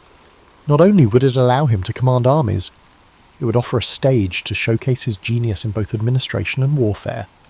In time, he secured the proconsulship of Gaul. Gaul was vast, populated by diverse tribes, each with its own traditions, alliances and grudges. Where lesser men might see only a frontier to exploit, Caesar saw a chessboard with dozens of moving pieces. He relished the challenge. This was, after all, the man who once calmly dined with kidnappers. Gathering legions known for their discipline and grit, he departed north, determined to do more than just play caretaker. He wanted to knit those tribes into Rome's sphere of influence, forging new roads and alliances while showcasing Roman supremacy. Before he launched significant campaigns, Caesar did his homework. He arranged meetings with tribal chiefs, listening carefully to their rivalries and hearing their pleas for Roman protection. Was it genuine concern or a ploy? Caesar would weigh each statement, reading not just the words but the shifts in tone and eye contact. If he sensed an opportunity, like a tribe longing for revenge on its neighbour, he'd promise support, extracting pledges of loyalty. In many ways, his tactics mirrored the hush-hush political dealings he'd honed back in Rome, only now the stakes were measured in thousands of soldiers and entire territories. Yet, throughout these manoeuvres, Caesar never lost sight of the persona he'd cultivated. He was no mere bureaucrat. He was that daring aristocrat who'd outwitted pirates, the dynamic orator who electrified the courts, and the cunning negotiator who'd found common ground with Pompey and Caesar. Each success in Gaul was reported back to Rome via sensational dispatches, commentarios, so written with clarity and flair. People in the city devoured them as if they were tabloid headlines. He dramatized his victories just enough to capture the public's imagination. The Senate, reading the official versions, found themselves both impressed and wary. Caesar was quickly becoming too big to ignore. These initial steps in Gaul, some alliances struck, some small skirmishes won, emboldened him. He sensed that if he could bring all of Gaul under Roman control, he'd move from being just another ambitious politician to a legendary conqueror. That knowledge spurred him on. Caesar might have left behind the pirates who once threatened him, but the memory of that captivity fueled his hunger for absolute control. If he had his way, no one, be they a tribal chief or a Roman senator, would ever have the power to hold him captive again. The Gallic Wars, as Caesar's campaigns would come to be called, weren't just about marching legions across fields and building wooden palisades. They were about psychological warfare, diplomacy, and the cunning exploitation of intertribal rivalries. Rome's dominance always hung on its ability to divide and conquer. With Caesar at the helm, that strategy took on fresh nuance. In the early phases, Caesar consolidated Roman gains by constructing a network of roads and fortifications. This was hardly glamorous labour. Roman soldiers would spend weeks hacking through forests and bogs to erect outposts, sometimes under the threat of ambush. Yet each new Roman-style fort, complete with straight lines and carefully measured intervals, sent a message of permanence. These weren't just makeshift garrisons, they were statements that Rome had come to stay. People often remember Caesar's brilliance on the battlefield, but his true strength lay in methodical organisation. He considered logistics as vital as sword and shield. The various Gallic tribes watched uneasily, some rushing to Caesar's side, others forming alliances against him. Caesar capitalised on the smallest of division. If one tribe feuded with another, he'd arrive as a peace broker, offering Roman friendship and military aid against a rival. Soon enough, the tribe would find itself bound to Caesar by mutual benefit and shackled by Roman expectations. The brilliance lay in making it seem as if the tribe had chosen this path freely. Not that Caesar's campaign was devoid of bloodshed.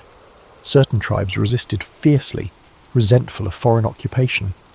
The Belgae in the north, for instance, marshalled huge forces that tested Roman discipline.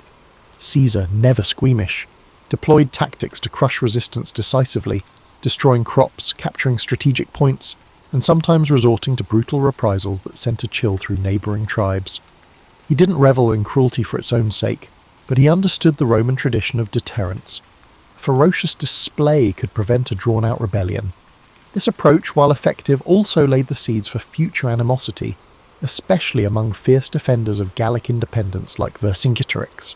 Vercingetorix was an Arvernian chieftain who recognised that the Gallic tribes needed unity more than ever. He wasn't some hot-headed bandit chief. He was methodical, charismatic, and had a strategic mind that could rival Caesar's. While Caesar was off campaigning on another front, Vercingetorix rallied disparate tribes under the banner of Gallic pride.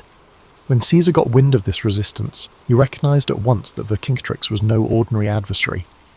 The typical trick of exploiting old rivalries might not work here. The confrontation between Caesar and Vercingetorix escalated into one of the defining struggles of the Gallic Wars. Vercingetorix adopted a scorched earth policy, instructing villagers to destroy their own supplies and towns to starve the Roman legions of resources.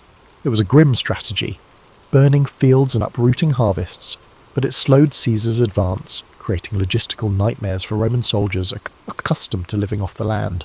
For a man who prided himself on controlling every variable, Caesar found himself confronting the unpredictable factor of a charismatic local leader who matched him in cunning. Still, Caesar was a master of adaptation. Recognizing the challenge, he consolidated his troops and chose to besiege key Gallic strongholds. Most famously, he surrounded the fortress town of Alesia, where Vercingetorix had taken refuge with tens of thousands of warriors. The siege of Alesia would become a testament to Caesar's ability to think in layers. He constructed a ring of fortifications around the city to starve out Vercingetorix's forces, and, anticipating a Gallic relief army, he built another ring facing outwards to protect his legions from an attack from outside. This double fortification was an audacious engineering project, involving miles of ditches, ramparts, and watchtowers, enough to give any modern city planner pause. The days wore on under a relentless sun. The besieged Gauls inside Alesia ran short of food.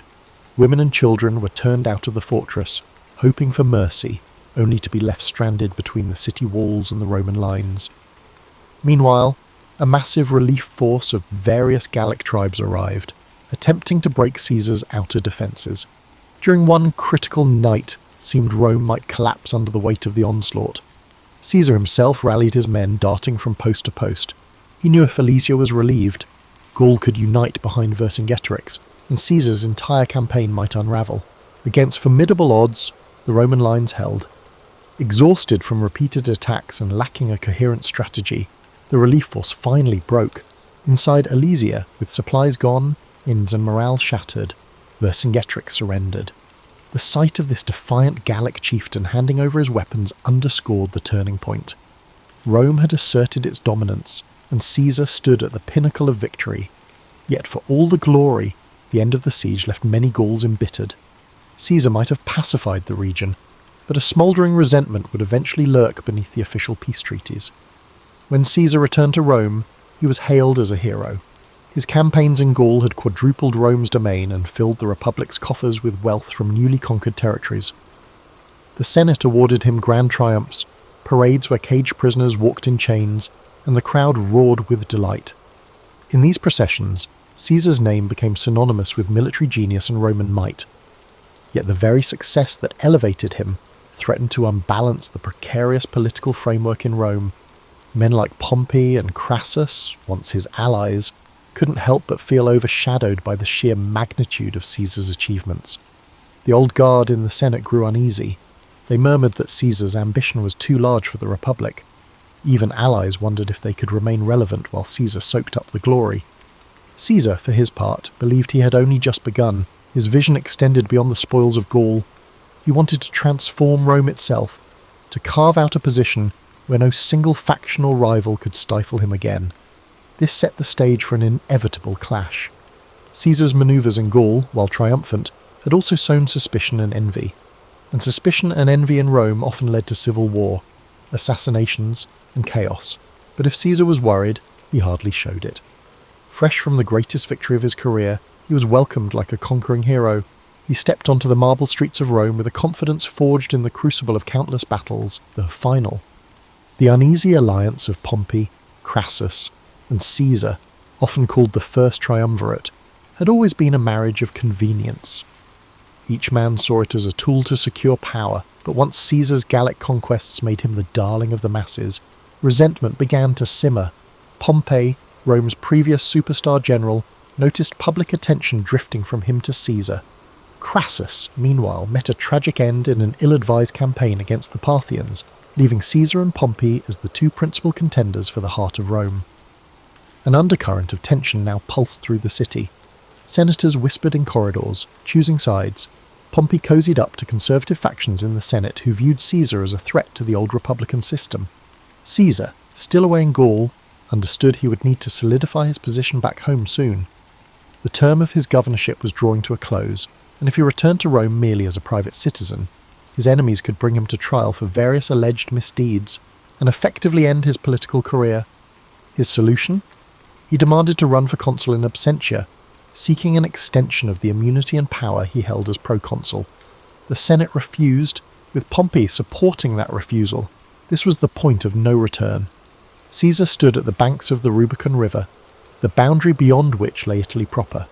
Roman law was crystal clear. No general was allowed to bring his army into Italy. To do so amounted to a declaration of war. On a winter's night in 49 BCE, Caesar made his choice.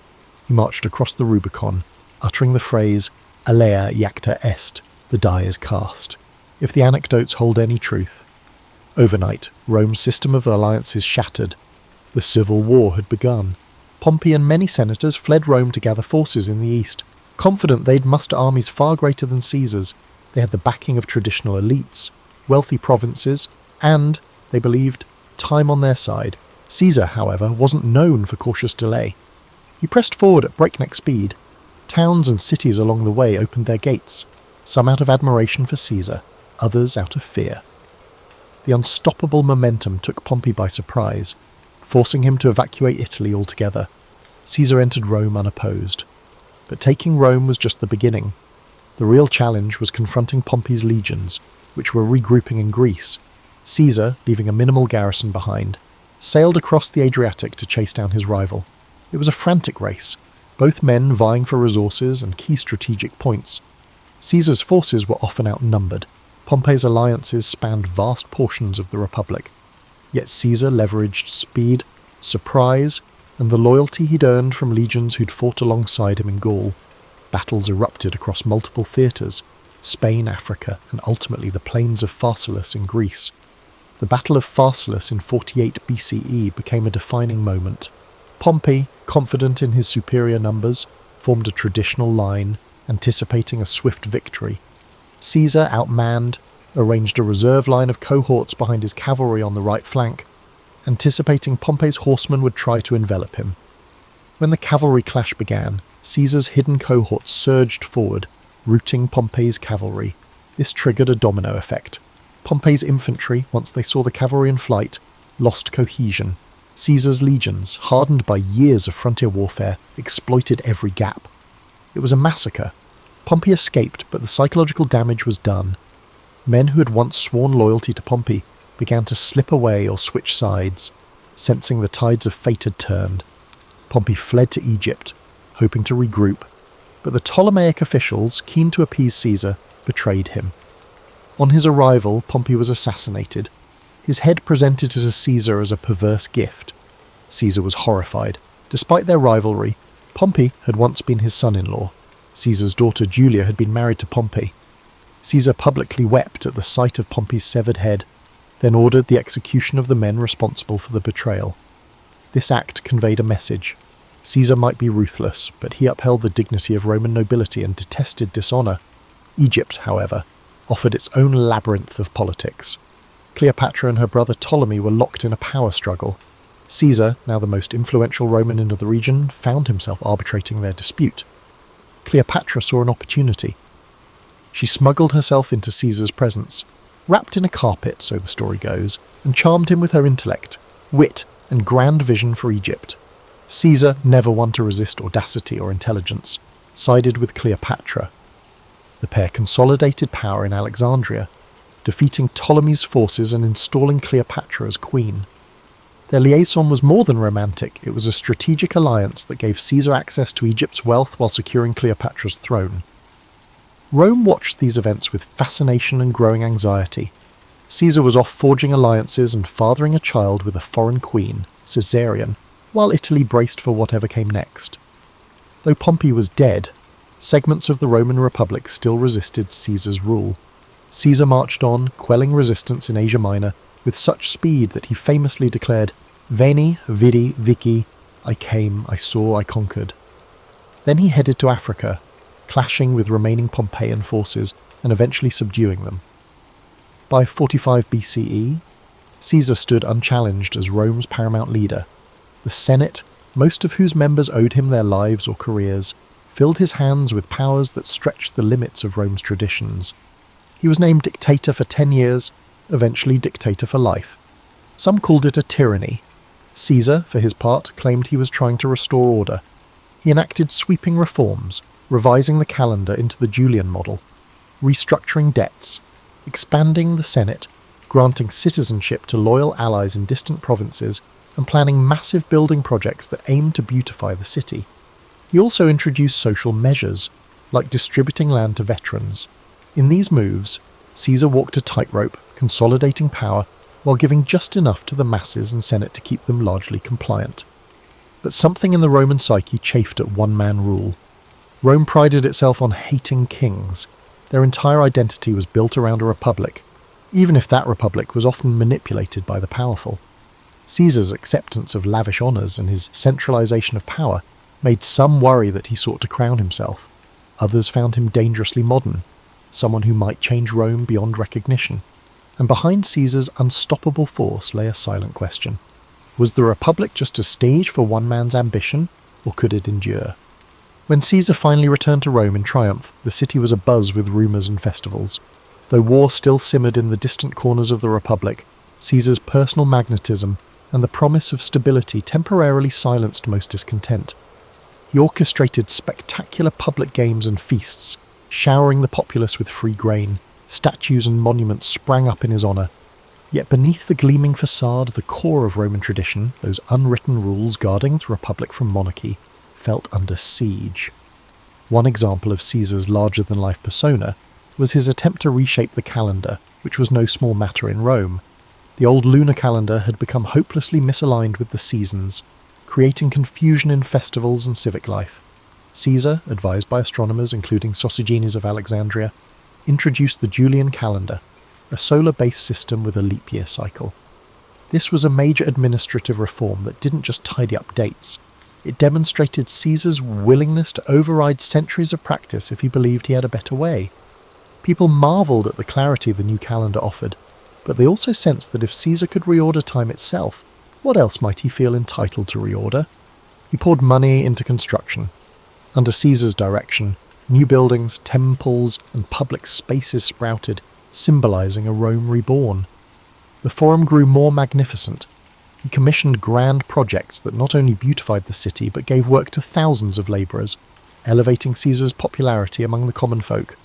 At the same time, he expanded the Senate from roughly 600 to as many as 900 members, adding allies from the provinces and diluting the power of the old aristocratic families. Some saw this as an inclusive move, broadening representation within the Roman state. Others viewed it as an egregious power play, a way for Caesar to stack the Senate with loyalists who owed their positions to him alone. All these changes stirred the question, was Caesar still just a leading citizen, or was he inching toward kingship? Rome had a cultural aversion to the very word rex, king. Generations were taught that their ancestors had exiled the last Roman king and vowed never to kneel before another. So when statues of Caesar began appearing in public places, crowned with diadems, some citizens felt a chill. Caesar claimed these were tokens of respect from admirers, not declarations of monarchy, but doubts lingered. At a public festival, Marcus Antonius, a favoured lieutenant, attempted to place a diadem on Caesar's head. Caesar dramatically refused, stating, "Only Jupiter is king of the Romans." But the crowd's reaction was mixed. Some cheered his refusal, others suspected a theatrical performance designed to test public opinion on a monarchy. The dissonance grew sharper as Caesar took on the title dictator for life. In theory, a dictator in Roman history was an emergency measure, appointed for 6 months in times of dire threat, and then required to relinquish power. By extending this temporary position indefinitely, Caesar strained the very definitions of Roman governance. His supporters insisted Rome needed strong leadership given all the unrest, but his critics argued that Caesar was snuffing out the Republican flame. The seeds of conspiracy began to sprout. Senators who longed for a return to the old order, such as Gaius Cassius Longinus and Marcus Junius Brutus, started meeting discreetly.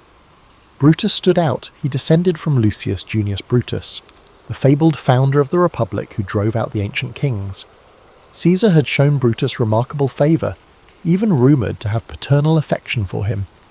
Yet this complicated bond didn't stifle Brutus's conviction that Caesar's power threatened the Republic's core values. Cassius, a cunning figure with a far darker edge, fanned the flames, reminding Brutus of his ancestors' legacy and the sacred duty to protect Rome from a tyrant. Meanwhile, Caesar seemed to sense an undercurrent of danger. He went about with guards, but he also believed that living in constant fear would diminish his stature. On the surface, he continued orchestrating elaborate plans. He was preparing a massive campaign against Parthia in the east, intending to surpass even Pompey's conquests. Returning to Rome from that victory, Caesar likely envisioned a final consolidation of power, an unassailable legacy. His mind overflowed with new ideas for governance, law codes and expansions of citizen rights. He confided in close allies that his rule would transform Rome into a cohesive empire rather than a loose confederation of territories. Yet those grand visions collided with the simmering resentment of the senatorial class. Many of them had gone along with Caesar out of pragmatism, biding their time, waiting for a chance to assert the old ways. They resented how Caesar's reforms undermined their prestige, how his populist measures made the people less reliant on senatorial patrons. Some conspirators hoped to reinstate a pure republic with limited terms of office and carefully balanced powers. Others simply wanted Caesar gone, viewing him as an existential threat to their personal standing. So as Caesar walked the marble floors of the Curia, conferring with senators, not all who greeted him warmly were true allies. The facade of unity was just that, a facade. Whispers circulated about the Ides of March, a date the conspirators had marked as pivotal. Caesar, distracted by preparations for upcoming campaigns, either dismissed or downplayed the signs of looming treachery. He was, after all, Julius Caesar, the man who escaped pirates, conquered Gaul, and overcame Pompey. To him, fear was a cage he refused to live in. To the conspirators, his confidence was both an insult and an opportunity. The stage was set, and all of Rome felt the tension in the air.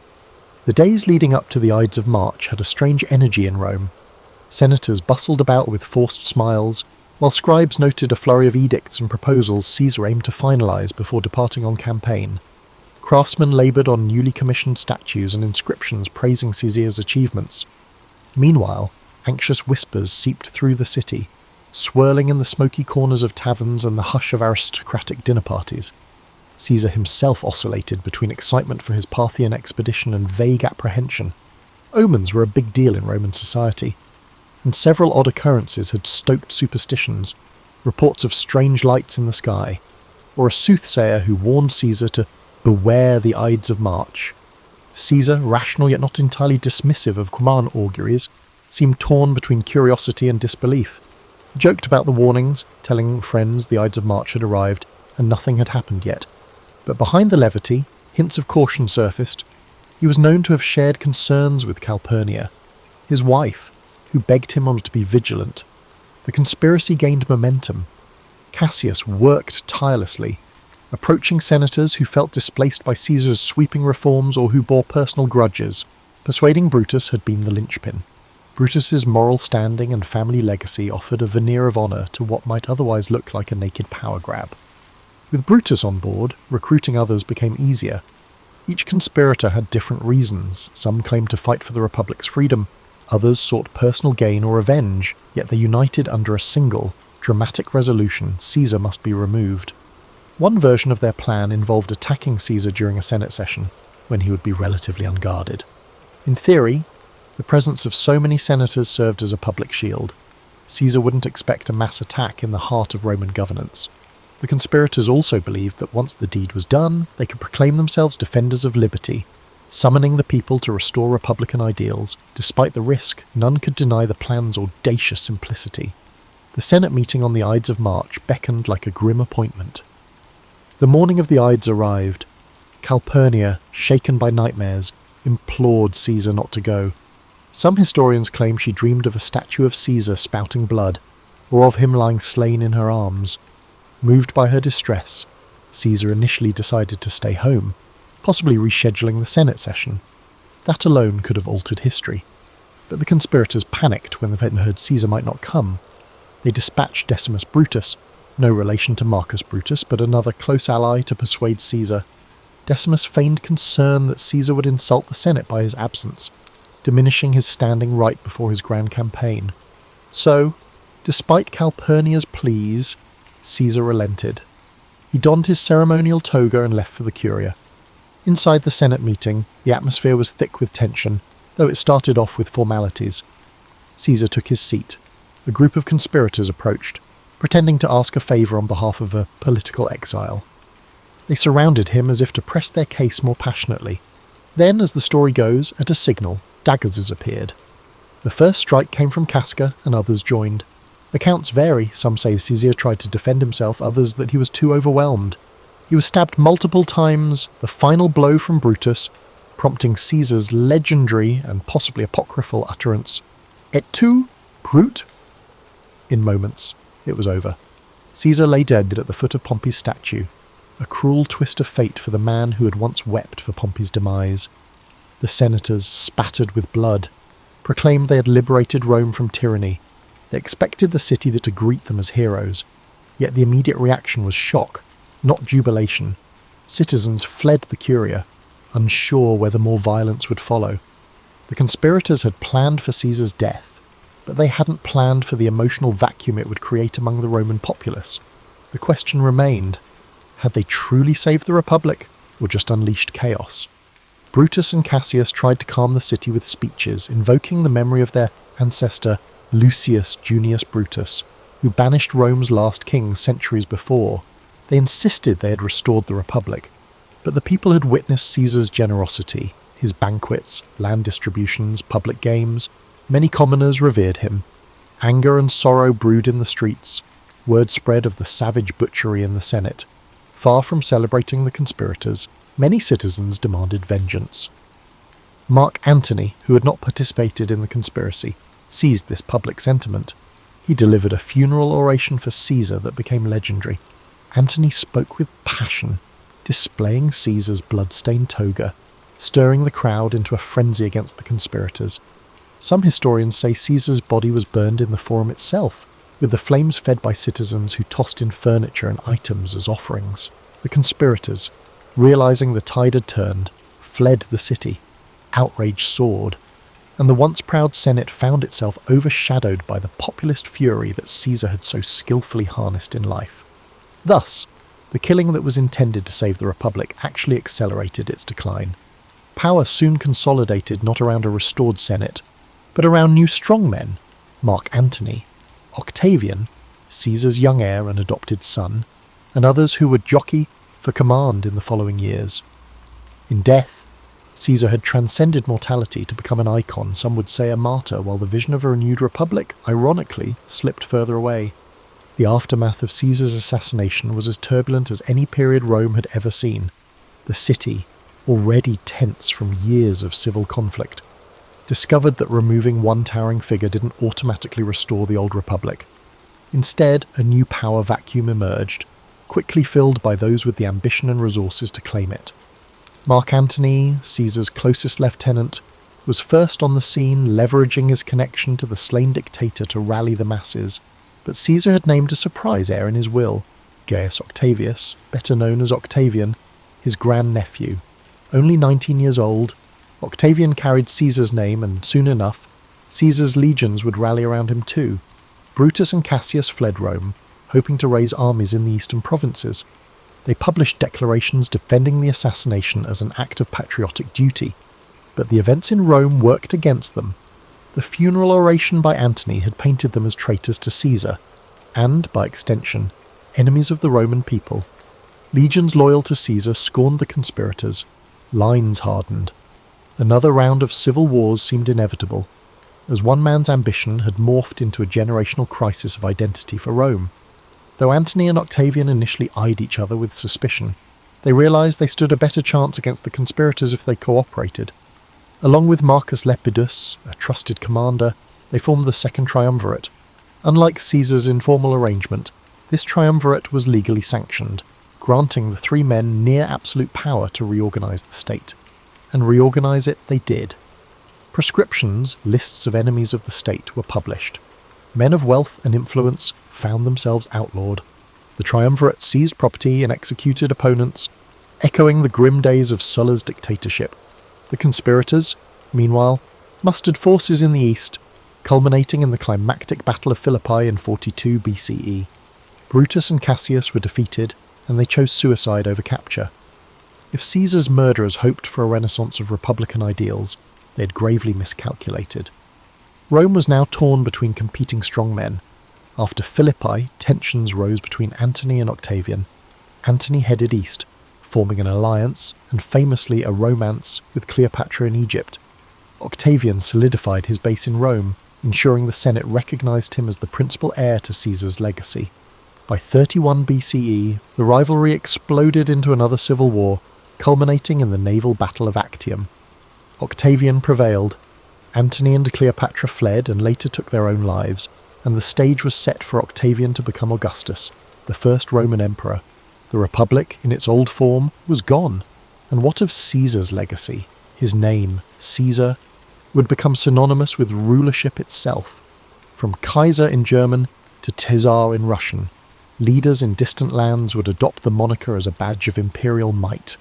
His reforms, especially the Julian calendar, outlived him by centuries, influencing how millions of people mark time.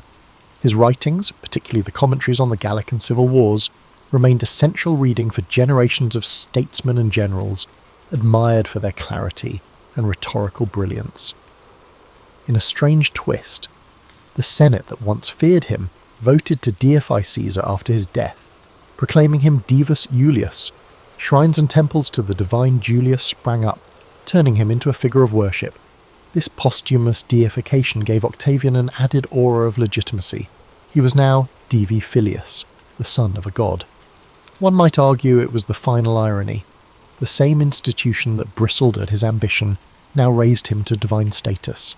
This transformation reflected the contradictory nature of Roman politics, practical to the core, yet steeped in superstition and reverence for signs and wonders. Public memory of Caesar remained divided. Many admired him for championing the lower classes, taking decisive action to end Rome's internal strife, and extending Roman influence abroad. Others condemned him as the man who shattered the Republic's checks and balances, making a single-man rule inevitable. Over time, historians, playwrights, and orators distilled his story into dramatic beats. The brilliant general, the cunning politician, the betrayed friend. Those wanting a moral lesson found ample material. Some used him as a warning against unchecked ambition, others as an example of visionary leadership undone by a petty jealousy. Yet there's a deeper layer to Caesar's life, one less recounted in popular lore. He was profoundly curious about the world, about languages, cultures, and the mechanics of governance. From his youth in the streets of Rome to his kidnapping by pirates, from the muddy battlefields of Gaul to the marble corridors of the Curia, he sought to understand and master every environment he touched. He wasn't content to play by the rules, he rewrote them. Not all admired his methods, but few could deny his results. For those living in Rome after Caesar's demise, daily life eventually stabilized under Augustus's reign. The city grew grander, the empire expanded, and a new system, the Principate, took shape. But an undercurrent of nostalgia persisted among some senators who recalled a republic where men like Cicero and Cato once debated the future of Rome. They wondered if, in slaying Caesar, they had severed the last chance to preserve republican dignity, or if Caesar's very presence had doomed it from the start. And so the figure of Julius Caesar stands in Roman history not simply as a conqueror or a dictator, but as a turning point. He harnessed ambition, popular view support, and raw military skill to reshape the world's greatest republic. And in doing so, he cleared a path for imperial rule. Some see him as a hero visionary who expanded Rome's horizons. Others view him as the ultimate usurper, betraying the collective governance that had once defined the city's spirit. Perhaps both are true. In the end, Julius Caesar's story reminds us that history rarely lends itself to neat labels. The arcs of power, destiny, and personal will often weave together in ways that defy easy categorization. And if there's one lesson that resonates across the centuries, it might be this. When a single individual grows too large for the existing order, transformation, however exhilarating or destructive, becomes inevitable. The Ninth Legion, known as Legio IX Hispana, was one of the most battle-hardened and feared units in the Roman army, its origins tracing back to the violent civil wars of the late Republic. Raised by Julius Caesar in the mid-1st century BCE, the Ninth fought fiercely in the Gallic Wars, earning a reputation for unyielding discipline and brutal efficiency.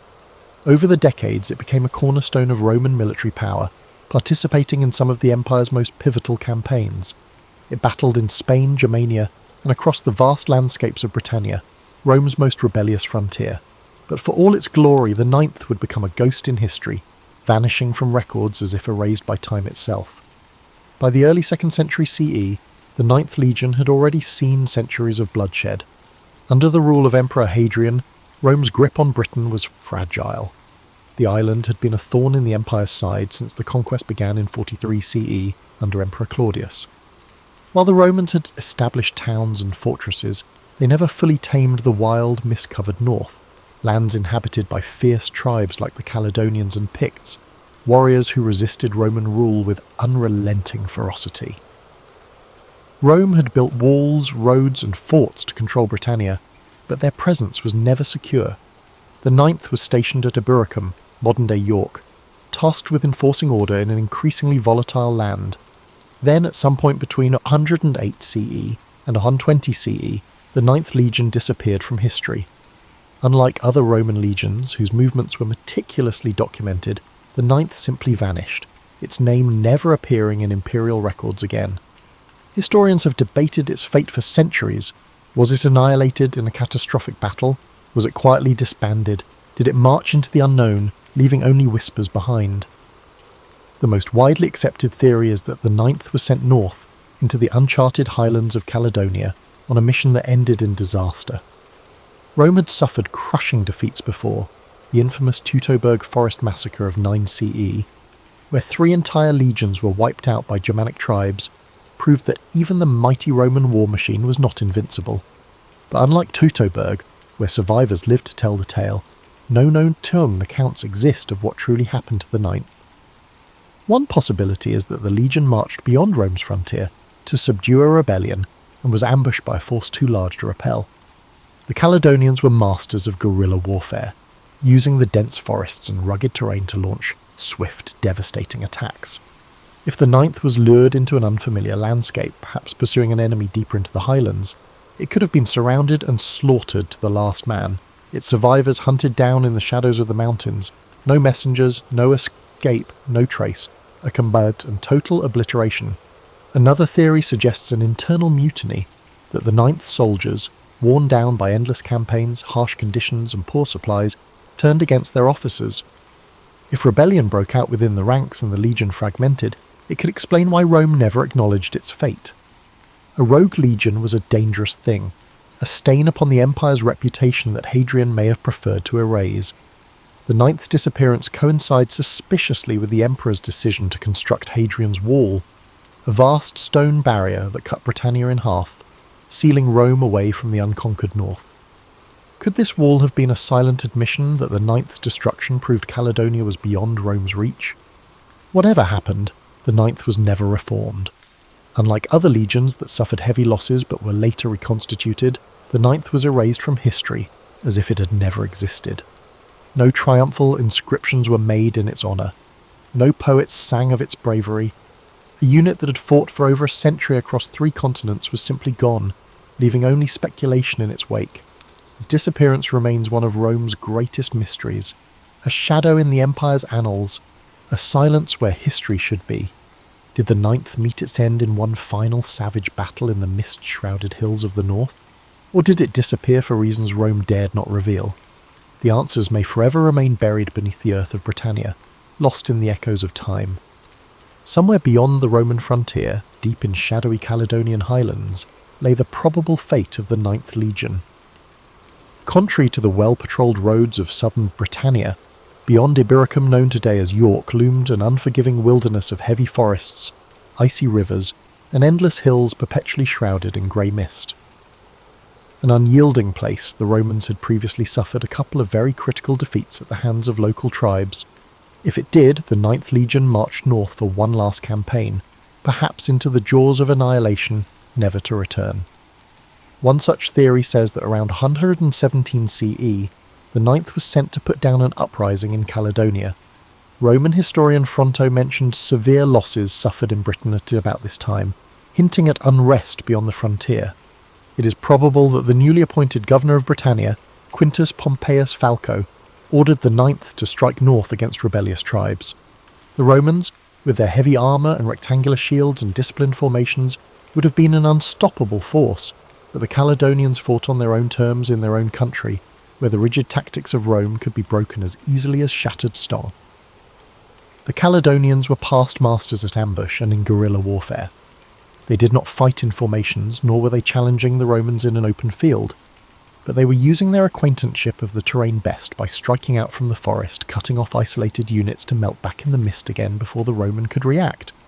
It is just as likely that the Ninth Legion was lured into some unrecorded valley or thick forest, out of which the entire force could be surrounded, attacked from all possible directions, and systematically wiped out before they could rally themselves. Whereas in other battles the Roman forces faced defeat but did not annihilate, and the soldiers left some message for those who stayed back, the Ninth left behind no messengers, no written records, no word of what happened. If every last man was cut down, if the legion was so utterly destroyed that no Roman lived to report the disaster, then their disappearance would have been absolute, a massacre so complete that it erased the Ninth from history itself. Another grim alternative is that the Ninth was led into an ambush, possibly thinking that they were on a mission to discuss peace terms with some local petty chieftain, then were massacred in a surprise betrayal. Some records suggest that the Roman officers may have overestimated their security and taken their enemy too lightly, much as they had during less serious earlier confrontations. If the Caledonians granted the Romans license to advance deeply into their land, apparently without opposition, only to strike with crushing force at a time of their choosing, then the Ninth had been consumed deep in the bowels of the enemy, in a place that was without exit. But even assuming the legion was defeated, why were no Roman reinforcements sent? If one of its legions was in trouble, Rome did not spare any expense in answering by using overwhelming force. If the Ninth had been destroyed, the Roman military should have sent out scouts, reinforcements, or at the very least a search party, yet no such records exist. Could it be that the Roman authorities knew what happened, but deliberately buried the truth? Some historians speculate that the destruction of the Ninth was too embarrassing to acknowledge, that Hadrian, who came to power in 117 CE, the same time the legion may have vanished, chose to erase the event from history. The timing is striking. Shortly after the Ninth is believed to have disappeared, Hadrian ordered the construction of Hadrian's Wall begun in 122 CE, a massive defensive barrier meant to keep the northern tribes out of Roman-controlled territory. Might the wall have been an unspoken admission that the north was beyond Rome's grasp? That the loss of the ninth proved further expansion impossible?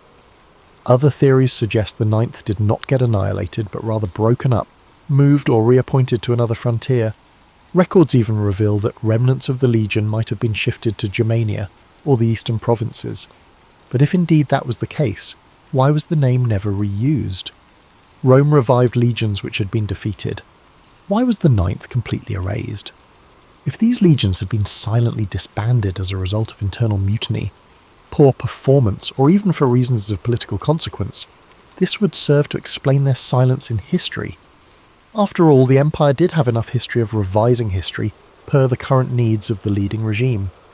Had the ninth refused orders, or worse, suffered some sort of embarrassing defeat, or collapsed due to low morale, then Hadrian may have found it easier to eliminate the legion from Rome's official records rather than acknowledge some kind of disgraceful failure.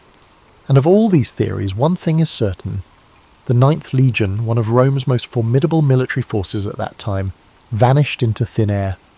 No memorials were built in their honour, no surviving officers recorded their final battle, and no concrete evidence explains their disappearance. The Ninth marched into history and into legend, becoming one of the greatest unsolved mysteries of the ancient world. If the Ninth truly met its demise in the grim wilds of Caledonia, then hanging in the back of history there is one burning question. Why did nobody save them? Rome was an empire founded on her military. Thus, when the legion faced an existential threat, whether to reclaim lost territory or to avenge their fallen comrades, reinforcements were usually dispatched. But when the Ninth vanished, there was no Roman response on record, no counterattack, no inquiry, no wild expedition to retrieve the fallen standard of the legion. The Ninth simply disappeared from history. It is an unsettling prospect that can be put as a question. How can more than 5,000 trained men vanish without this being noticed by anyone? In the best scenarios, maybe Rome never actually found out. If the Ninth had been lured onto hostile soil, say tricked into believing they were marching towards some kind of skirmish, only to be completely surrounded, the slaughter could have been so swift and total that no messenger survived to report back. In the days before modern communications, legions depended upon runners and scouts for delivering information. In any one cataclysmic battle, if the Ninth had been destroyed, no one would have lived to issue the call for rescue. Another theory is that Rome knew what danger the Ninth was in and simply abandoned it. By the early 2nd century CE, the empire was overextended with many fronts on which military action was needed. To the east, Rome was locked in bitter struggles against the Parthians, while across the Rhine in Germania, hostile tribes threatened the empire's borders.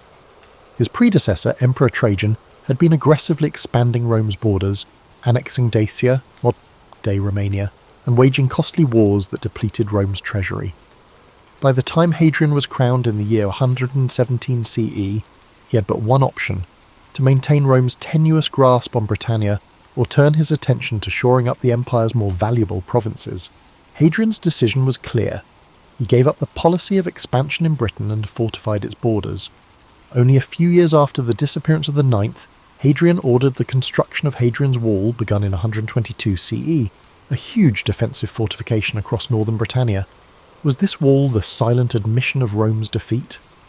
Did Hadrian finally realise that the no-man's land frontier up north was too hazardous to maintain? That the Ninth's annihilation proved further conquest impossible?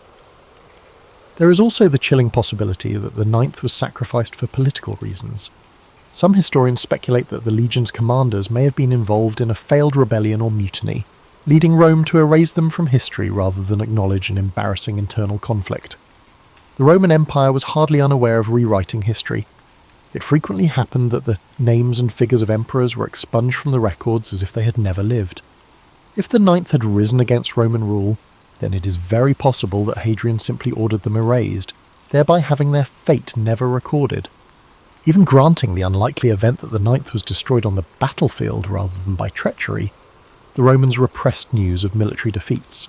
The empire, after all, was sustained by propaganda and illusions of invincibility. To let news get out that an entire legion had been wiped out could encourage further rebellions against Rome's enemies. It could have been easier for Hadrian's administration to simply bury the truth and leave the fate of the Ninth unknown. However, there are other theories that the Ninth was not destroyed but was simply removed from the records for far less sensational reasons. Some believe that the legion was quietly reassigned to another part of the empire, perhaps to the eastern provinces, since many Roman military units were stationed there against Parthian invasions.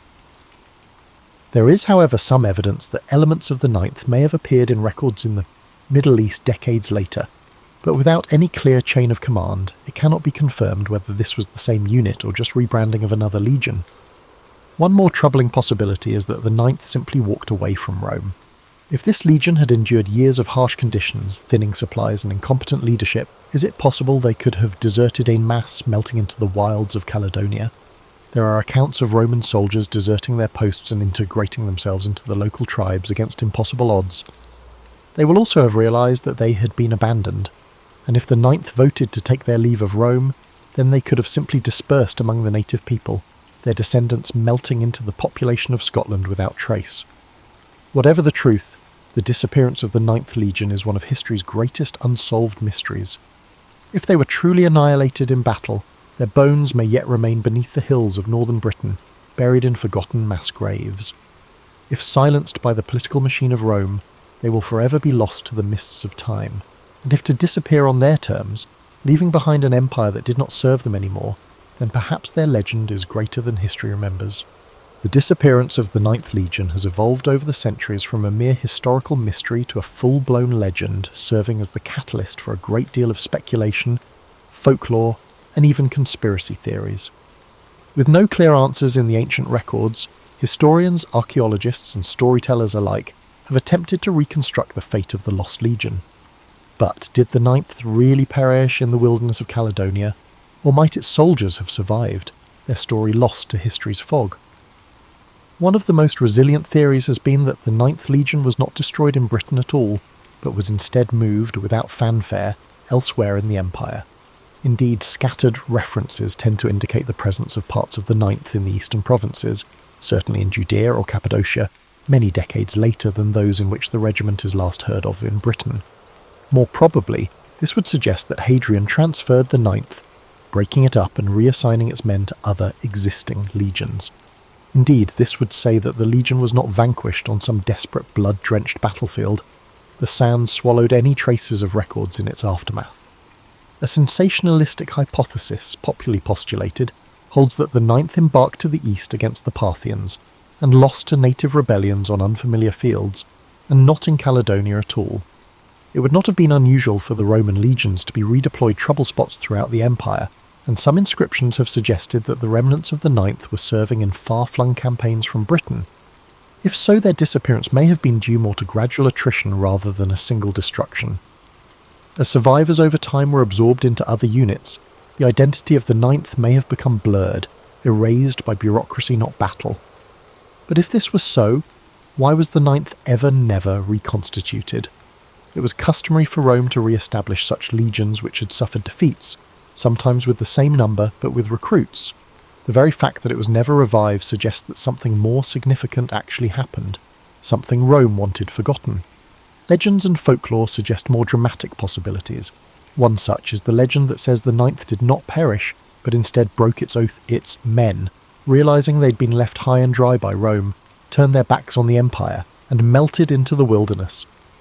The interpretation is partially based on a fact. Roman deserters were known to join barbarian society, even leadership in some instances. But if the Ninth did desert, might they not have been subsumed by the Caledonian or Pictish tribes, their armaments and knowledge of Roman tactics giving the natives a decisive advantage in future conflicts?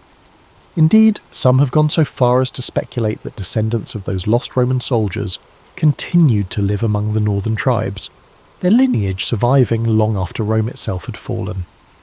This has been the inspiration for several works of fiction, most notably Rosemary Sutcliffe's novel The Eagle of the Ninth, where the remnants of the legion escape into the highlands, hiding amongst the tribes and keeping their Roman identity secret.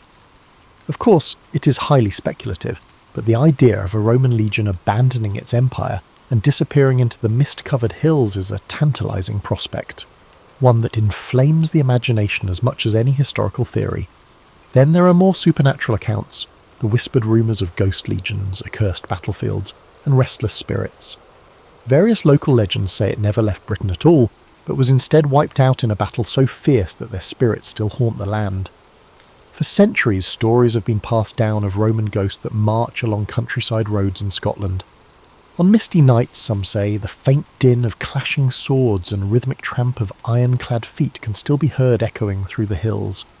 The truth of what happened to the Ninth Legion may never be fully revealed. Their bodies, if they were destroyed in battle, still lie buried beneath the earth of Scotland, awaiting archaeologists to find where they lie. If they were quietly reassigned, the last remnants of their history might be tucked away in forgotten inscriptions on crumbling Roman monuments. But had they run, were leaving Rome, beginning to reinvent anew, far up north, then this is a story not about vanishing but of reinvention, about the few who wanted more than to choose between liberty and empire, and by that choice would become the stuff of legends. Whatever the truth, the Ninth Legion is one of Rome's greatest mysteries, a shadow in the annals of history, a whisper of a force that once marched beneath the eagle standard, but whose fate is unknown. Its story stays out there in the fog, beyond the reach of certainty, waiting for those who would uncover the past. Centuries have seen both historians and archaeologists look through the Roman records, analyse ancient inscriptions and excavate various battle sites in Britannia in order to find evidence that might confirm the ultimate fate of the Ninth Legion. Yet the answer continues to elude them, a piece in a game of jigsaw, a tale half buried beneath the earth. The first known history of the Ninth Legion dates back to the time of Julius Caesar, who had raised this very legion during his Gallic campaigns in the 1st century BCE. Over time, records trace its movements across the empire from Hispania to Germania and finally to Britannia, playing a major role in suppressing the revolts and defending Roman rule. Yet, after 117 CE, its trail goes abruptly missing from history. For many years, the prevailing theory among scholars was that the Ninth ended its days in Britain, most likely in a catastrophic defeat at the hands of the northern tribes. This view had been apparently substantiated by what seemed to be the most relevant piece of evidence, a stone inscription found in Eburacum, modern York, dated around 108 CE, recording the Ninth Instation in Britannia. This has been the last sure notice of the Legion on British soil, yet no Roman sources actually report its destruction. And that begs a question. If the Ninth was wiped out, why is there no written account of its defeat? Rome was not at all shy about recording the deaths of legions. When the Teutoburg forest disaster of 9 CE led to the destruction of 3 Roman legions, it was well documented. For the Ninth, there is only silence. This silence has engendered other theories in which the Ninth was not destroyed in Britain, but moved elsewhere within the empire. Some other scholars believe that this could have been transferred to the eastern provinces, probably Judea or Cappadocia, to assist in conflicts against the Parthians or Jewish revolts. One inscription found in Nijmegen in the Netherlands suggests that some remnants of the Ninth were indeed there around 20 CE, but whether this constituted a detached unit or survivors from a previous campaign, nobody can be certain. And yet there is no definitive proof that the entire legion was ever redeployed elsewhere.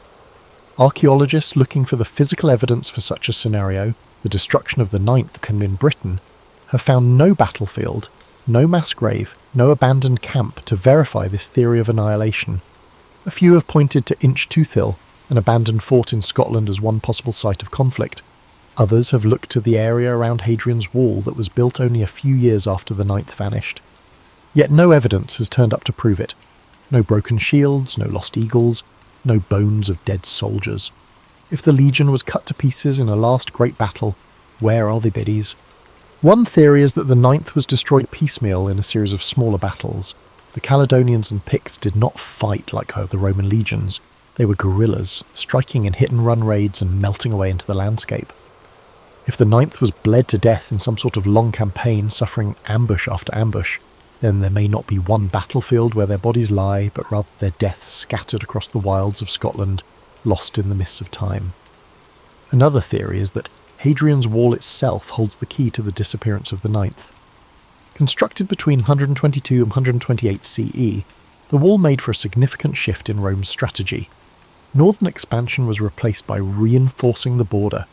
Some historians even feel this decision was based directly on the fate of the Ninth, as Hadrian himself realised that Caledonia was simply too dangerous to hold.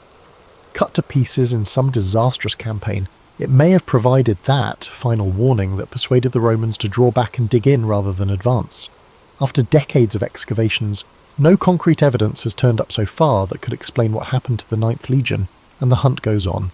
Archaeologists continue to trawl Britain's landscape for Roman weapons, mass graves, or inscriptions that just might bring the story into the sharpest view yet. Advances in satellite imaging and ground-penetrating radar in recent years have given researchers an unprecedented capability to map the sites of ancient battles in great detail. And it now raises the tantalizing prospect that one day a long-buried Roman battlefield will finally give up its secrets. For now, the Ninth remains one of history's greatest enigmas, a vanished force whose fate may never be fully uncovered. Were they slaughtered in the cold highlands of Caledonia, their bodies buried beneath the heather? Were they reassigned and forgotten, their legacy erased by Rome's shifting priorities? Or did they desert their post, choosing to disappear into the north and abandon the empire that had left them behind?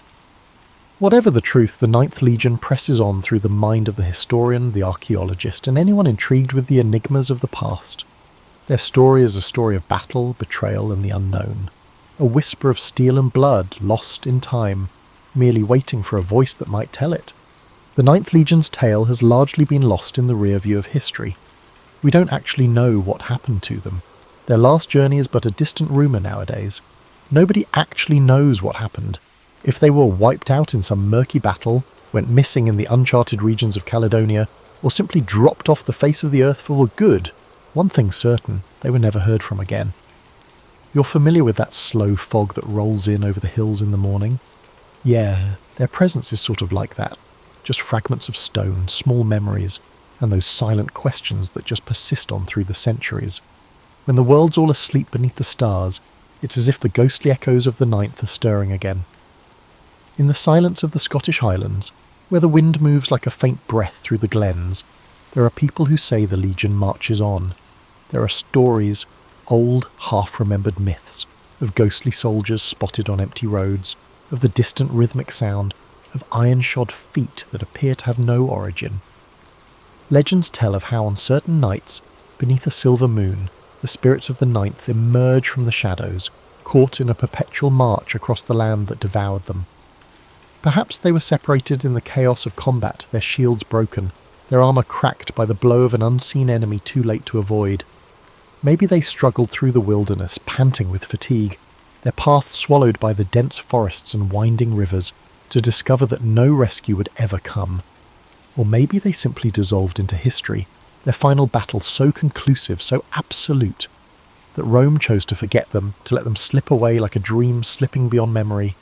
Yet even dreams leave a mark, as the Ninth has left its mark upon time itself. The silence of their vanishing is louder than any record, their absence taking up the space between the pages of history like the profound, soothing quiet before daybreak.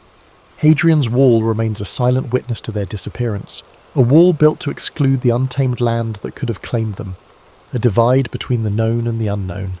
It remains there, steadfast against the winds that blow through it, a testament to an age still hidden in mystery. Though the fate of the Ninth Legion can never be fully disclosed, their myth survives. Their names are recalled in books, in whispers, in the minds of those who are drawn to the mysteries of history. Up in the still hills, where you can truly scent the earth and rain, and the rivers glimmer like liquid silver in the moon's light, the Ninth could still be roving about, not physically, but in memory, always walking the shadows of the ages. This concludes tonight's quest into the mystery of the lost Ninth Legion. But the past is replete with even more stories just waiting to be unearthed. The Cuban Missile Crisis didn't arise in a vacuum. It was the culmination of years of Cold War tensions, a time when the world seemed to teeter on the edge of uncertainty. Imagine, for a moment, the quiet hum of the post-war era giving way to the slow, steady march of ideological rivalry between the United States and the Soviet Union. This rivalry, like a deep and resonant drumbeat, echoed across the globe, shaping the landscapes of diplomacy and conflict alike. The United States, with its vision of democracy, and the Soviet Union, determined to spread communism, found themselves locked in a careful and delicate dance, their every move calculated, every gesture weighted with significance. By the early 1960s, this struggle had already seen pivotal moments, like the Berlin blockade and the Korean War, leaving an enduring imprint on the hearts and minds of millions. Then came 1959, a turning point that brought Cuba into sharp focus. The Cuban Revolution swept through the island like a soft but unrelenting wind, carrying Fidel Castro to power and replacing the Batista regime. Under Castro, Cuba aligned itself with the Soviet Union, transforming into a communist stronghold just 90 miles from American shores, a distance so short it might as well have been a whisper across the ocean. This proximity brought with it a quiet but undeniable unease, a tension that settled in the minds of US leaders like a lingering shadow. The hum of covert operations soon followed, culminating in the failed Bay of Pigs invasion in 1961. This misstep, like a ripple in still water, spread embarrassment for the Kennedy administration and deepened the chasm of mistrust between the US and Cuba. At the same time, Soviet Premier Nikita Khrushchev, ever watchful and calculating, saw an opportunity to exploit this growing divide. He began to weave a plan that would take full advantage of Cuba's location, creating a web of uncertainty and anticipation that seemed to stretch endlessly across the calm skies. As we linger in this moment of reflection, picture a world on edge yet still wrapped in quiet resolve. Let these images and thoughts drift gently through your mind, like leaves carried by a slow, steady current. The stage was set, each thread of tension delicately placed, weaving the intricate fabric of what would soon become one of the most dramatic and perilous moments in modern history. In the quiet skies of October 14th, 1962, something extraordinary unfolded, something that would ripple through time like a soft, endless wave. High above the peaceful landscapes of Cuba, an American U-2 reconnaissance plane glided effortlessly, its sleek form cutting through the stillness of the heavens. From its vantage point, the plane captured a series of photographs, silent yet profound, revealing a truth that would shake the world. Soviet missile sites, nestled discreetly amidst the lush and tranquil countryside, were under construction. These were no ordinary missiles. Their presence was like a whisper of something immense and dangerous, carrying with them the potential for devastation, capable of reaching the heart of the United States within mere moments. These medium and intermediate range ballistic missiles carried the weight of a silent, looming threat. The images, delicate and unassuming, were swiftly brought back to Washington, where they were met with a storm of hushed urgency and careful deliberation. Picture the scene as President John F. Kennedy and his advisors gathered in the stillness of the White House. The room was heavy with the quiet murmur of voices, each one low and deliberate as the photographs were laid out like puzzle pieces on a smooth, polished table. The gravity of the discovery hung in the air, a presence as tangible as the tick of a distant clock. Each second stretched slow and steady, like the rhythm of a deep and calming breath. As the advisors spoke, their words mingled with the ambient quiet, and the room seemed to hold its breath. It became clear that this was not just a military challenge, but a profound shift in the balance of power. The missiles in Cuba mirrored the US's own installations in Turkey, creating a precarious symmetry of threat that deepened the unease. This delicate balance, like a tightrope suspended above a chasm, demanded extraordinary care and calm. For a moment, close your eyes and imagine the scene. The soft rustle of papers, the distant hum of voices, and the unspoken tension that lingers in the air like a gentle mist. This was a time of reflection, a time when the world seemed poised on the edge of a decision that could change everything. Yet, amidst the tension, there was also a stillness, a fragile sense of order holding back the chaos beyond. As the president and his team weighed their options, the choices before them seemed infinite, like waves rolling gently onto a shore. Diplomacy, military action, or something in between, each decision carried the weight of an uncertain future. But for now, in this moment, let these thoughts settle, like leaves falling softly to the ground, as the story gently unfolds further into the night. In the days that followed the discover, the world seemed to move in slow motion, each moment drawn out as though the air itself had grown thicker, heavier. President Kennedy and his advisors, the Executive Committee of the National Security Council, often referred to as ExComm, met repeatedly in the quiet, reflective halls of the White House. Their discussions, careful and deliberate, centered on one pressing question: how to respond to this grave discovery. The choices before them were as weighty as the stillness that filled the room. One option was a military strike to destroy the missile sites, swift and decisive. Another was a full-scale invasion of Cuba, an action that would surely provoke a direct confrontation with the Soviet Union.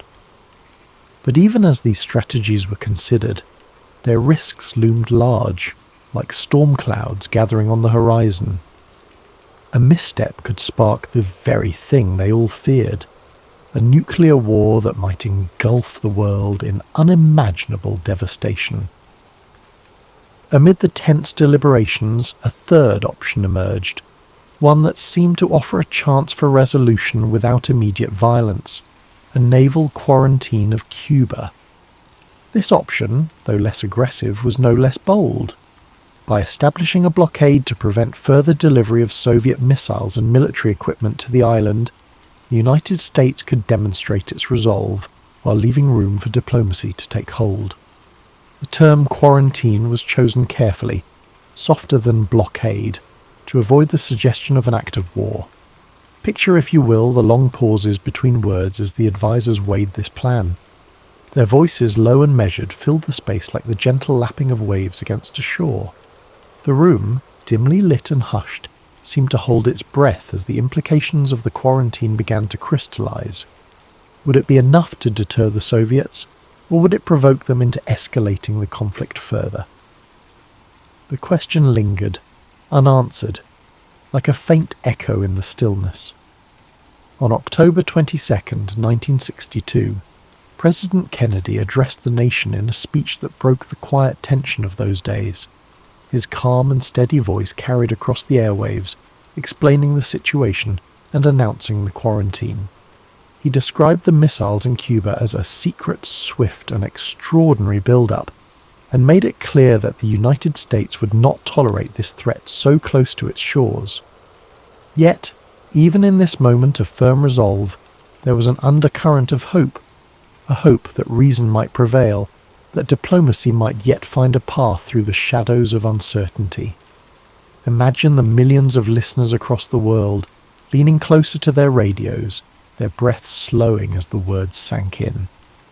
The quarantine was now in place, a quiet but firm line drawn in the waters around Cuba. The decision was made, yet the outcome remained unknown, hanging in the air like a gentle mist at dawn. As we move forward, let these thoughts rest gently in your mind, like whispers carried on a cool, soothing breeze as we drift deeper into this unfolding story.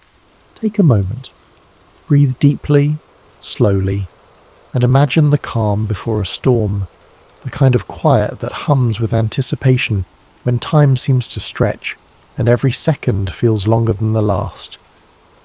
This was the atmosphere as the United States naval quarantine of Cuba went into effect on October 24th, 1962. The blockade was not just a line drawn in the water, it was a test of wills between two superpowers. American warships moved into position, forming a silent, steady wall in the ocean, ready to intercept any Soviet vessels attempting to deliver more missiles or military supplies to Cuba. These ships, though distant from the shorelines, carried with them the weight of a global audience's gaze as the world watched and waited, holding its collective breath. Far away in the stillness of the Kremlin, Premier Khrushchev faced his own moment of reflection. Soviet ships were already en route to Cuba, some carrying cargo that would challenge the blockade directly. Would they stop or press on? To retreat might signal weakness. To advance might spark open conflict. The tension was palpable, an invisible thread pulling tighter with each passing hour. Imagine the seas, vast and unyielding, their surface calm but concealing a profound sense of unease beneath. The American ships floated silently, their crews ready but motionless, listening to the soft rhythm of the waves and the low hum of the engines. Across the Atlantic, the Soviet vessels continued their approach, the space between them shrinking slowly, steadily, like the narrowing of a great and ominous gulf. Back in Washington, the ExCom held near-constant meetings, their discussions now carrying the gravity of the quarantine's first test. Reports from the blockade zone came in, each one met with careful deliberation. The tension in those rooms was thick, almost tangible, as though it might spill out into the world beyond. Every voice was measured, every pause significant, as the weight of their decisions pressed down like a blanket of still and heavy air. Then, on October the 25th, an eerie moment of calm arrived. The Soviet ships stopped just short of the blockade line. This pause, this single moment of restraint, was both a relief and a reminder of how precariously balanced the situation remained. Khrushchev sent a message proposing negotiations, a glimmer of light breaking through the clouds of uncertainty. For a moment, let your mind linger on this fragile quiet. Imagine the stillness of the ocean, the distant shapes of the ships, and the muffled sounds of calm activity on deck. It was a pause, but not yet a resolution, like the faintest hint of dawn before the sun begins to rise. As the world held its breath, the next moves remained uncertain, waiting to unfold with the slow and deliberate pace of history itself. Pause for a moment. Let the tension of the previous days fade, and allow yourself to sink into this pivotal chapter, a time when words, not weapons, became the instruments of a potential resolution. As the blockade held firm and Soviet ships paused in their advance, the crisis shifted from the oceans to the realm of communication. It was now a battle of letters and messages, where every word carried the weight of the world. On October 26th, Premier Khrushchev sent the first of 2 letters to President Kennedy. It was a message of emotion and urgency, filled with words that seemed almost pleading, like whispers carried on a breeze. Khrushchev proposed a resolution. The Soviet Union would withdraw its missiles from Cuba if the United States would promise not to invade the island. The tone was personal, almost vulnerable, as if Khrushchev sought to reach Kennedy not as an adversary, but as a fellow human standing on the precipice of disaster. The next day, however, brought a second letter, different in tone, harsher, more calculated. This one demanded that the United States also remove its Jupiter missiles from Turkey, an escalation that added a new layer of complexity to the already delicate negotiations. These letters, arriving like waves in succession, left Kennedy and his advisers navigating treacherous waters. Which message represented Khrushchev's true intent? Was this a sincere offer or a ploy to gain an upper hand? In the stillness of the White House, Kennedy and the ExCom deliberated late into the night. Their discussions were careful, deliberate, each word spoken slowly, as if to avoid disturbing the fragile balance they were trying to maintain. The question lingered in the air like the soft echo of distant footsteps. How could they accept the first offer without appearing weak, while also avoiding a direct confrontation that might spiral into war?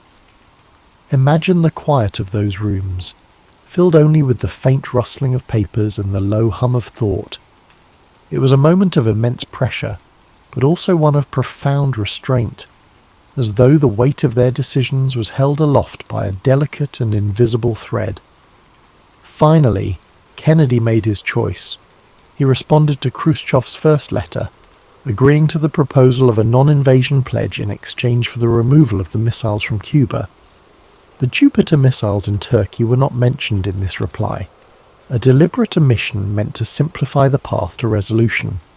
At the same time, Robert Kennedy, the President's brother and Attorney General, quietly met with Soviet Ambassador Anatoly Dobrynin to discuss the removal of the Turkish missiles as a separate, unofficial arrangement. As the letters were exchanged, the world waited in silence.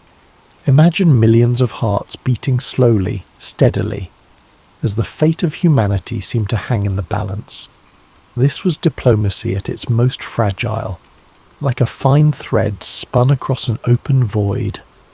And yet, in that fragility, there was also hope, a faint but growing light at the end of a long and shadowed tunnel. Let this, though, drift gently through your mind as we move toward the final chapter of this remarkable story, where the crisis finds its resolution and the world begins to exhale. As the sun rose on October 28, 1962, the world awoke to a glimmer of relief. Premier Khrushchev announced that the Soviet Union would dismantle and remove its missiles from Cuba.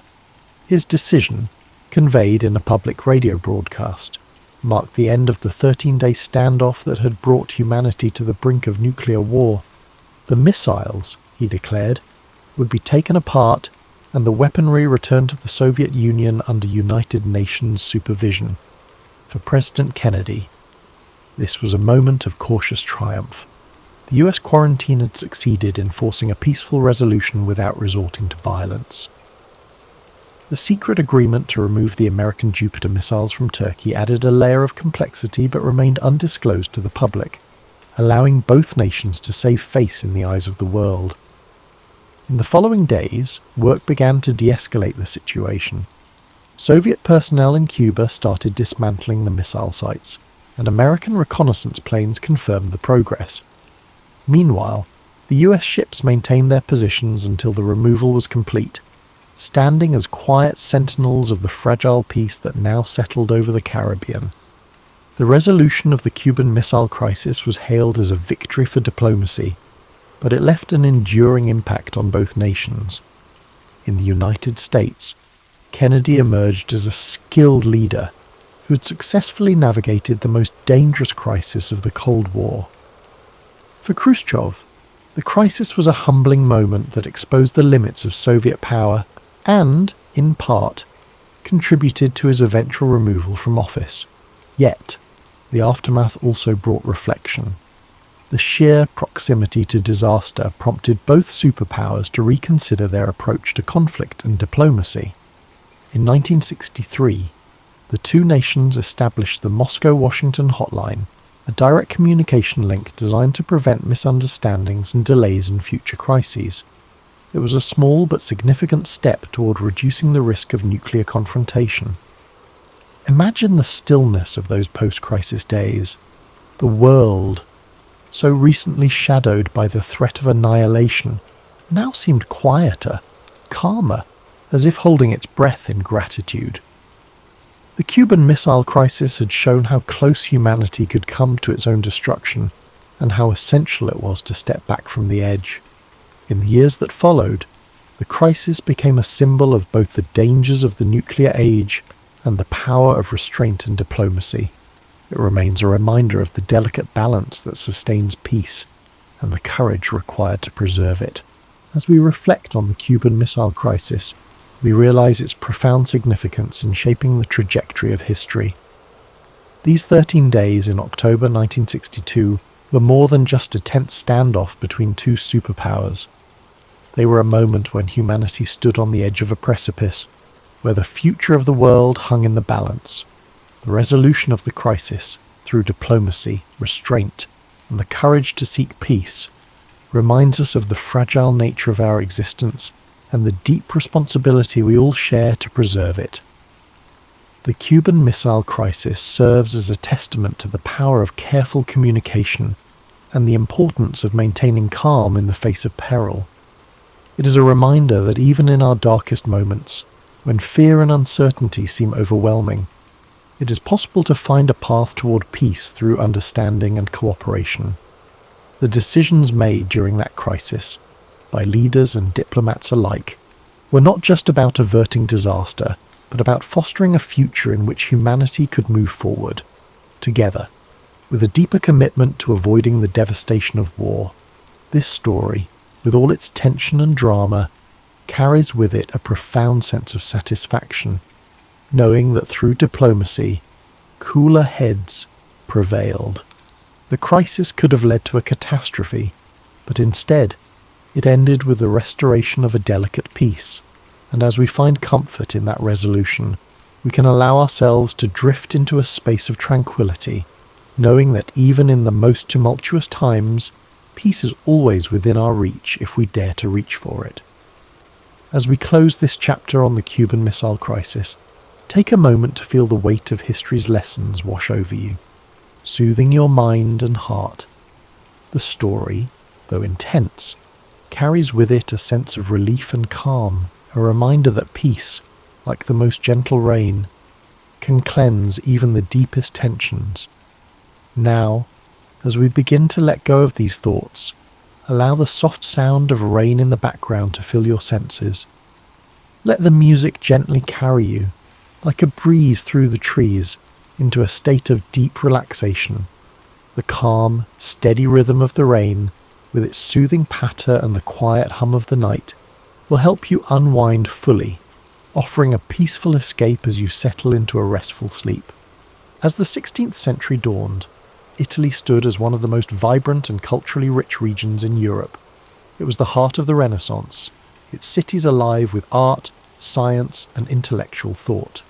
Yet beneath this brilliance lay a fragmented political landscape that would spark decades of turmoil. Unlike the unified kingdoms of France and Spain, Italy was a collection of fiercely independent city-states and kingdoms, each vying for dominance. From the maritime might of Venice to the artistic hub of Florence, from the papal states wielding both spiritual and temporal authority to the militarized Duchy of Milan, the Italian peninsula was a patchwork of ambition and rivalry. This division made Italy uniquely vulnerable. The city-states frequently clashed over territory and trade routes, expending resources and forming unstable alliances. Instead of uniting against external threats, they often sought outside powers as allies in their internal disputes. France, Spain, and the Holy Roman Empire, each with their eyes on Italy's wealth and strategic importance, were quick to exploit these divisions. To them, Italy was not just a cultural treasure trove, it was a gateway to greater influence in Europe and the Mediterranean. Adding to this complex web of politics was the immense power of the papacy. Popes of this era were not merely religious leaders, but political figures deeply involved in Italy's affairs. They negotiated alliances, raised armies, and often pursued personal and familial ambitions under the guise of defending Christendom. The Church's wealth and land holdings made it a significant player in the power struggles that shaped the region. Popes like Alexander VI and Julius II used their positions to influence the balance of power, turning Rome into both a battleground and a prize. The Renaissance further heightened the stakes. Italian cities were not only politically and economically important, they were also cultural beacons. The competition among states to sponsor the greatest artists, thinkers, and architects added another layer of rivalry. Florence became synonymous with innovation, Venice dominated trade, and Milan built its reputation on military strength and strategic alliances. These states, despite their brilliance, often overestimated their ability to control the forces they unleashed when inviting foreign powers to intervene in their disputes. The spark that ignited the Italian wars came in 1494, when Charles VIII of France, claiming a dynastic right to the Kingdom of Naples, marched his army across the Alps. His invasion was the result of years of political manoeuvring and alliances gone awry. Florence, Naples, and Milan had all played roles in drawing France into Italian affairs, hoping to use Charles's ambitions to their advantage. Instead, they unleashed a force far greater than they anticipated. The French army, with its modern artillery and disciplined soldiers, overwhelmed local defences, setting off a chain reaction that drew in Spain, the Holy Roman Empire, and eventually even the Ottoman Empire. The Italian wars were not a single conflict, but a series of battles and campaigns lasting over 6 decades. They were fought not just for territorial control, but for dominance over Europe itself. Italy became the battleground where the ambitions of France, Spain, and the Holy Roman Empire clashed, with Italian city-states caught in the middle. The fragmented nature of the Italian peninsula, once a source of cultural diversity and wealth, now became its greatest vulnerability. As you reflect on this intricate political landscape, imagine the bustling cities of Renaissance Italy, filled with life and brilliance, yet shadowed by uncertainty. Picture the delicate balance of power, like a fine thread stretched too tightly, waiting to unravel. Let the rhythm of this story settle over you, its complexity and beauty easing your mind as you relax further into a state of calm. The first act of the Italian Wars began in 1494 when Charles VIII of France launched his invasion of Italy, claiming his dynastic right to the Kingdom of Naples. This campaign marked the first time a major European power would openly stake its claim to Italian lands, setting off a chain reaction that would embroil the continent in conflict for over 60 years. The decision to invade was driven by a combination of ambition, opportunity, and the fractured political state of Italy itself.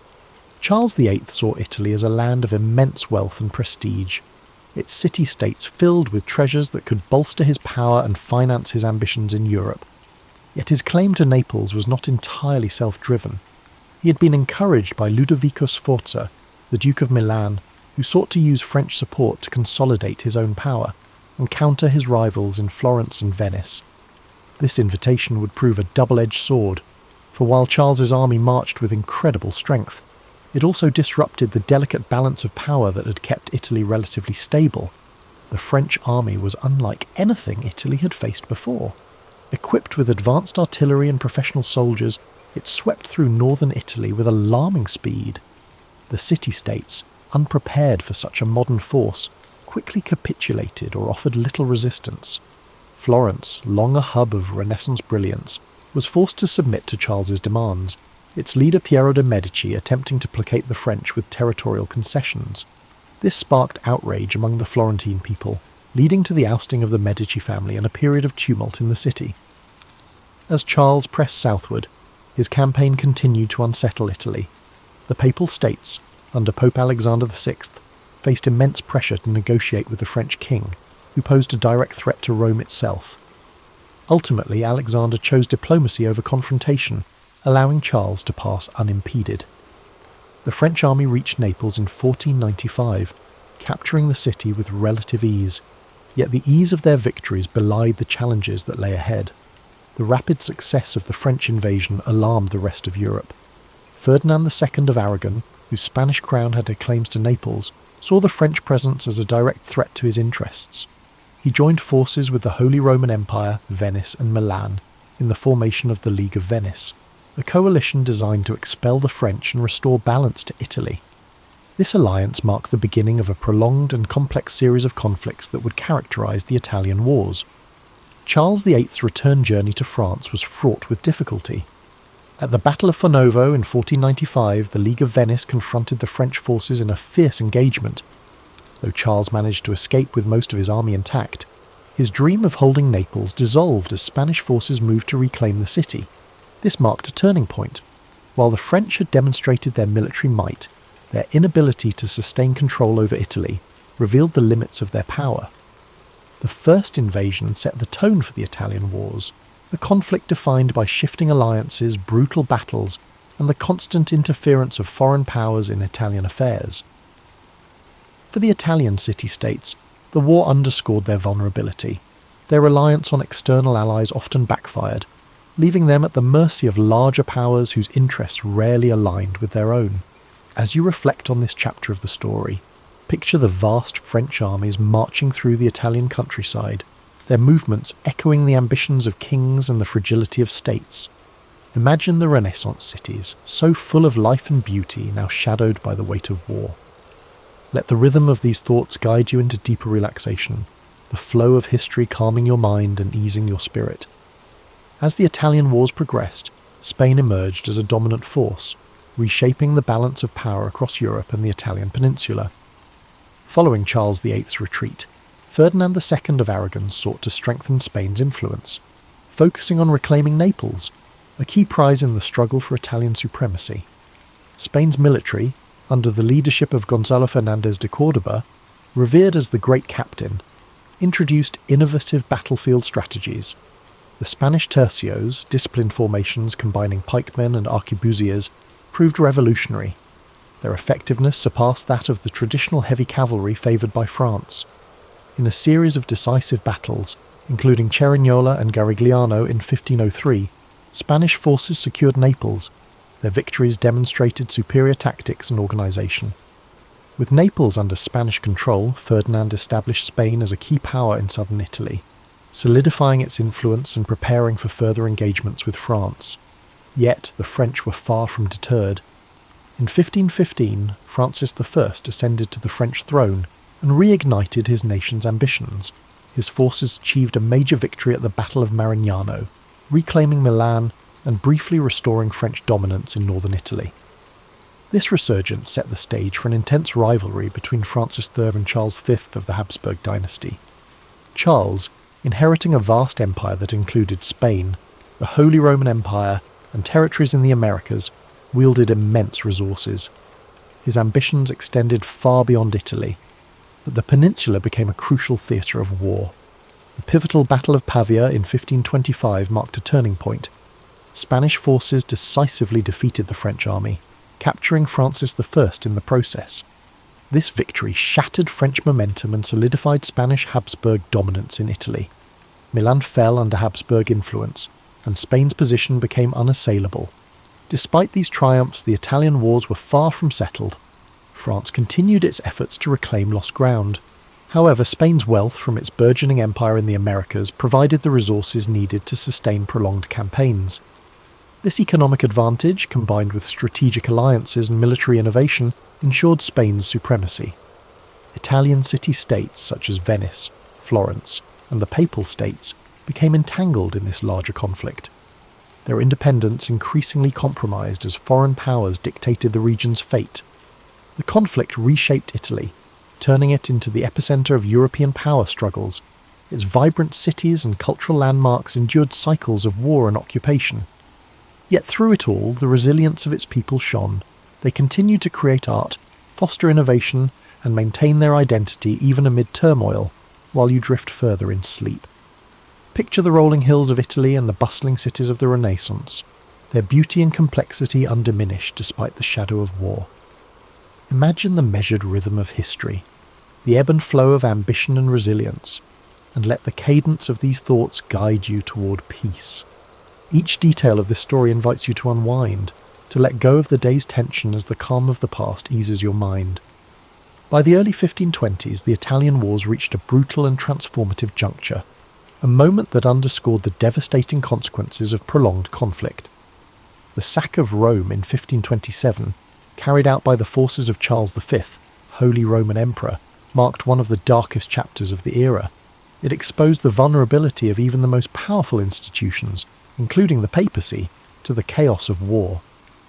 This catastrophic event was not entirely planned.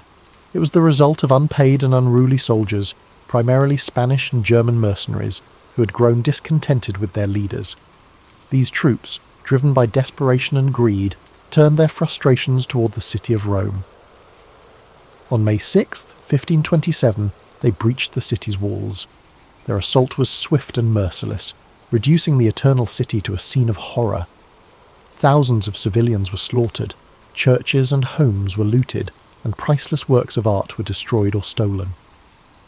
The Pope himself, Clement VII, was forced to seek refuge in the Castel Sant'Angelo, where he remained under siege for months. The sack of Rome sent shockwaves throughout Europe. It demonstrated that no city, no matter how revered or powerful, was immune to the ravages of war. This act of violence shattered the image of the Holy Roman Empire as a protector of Christendom. Instead, it revealed the unpredictable nature of power struggles when greed and chaos overtook strategic planning. The symbolic heart of Catholicism had been desecrated, leaving a lasting scar on the Italian wars and a sobering reminder of the stakes involved. The fallout from this event led to a re-evaluation of alliances and power dynamics. The Pope, who had previously aligned with France and other anti-Habsburg factions, was forced to reconcile with Charles V. This uneasy alliance reshaped the political landscape of Italy, placing the papacy firmly under Habsburg influence. For the French, the sack represented another setback in their ambitions to dominate Italy. The devastation of Rome weakened their potential ally, leaving them increasingly isolated in the conflict. As the dust settled, the sack of Rome came to symbolize the broader toll of the Italian wars. The conflict had begun as a battle for territorial control, but it had evolved into a far-reaching struggle that disrupted the cultural, economic, and political fabric of Italy. The Renaissance ideals of beauty, innovation and humanism were overshadowed by the relentless march of armies and the ambitions of rulers. Even amid this devastation, Italy's resilience persisted. The people of Rome began to rebuild their city, reclaiming their identity and striving to restore its former glory. Artists, writers and thinkers carried forward the flame of the Renaissance. Their works a testament to the enduring spirit of a land caught in the crossfire of history. As you look back on this pivotal moment, imagine the quiet streets of Rome after the storm, the strength of its people as they turned chaos into renewal. Let these thoughts ease your mind, and the flow of history soothe your spirit as you drift into deeper relaxation. The story of the sack of Rome reminds us that even in the darkest times, recovery and renewal are possible. The Italian wars, though technically concluded with various treaties and shifting allegiances, left Italy deeply fragmented and politically unstable. By the late 16th century, the city-states that once flourished during the Renaissance had been absorbed by the larger European powers or reduced to minor players in the geopolitical theatre. The outcome of the wars had profound consequences, not only for Italy, but for the balance of power across Europe. After the sack of Rome in 1527, the political situation in Italy grew more complicated. The papacy, weakened and diminished in prestige, was now firmly under Habsburg influence. Pope Clement VII, despite his earlier resistance, was forced to sign a peace treaty with Emperor Charles V, marking the start of a period of Habsburg dominance in Italy. The French, now dealing with internal turmoil and an empire stretched thin, were no longer able to exert as much influence over Italian affairs. Milan, once a powerful independent duchy, had fallen under Habsburg control following the French defeat at Pavia and the subsequent Treaty of Madrid. Similarly, Naples and other southern Italian regions were now under Spanish rule. Venice, though still a powerful republic, found itself increasingly isolated, unable to maintain its former influence in the face of Habsburg and French competition. Florence, once the heart of the Renaissance, experienced a dramatic shift in power. The Medici family, exiled during the wars, were restored to power with the help of the papacy and the Habsburgs. Under their rule, Florence became a duchy, ending its Republican era and cementing Medici control. This marked the end of an era for the city, which had once been a beacon of artistic and political independence. The fragmentation of Italy was not only political but cultural. The wars had disrupted the flow of ideas and artistic movements that had flourished during the Renaissance.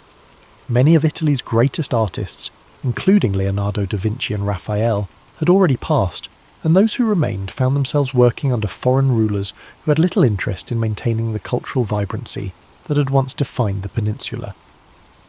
The wars also set the stage for future conflicts. The power vacuum left in Italy, coupled with the continuing rivalry between France and Spain, ensured that Italy would remain a battleground for European ambitions well into the 17th century. The Italian states, once autonomous and rich in their diversity, had been transformed into pawns in a larger game of European politics. Yet, even in the aftermath of destruction and division, Italy's identity remained intact. The Renaissance had planted seeds of intellectual, artistic and scientific achievement that would continue to influence the world long after the wars had ended. Italy's cities, though scarred by years of warfare, would eventually rise again, fueled by the legacy of those who had once shaped the course of history. As you reflect on this final phase of the Italian wars, picture Italy, its cities, landscapes and people, rebuilding in the wake of centuries of conflict. Let these thoughts soothe your mind, the quiet endurance of a nation marked by the passage of time. Feel the ebb and flow of history calm your spirit, as the struggles of the past slowly fade into the background, leaving only peace. As we bring this story to a close, it's important to summarise the deep legacy left behind by the Italian wars. Though the wars themselves were marked by conflict, power struggles and shifting allegiances, Italy's resilience and cultural spirit endured beyond the violence. The wars may have fragmented the peninsula politically. However, the intellectual, artistic and cultural achievements that flourished during the Renaissance would continue to shape the world for generations to come. The devastating toll of the wars, especially the sack of Rome and the subsequent political upheavals, left visible scars on Italy's landscape. But even in the midst of destruction, Italy's cities, its people, and its rich cultural heritage would rise again. Florence, Venice, Rome, and Milan though under foreign rule, maintained the essence of their identity, always connected to their storied past, and each continuing to contribute to the broader European narrative. As you lie back and reflect on this powerful chapter in history, allow yourself to feel the weight of time, the rise and fall of empires, the rebuilding of cities, and the ever-present determination of the people. Imagine the sun setting gently over the Italian hills, the soft whisper of the wind as it sweeps over the ancient streets, a reminder of both struggle and renewal. It's easy to be caught in the frenzy of the world around us, but history has a way of slowing us down, letting us reflect on the cyclical nature of life, conflict, and peace. Let the story of the Italian wars be a reminder of resilience, of the strength it takes to overcome adversity, and of the beauty that rises from the ashes. Now, as we transition to the peaceful sounds of rain and soft melodies, let your mind settle into the rhythm of nature, allowing the soothing sounds to wash over you, easing you into a deep and restful sleep. When people today imagine King Arthur, they often picture a gleaming throne room in a fairy tale castle, yet the earliest roots of the legend trace to a far grittier era, sub-Roman Britain, roughly the 5th or 6th century. The Roman legions had withdrawn, leaving behind roads, ruins of villas, and a power vacuum that invited waves of Saxon incursions. Into this turmoil stepped local warlords, tribal chieftains, and self-styled kings who fought to protect fragmented territories. If a historical Arthur existed, he likely emerged from this violent mosaic of clan rivalries and shifting alliances. In the centuries after Rome's departure, Britain lacked a unifying government. Pockets of Romano-British aristocrats clung to vestiges of imperial culture. Fortified hilltops bristled with wooden palisades, inhabited by leaders who tried to hold on to what remained of civilized trade and technology. Meanwhile, coastal regions faced constant raids from across the North Sea. Archaeological evidence, such as the ruins of Tintagel in Cornwall, hints at a region influenced by the Mediterranean goods even while local power struggles raged. Amid these unsettled conditions, a figure sometimes identified as Arthur may have gained a following by leading successful defensive campaigns. Early medieval sources, like the Annales Cambriae, mention battles associated with him, especially a crucial victory at Mount Badon. Yet the historical record is thin, names get jumbled, timelines blur, and Arthur may have originally been a title, not a personal name. What survived from this period were oral traditions among Celts, who revered warrior heroes capable of uniting fractious tribes. These seeds eventually took root in Welsh poetry, with references to an Arthur known for both prowess and moral leadership. Bards recited tales that blended real events with mythic flourishes, ensuring that Arthur's reputation grew. Over time, as monastic scribes copied legends into Latin, they combined folk memory with pious invention. By the 9th or 10th century, Arthur's presence in Welsh heroic cycles was well established. A champion blessed by Providence, who protected his people from heathen invaders. Yet it wasn't until Geoffrey of Monmouth's famous 12th century work, Historia Regum Britanniae, that Arthur attained sweeping recognition. Geoffrey's narrative, while often dismissed as fanciful by modern historians, reshaped Europe's perception of the British Isles. He wove older Celtic traditions together with his own creative additions, describing how Arthur inherited the throne, subdued rebellious nobles, and even marched an army into Gaul. And nobles across medieval Europe treated Geoffrey's account as quasi-history, as they searched for genealogical links to Arthur's greatness. Thus, the once shadowy war leader of sub-Roman Britain morphed into a medieval monarch with global renown. A key reason for Arthur's enduring appeal lies in the tension between the harsh realities of sub-Roman warfare and the later romantic veneer applied to his legend. One hand, the real context was likely bleak, characterised by small wooden forts on the wind-swept hillsides, retinues of spearmen, and precarious alliances that often changed on a whim. On the other, Arthur's story evolved into an ideal of chivalry, complete with jousts, castle halls, and elaborate courtly love. This duality resonates even now. We want to believe in a leader who transcended the everyday violence, forging a realm of justice and unity. Curiously, the early glimpses of Arthur do not include references to objects like the Holy Grail or images of a magical sword bestowed by a lake-dwelling enchantress. These elements arrived later, grafted onto the tradition as the medieval writers sought to marry indigenous British myth with Christian symbolism. The original tales likely focused on victories, feasts, and the hero's final stand rather than mystical relics. The deeper spiritual dimension, emphasizing moral quests and the search for divine grace, would come with the romances penned in subsequent centuries. Still, one thread remains consistent. Arthur is portrayed as a unifier who rallied disparate peoples. Britain's western regions, from Wales to Cornwall, claimed him as their champion. Even the name Arthur suggests resonance with the Welsh word for bear, a totemic animal symbolising strength. As Saxon influence spread, nostalgia for a time when the Britons had a heroic protector grew. Oral storytellers carried that longing forward, layering each retelling with new wonders. Thus, the stage was set for King Arthur to emerge as both a mirror for the past and a beacon for the future. From a realm battered by raiders, a figure, real or semi-legendary, rose to claim the people's imagination. Long before Camelot became the shining castle of romances, there was likely a rough wooden hall on a rainy British hilltop where a leader called Arthur once rallied his men. Over the centuries, that leader's memory would transform into a tapestry of epic battles, courtly grace, and moral ideals that still captivates us. Though Geoffrey of Monmouth's work gave Arthur a grand historical sweep, the French and Anglo-Norman poets of the 12th and 13th centuries fused that chronicle-based narrative with the ethos of chivalry. Writers such as Chrétien de Troyes introduced knights on quests, enchanting ladies, and moral challenges far beyond the blunt tribal warfare of sub-Roman Britain. It was in these romantic verses that King Arthur's court, Camelot, crystallised in the medieval mind as an epicentre of refinement and virtue. Camelot was more than a single castle. It symbolised an ideal realm at a time when feudal Europe was grappling with violent feuds and knightly rivalries. Within Arthur's kingdom, courtesy and valour reigned supreme, anchored by the notion that knights should uphold justice, protect the weak, and respect the sovereignty of the church. This moral code was never a given. It emerged gradually as poets reimagined the old warlord Arthur into a wise king who presided over the Round Table. The Round Table itself was a powerful metaphor for equality among his knights, a stark contrast to the real feudal hierarchies that often hinged on exploitation.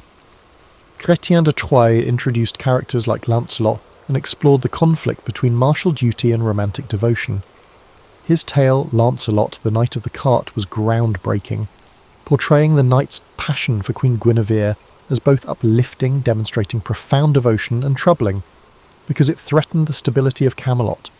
This tension, blending loyalty and forbidden love, gave Arthurian lore a new psychological depth. Suddenly, the king's authority faced internal strain, not just external wars. In parallel, Welsh traditions developed their own sets of Arthurian tales, known collectively as the Mabinogion, replete with magical hunts, shape-shifting creatures, and cryptic references to old Celtic deities.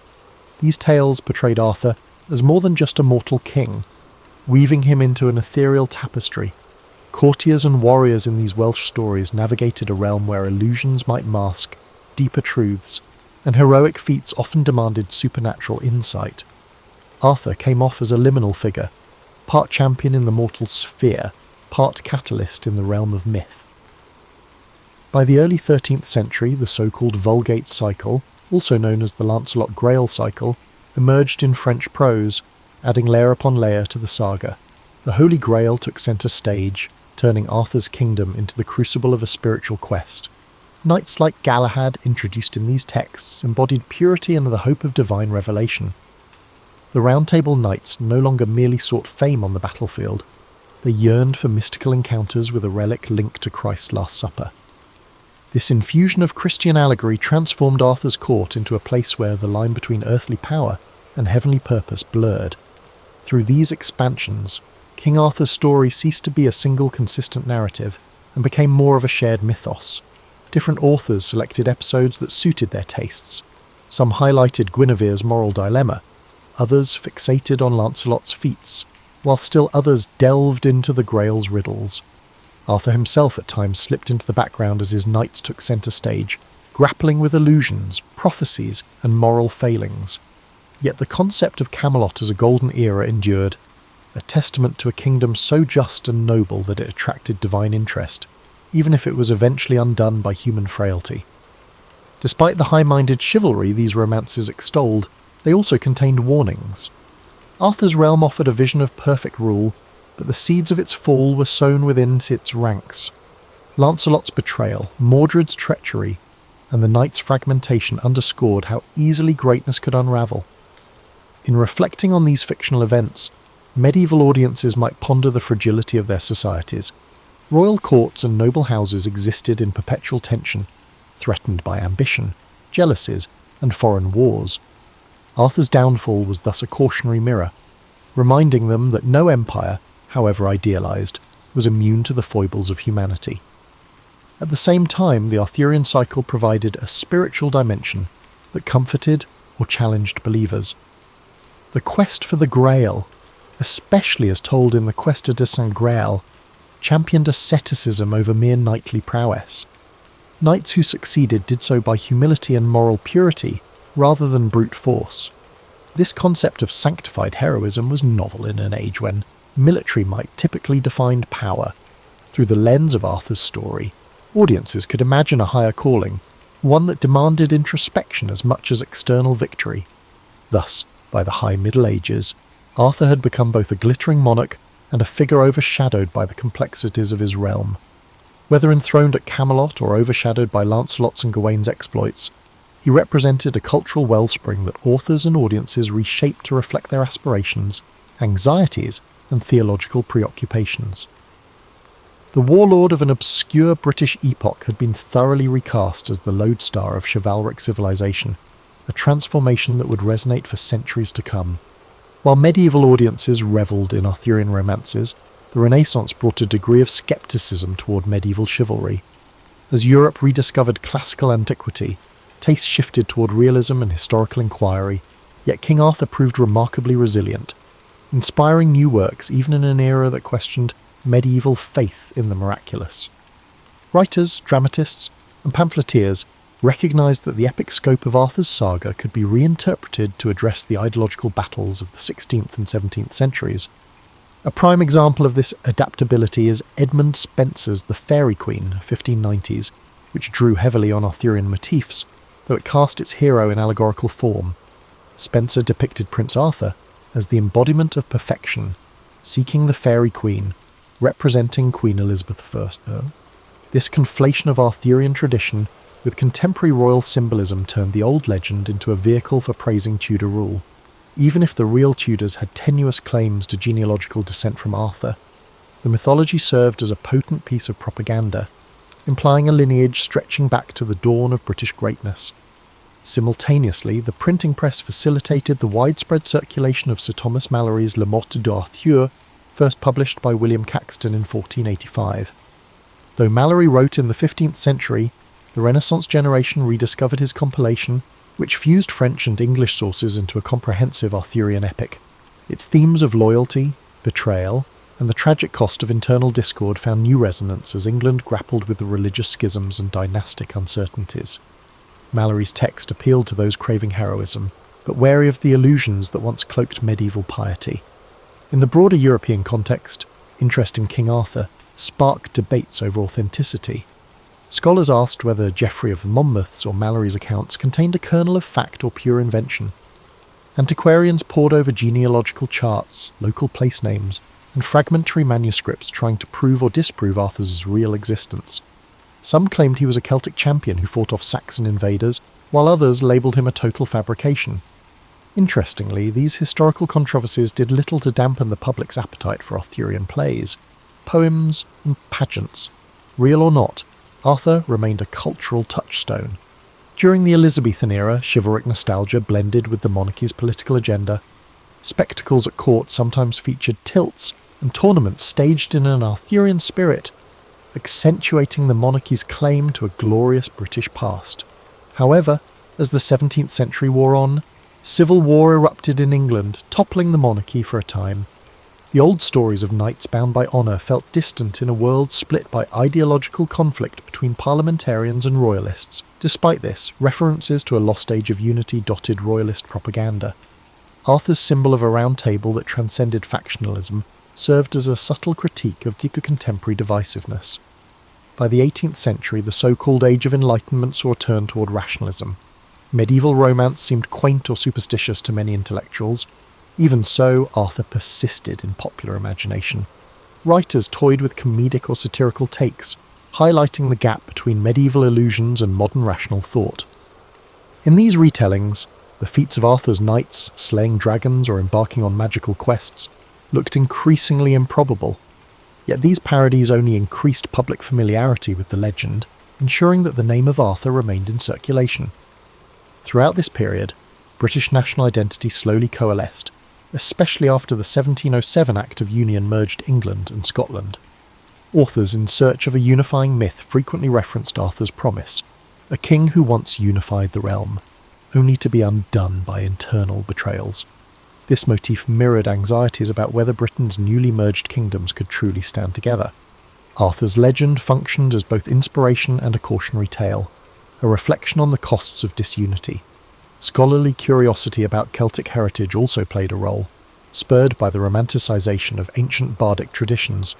Researchers scoured Welsh, Breton, and Cornish folklore, curious to find evidence that might clarify Arthur's historical basis. Sometimes researchers would weave fragments of old poems or place-name legends into rational arguments about Arthur's possible birth date, or the location of specific battles.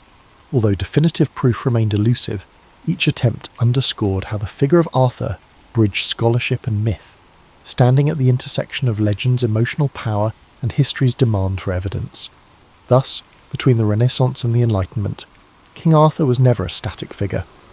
He became a mirror for each era's hopes, illusions, and debates about monarchy, unity, and cultural identity. Whether cast as a courtly knight, a symbolic ancestor of present rulers, or a relic of superstition, Arthur retained the ability to inspire, provoke, and challenge. By the dawn of the Romantic era, he was poised for yet another grand revival, this time in poetry and the emerging novel form, ensuring his endurance for centuries to come. The Romantic movement of the late 18th and early 19th centuries embraced medievalism with gusto, seeking inspiration in distant ages perceived as more authentic and emotionally resonant. King Arthur's lore fit perfectly into this artistic wave. Writers such as Sir Walter Scott wove chivalric elements into historical novels, while lesser-known poets invoked Arthurian motifs to evoke the sublime and the melancholic. Crucially, this period saw a reimagining of the Arthurian legend, not just as a national myth, but as a repository of human longing and natural wonder. The Romantics valorized medieval ruins, folk ballads, and the sense that modern industrial society had lost contact with deeper truths. In this context, Arthur's court represented a realm where honour and beauty reigned, untainted by mechanized progress. Landscapes, misty moors, ancient stone circles, hidden lakes, acquired near mystical qualities, frequently associated with tales of Arthur's final departure for the Isle of Avalon. Paintings of the era depicting Guinevere or the Lady of Shalott combined lush colour and a dreamy atmosphere to create a longing for an irretrievable past. Perhaps the most significant revivalist during the Victorian age was Alfred. Lord Tennyson, whose Idylls of the King, published between 1859 and 1885, cast Arthur as a moral exemplar struggling against the corruption within his realm. Tennyson's verse soared with idealism yet carried an undercurrent of disillusion. In his hands, Camelot became a metaphor for Victorian Britain's aspirations, empire, technology, and moral righteousness, while the knight's failures reflected the era's anxieties about hypocrisy and social decay. The story of Lancelot and Guinevere became a tragic testament to human vulnerability, overshadowing the earlier illusions of gallantry. Tennyson's work was no mere literary exercise. It shaped Victorian cultural consciousness. Stained glass windows, tapestries, and even Arthurian architectural motifs sprang up in wealthy homes and public buildings, all referencing Arthurian scenes. Critics lauded Tennyson for elevating the legend to a moral epic, while detractors argued that he sanitized the more raw or ambiguous aspects. Nonetheless, Idylls of the King remained wildly popular, reinforcing the notion that Arthur's tale offered moral guidance for a modern age. Even Queen Victoria reportedly admired Tennyson's interpretation, seeing in Arthur's struggle a reflection of her desire to maintain moral authority in a changing world. Outside poetry, the arts and crafts movement, led by figures like William Morris, found in Arthurian romance an antidote to industrial mass production. Morris's designs, from wallpapers to bookbindings, invoked the swirling lines and medieval patterns reminiscent of illuminated manuscripts. He even wrote his own Arthurian-based works. For Morris and his circle, the legend represented a craftsmanship ethic and a sense of community lost to factory labour. Decorating one's home with Arthurian motifs hinted at a quest for authenticity in an increasingly mechanised society. Across the Channel, French and German intellectuals took note of this English fascination, translations of Tennyson circulated, and cultural salons discussed the universal quality of the Arthurian myth, a noble ruler undone by betrayal and human weakness, a reflection on how the grandest visions can collapse from within. The story of a once cohesive realm fracturing resonated broadly in a time marked by revolutions and the unification of states like Italy and Germany. Yet the more the Victorians idealised Arthur, the more some critics pushed back. Realist authors found the legend archaic. They lampooned the knights as naive dreamers or castigated the romantic obsession as escapism, ignoring pressing social issues like poverty and inequality.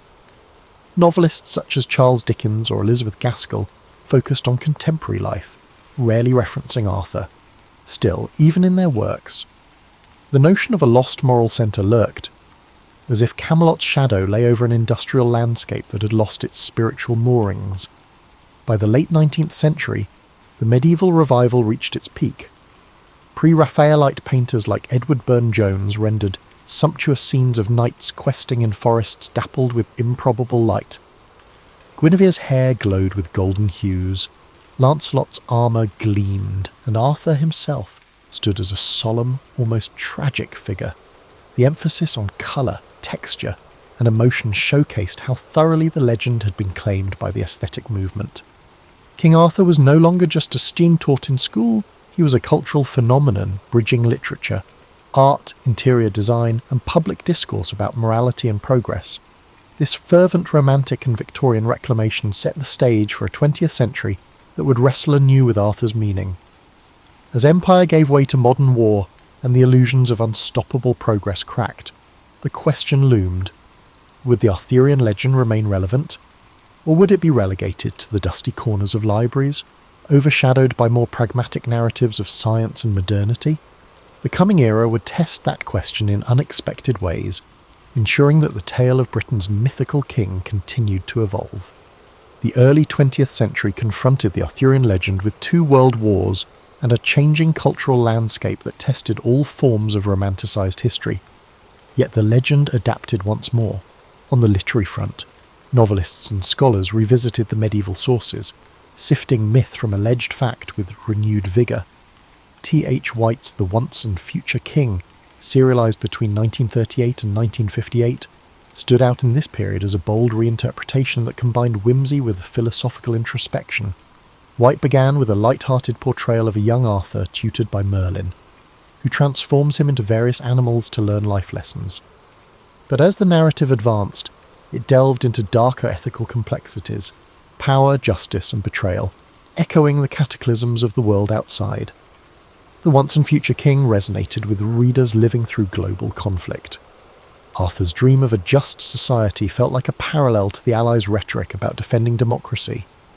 The tragedy that befalls Camelot, particularly the moral struggles of Lancelot and the heartbreak of Guinevere, reflected a broader disillusionment. Even noble intentions can unravel under the strain of ambition or human fallibility. White's comedic touches balanced these weighty themes, allowing the novel to remain accessible to a wide audience. Critics praised his ability to weave personal growth, political ideology, and mythic grandeur into a single tapestry. Academic circles also turned a fresh eye toward Arthur's historical underpinnings. Archaeologists launched digs at sites like Cadbury Castle in Somerset, some identifying it with Camelot, and uncovered evidence of a significant 5th or 6th century fort. Although no definitive proof of an Arthur materialised, the findings hinted at the possibility of a powerful chieftain operating from a stronghold in that region. Meanwhile, historians re-examined sub-Roman texts, searching for references to a figure commanding battles against the Saxons. While no conclusive identity was pinned down, a measured stance emerged. Perhaps an actual war leader existed, whose memory, amplified by oral tradition, evolved into legend. Cinema followed with its portrayal. In 1953, Knights of the Round Table, starring Robert Taylor and Ava Gardner, showcased a Technicolor Camelot brimming with courtly spectacle and florid romance, continuing the tradition of a shining Arthur. But in the late 20th century, filmmakers occasionally tried grittier approaches. John Boorman's 1981 film Excalibur combined stylized visuals with raw violence, depicting a more primal medieval setting. Merlin, played by Nicol Williamson, stole scenes with cryptic monologues about fate, while the blossoming and decay of Camelot took on an almost hallucinatory quality. Audiences were jarred by the film's blend of gore, mysticism, and grandeur. Critics either applauded its boldness or found it excessive, but it certainly broke with the genteel Arthur of earlier screen adaptations. Meanwhile, pop culture began to incorporate Arthurian references beyond the realm of cinema. Monty Python's 1975 comedy Monty Python and the Holy Grail lampooned the legend in irreverent style, featuring coconuts in lieu of horses and absurd misadventures. Despite, or perhaps because of, its silliness, it became a cult classic, proving that Arthur's story could be subverted for comedic effect without losing audience interest. Even in parody, the core elements, Galahad, the Grail Quest, the Round Table, remained recognisable. This comedic distance from the old texts underscored how deeply Arthur's image had embedded itself in Western consciousness. In literature for younger readers, Mary Stewart's The Merlin Trilogy reimagined the wizard's perspective, grounding the magic in psychological realism and meticulously rendered British geography. Stewart minimised overt supernatural events, preferring to show how illusions or cunning might be perceived as sorcery in a credulous age. Stewart's strategy tapped into the mid-century desire for historical fantasy, effectively connecting a realistic Roman-British setting with the mythical aspect of Arthur's ascent. By the dawn of the 21st century, the legend was a global phenomenon. Writers from diverse backgrounds introduced new vantage points. Some retold Arthur's story from the viewpoint of Morgan Le Fay, or other female figures marginalised in older narratives. Others transposed it into futuristic or dystopian settings, using the Arthur's motif to explore power and identity in contexts far removed from medieval Britain. Thus, King Arthur's world became a mirror for contemporary concerns, reaffirming the legend's agility. A curious outcome of all these reinterpretations is that none seem to diminish Arthur's draw.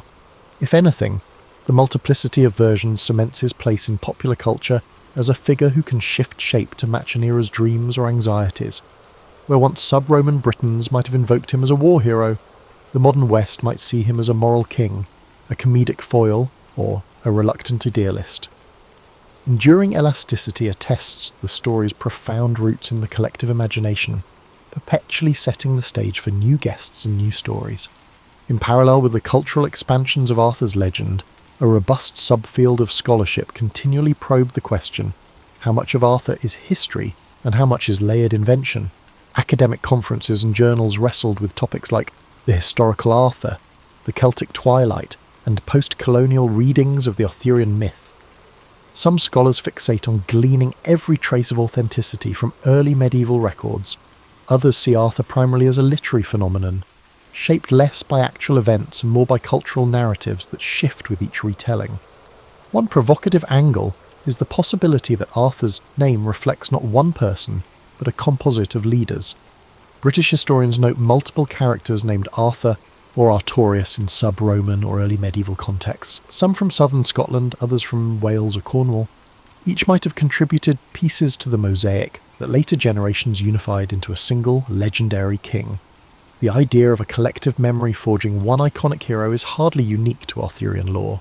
Many cultures craft similar symbols to rally identity. If Arthur was indeed a tapestry of warlords, that might explain the scattered battles assigned to him across wide geographic swathes. Another line of research examines the political uses of Arthur. In 12th and 13th century Wales, for instance, Welsh rulers invoked Arthur's memory to legitimise resistance to Norman encroachment. English monarchs, conversely, sometimes appropriated Arthur's lineage to strengthen their own claims or diminish Welsh claims. Centuries later, the Tudors, with Welsh roots, further shaped the narrative of Arthur's once and future kingship, aligning themselves with the prophecy that a great British ruler would return. Such manipulations highlight how historical memory, even if partly invented, wields tangible power in shaping political discourse. Archaeology stepped into the conversation as well. Findings at Tintagel in Cornwall revealed high-status buildings from the 5th and 6th centuries, suggesting a region engaged in Mediterranean trade. Some scholars speculated a link to King Arthur's birthplace, but others cautioned that no direct evidence ties Arthur to Tintagel. Similarly, excavations at South Cadbury Castle uncovered earthworks that were refortified around the same time, fueling speculation that it could be Camelot. Yet conclusive proof remains elusive. Even if sub-Roman warlords inhabited these sites, linking them specifically to Arthur often leans on inference or local lore. Still, these discoveries add texture to the environment from which an Arthur-like figure could have emerged.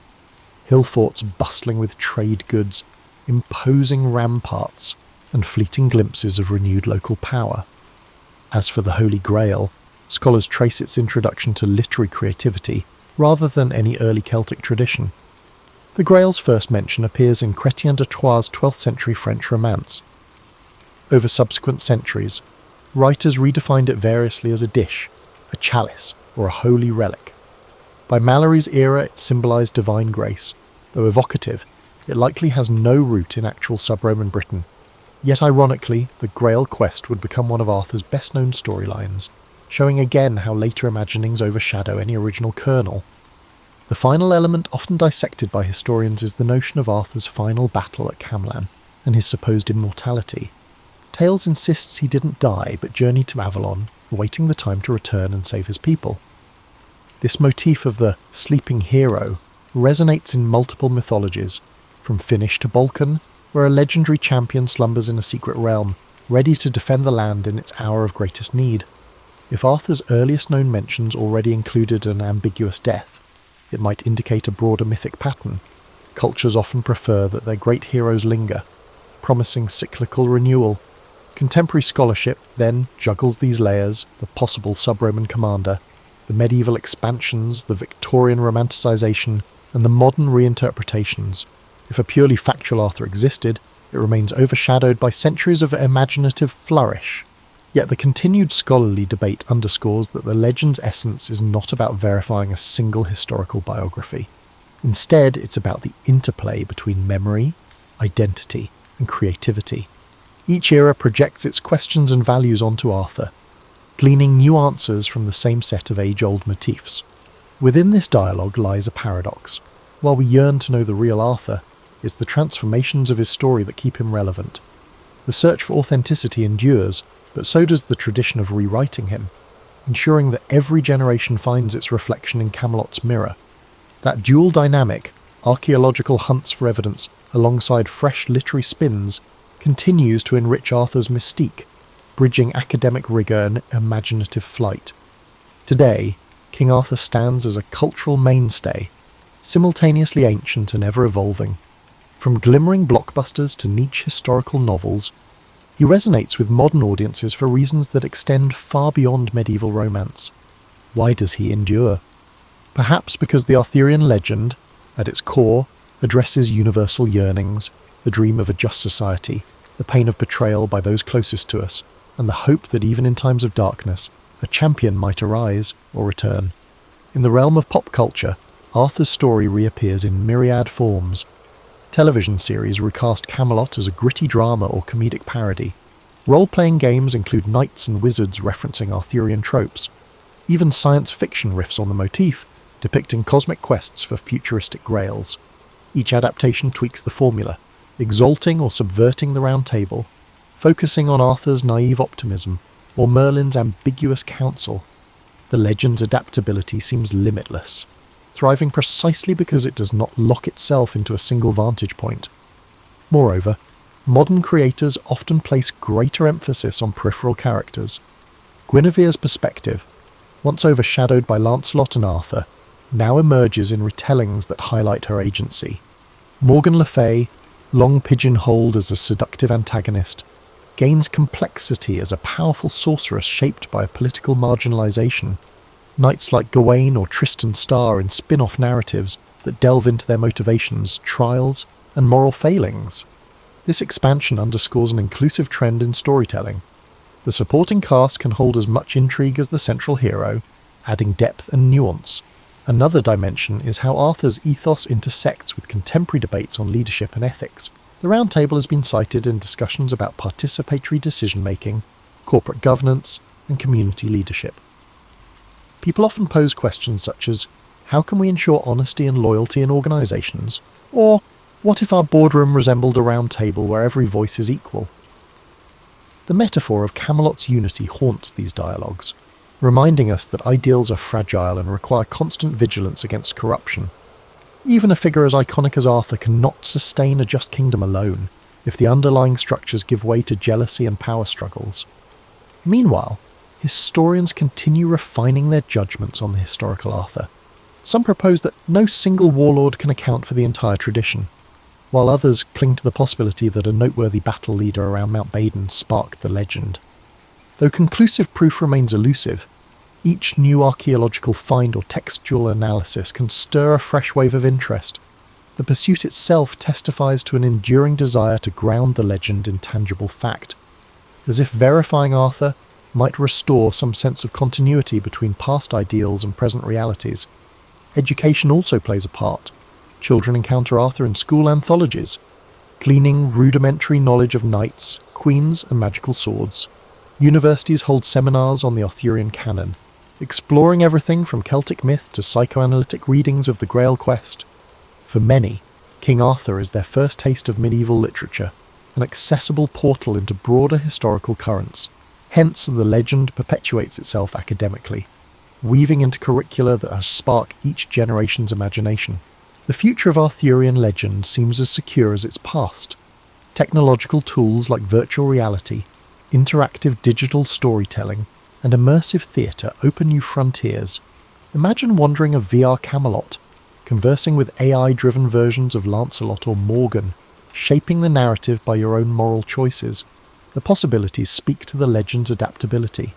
Far from being stuck in dusty manuscripts, Arthur's realm can flourish in cutting-edge mediums, bridging the ancient with the futuristic. Yet for all the modern flourishes, the core themes remain consistent. The heartbreak of betrayal, the aspiration for a round table of equals is a prevalent theme. The story explores the interplay between magic and mortal ambition. Whether we view Arthur as a half-forgotten sub-Roman general, or a shining mythic king, his story touches on something perennial in the human condition. It suggests that greatness is possible but precarious, dependent on unity, loyalty, and moral clarity. And even when that greatness falters, the idea of a once and future king offers hope that renewal can always emerge. In closing, King Arthur's narrative defies neat categorization, part history, part myth, part moral parable.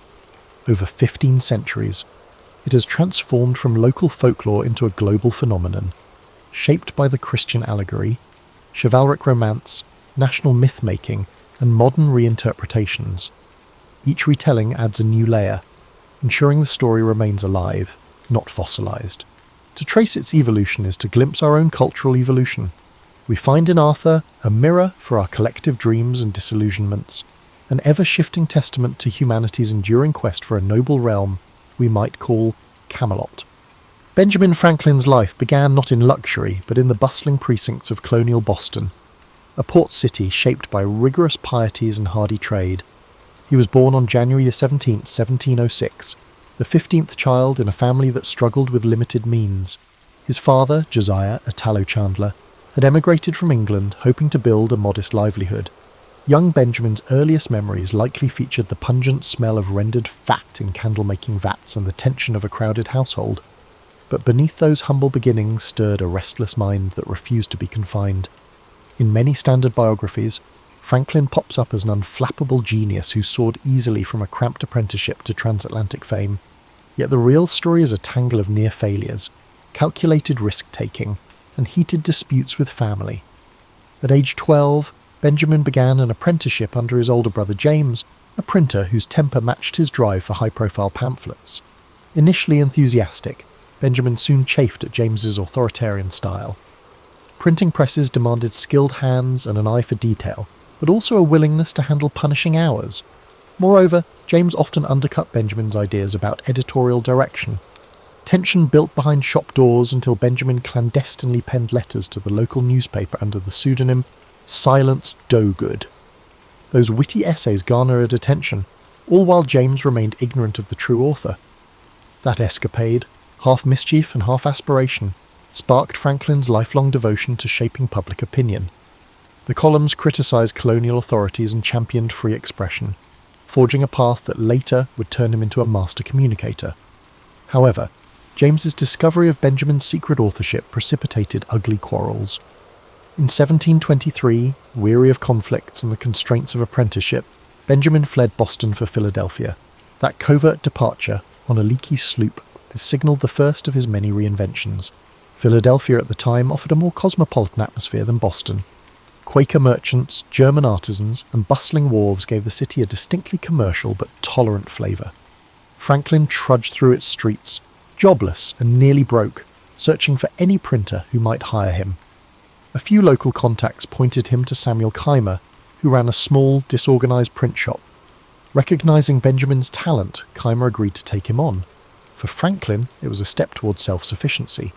He found lodging in a humble room, subsisted on bread rolls, and saved every spare coin for books. Those books, typically borrowed or second-hand, opened vistas of scientific, philosophical and political thought. While other young men in colonial America might idle at taverns after work, Franklin pored over essays on natural philosophy. He also taught himself rudimentary French and Italian, believing that knowledge of languages could catapult him to a broader understanding of the world.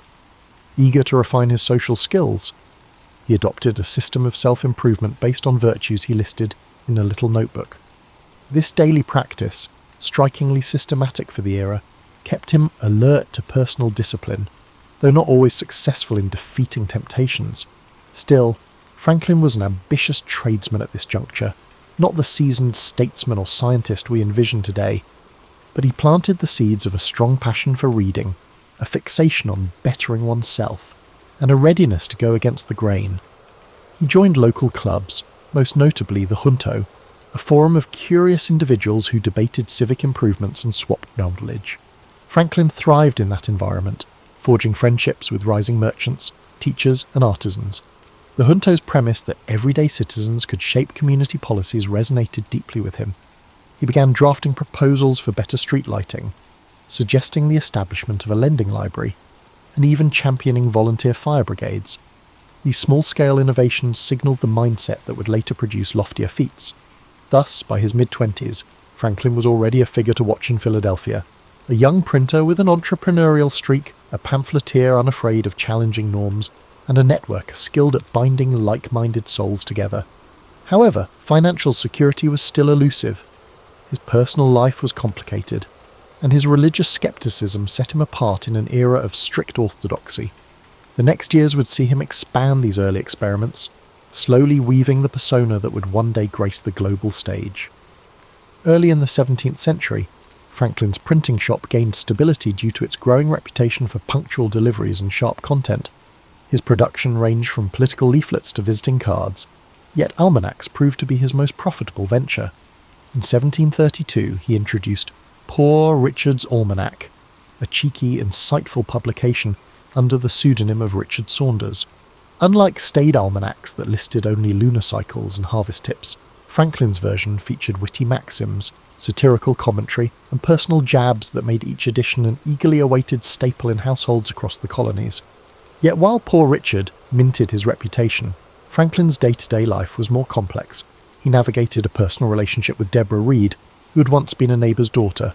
Their common-law marriage, not formally solemnised for various reasons, gave Franklin a semblance of domestic stability. Though the arrangement lacked the official aura of conventional unions, they raised children together. But the demands of his printing press and swirl of civic projects often kept him away from extended familial devotion. Franklin's thirst for civic improvement seemed boundless. In 1731, he formed the Library Company of Philadelphia, an idea born from the Junto's discussions. Subscribing members pooled funds to buy books, establishing one of America's first lending libraries. This approach crystallized Franklin's method: harness collective contributions to uplift public life. Where others saw financial hurdles, Franklin leveraged group effort. The concept proved so successful that it sparked similar ventures elsewhere, bolstering literacy in an era when many colonists had limited access to texts. As a publisher, he also became a de facto influencer in shaping public sentiment. He printed currency for Pennsylvania, bolstering trust in local finances. He took up the cause of paper money, arguing that a stable local currency could invigorate commerce. Through editorials under assumed names, he debated with political rivals, championing a pragmatic outlook. If a policy boosted trade and enriched community resources, it merited consideration, irrespective of dogmatic leanings. This flexibility would later mark his diplomatic engagements, yet it sometimes riled staunch partisans. Beyond the printing realm, Franklin dabbled in volunteer projects like establishing Philadelphia's Union Fire Company in 1736. Fire disasters had plagued the city, wiping out blocks of wooden structures. Franklin's brigade, staffed by volunteers, offered a semblance of organised response where previously chaos reigned. This forward-thinking approach spread, birthing additional fire companies that cooperated instead of competing. Ever the organiser, Franklin helped shape guidelines for equipment sharing and mutual aid, forging a model admired in other colonies. Yet successes alone didn't insulate him from adversity. The colonial landscape could be unforgiving to those who ventured unpopular opinions. Franklin sometimes rankled conservative church leaders by printing texts that veered too secular or criticised certain dogmas. He also faced tension with other printers, who resented his rapid ascension and willingness to mock rivals. Still, his knack for bridging differences often prevailed. When rumours of a severe smallpox outbreak loomed, he used his press to advocate for inoculation, though he personally endured heartbreak when one of his sons died of the disease. The tragedy deepened Franklin's resolve to promote evidence-based solutions over superstition or fear. Simultaneously, Franklin's scientific curiosity blossomed. He embarked on rudimentary experiments observing local weather patterns, speculating that storms and winds might follow distinct trajectories across the colonies. At dinner gatherings, he speculated about electricity, an obscure phenomenon rarely studied in depth outside Europe's learned societies. While his main energies still lay in publishing and civic activism, that spark of interest hinted at future breakthroughs. He collected glass tubes and rods from ships arriving from England, quietly testing ways to generate static charges. It was uncharted territory in the North American context. Through these endeavours, Franklin cultivated an image as a problem solver unafraid of multiple hats: publisher, social entrepreneur, proto-scientist.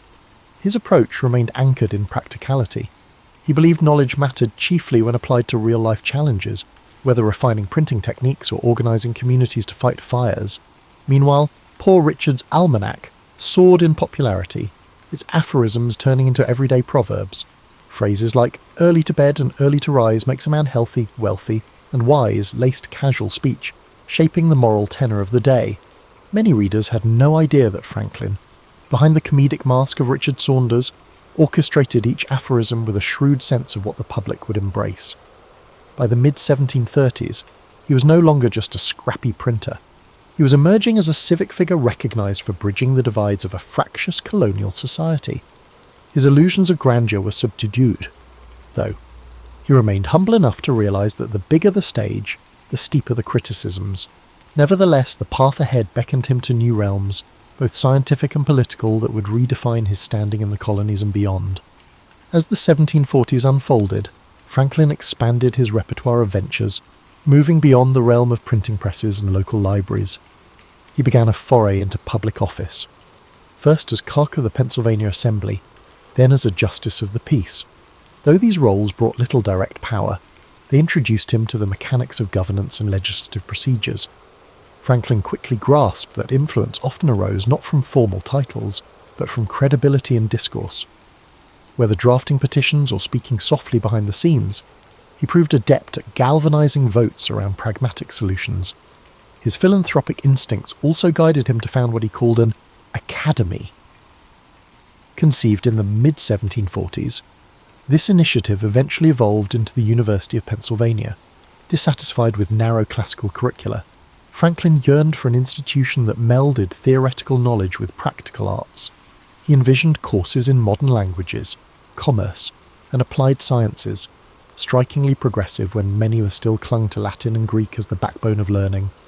Gathering donations from merchants and mild support from local leaders, he opened the academy in 1751. Students arrived from various colonial towns, forging a new generation steeped in the synergy of classical ideals and real-world problem-solving. Meanwhile, Franklin's fascination with electricity escalated.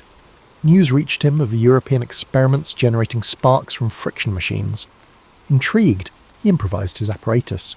He discovered that after rubbing a glass tube, bits of cork or paper jumped toward it, revealing hidden charges.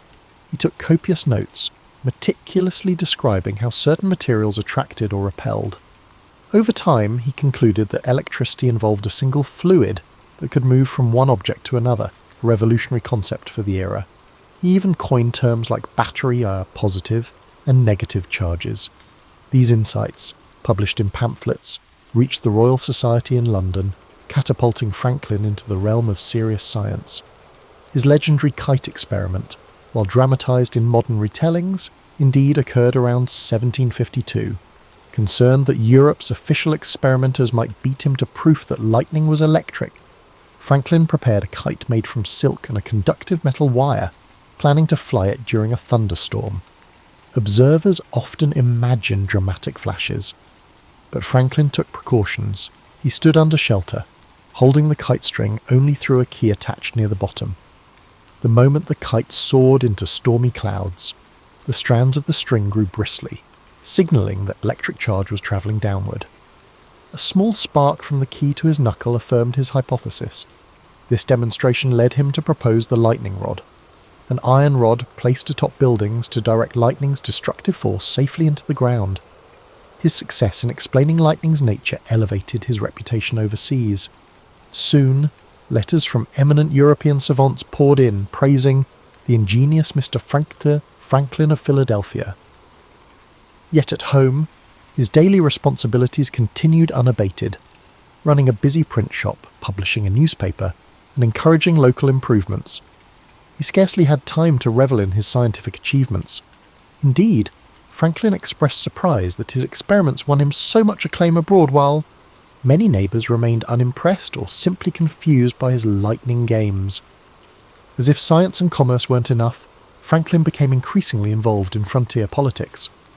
Tensions flared between Pennsylvania's Quaker-dominated assembly and the Penfameli proprietors of the colony. Franklin believed in fair taxation, including taxes on the proprietors' vast estates, a view that had put him at odds with the privileged few. Additionally, British-French competition in North America was heating up, culminating in the French and Indian War. Franklin, convinced that defence required unity among colonies, proposed his famous Join or Die cartoon, a segmented snake representing the separate colonies. Though it spurred dialogue, intercolonial unity remained elusive. This interplay of local squabbles and looming war tested Franklin's political adaptability. Amid these swirling commitments, Franklin's personal circle changed. His partnership with Deborah Reed persisted, though they'd never married in a conventional ceremony. He fathered children, including William Franklin, who would later become a royal governor, a twist that would strain their bond as the revolution approached. Franklin, for all his rational thinking, faced heartbreak and family tensions. He also enjoyed comedic relief, hosting gatherings where brandy-laced conversation turned to improbable ideas like controlling storms or forging alliances with Iroquois confederacies. Those evenings captured the spirit of a man at once playful and profoundly serious about shaping a better society. By 1755, Franklin's name carried weight across multiple spheres: inventor, publisher, civic organizer, and budding political presence. The complexities of colonial life demanded more from him, especially as war clouds loomed on the horizon. He read these omens, suspecting that events in Europe would soon ripple through the colonies in forceful ways. His intellectual curiosity, sharpened by successes in science, prepared him to tackle these challenges. Yet even Franklin couldn't foresee how drastically the next decade would alter his path. The mid-1750s ushered in the French and Indian War, pitting British colonists and their native allies against French forces for control of North American frontiers. Suddenly, Franklin's calls for coordinated defence took on new urgency. Pennsylvania, traditionally pacifist under Quaker influence, hesitated to fund a militia. Franklin intervened by rallying the public to support the fortification of the colony's western borders. He even trekked to the Lehigh Valley. supervising the construction of simple stockades and negotiating provisions with frontier settlers. This experience deepened his conviction that decentralized colonial governance invited peril in times of crisis. During this tumult, the Pennsylvania Assembly dispatched Franklin to London as a colonial agent, hoping he could lobby British officials for favourable policies. Arriving in 1757, he was struck by London's vastness. Teeming commerce, ornate architecture, and a lively intellectual scene. No mere tourist, Franklin got into the city's coffeehouse culture, mingling with writers, scientists, and members of Parliament.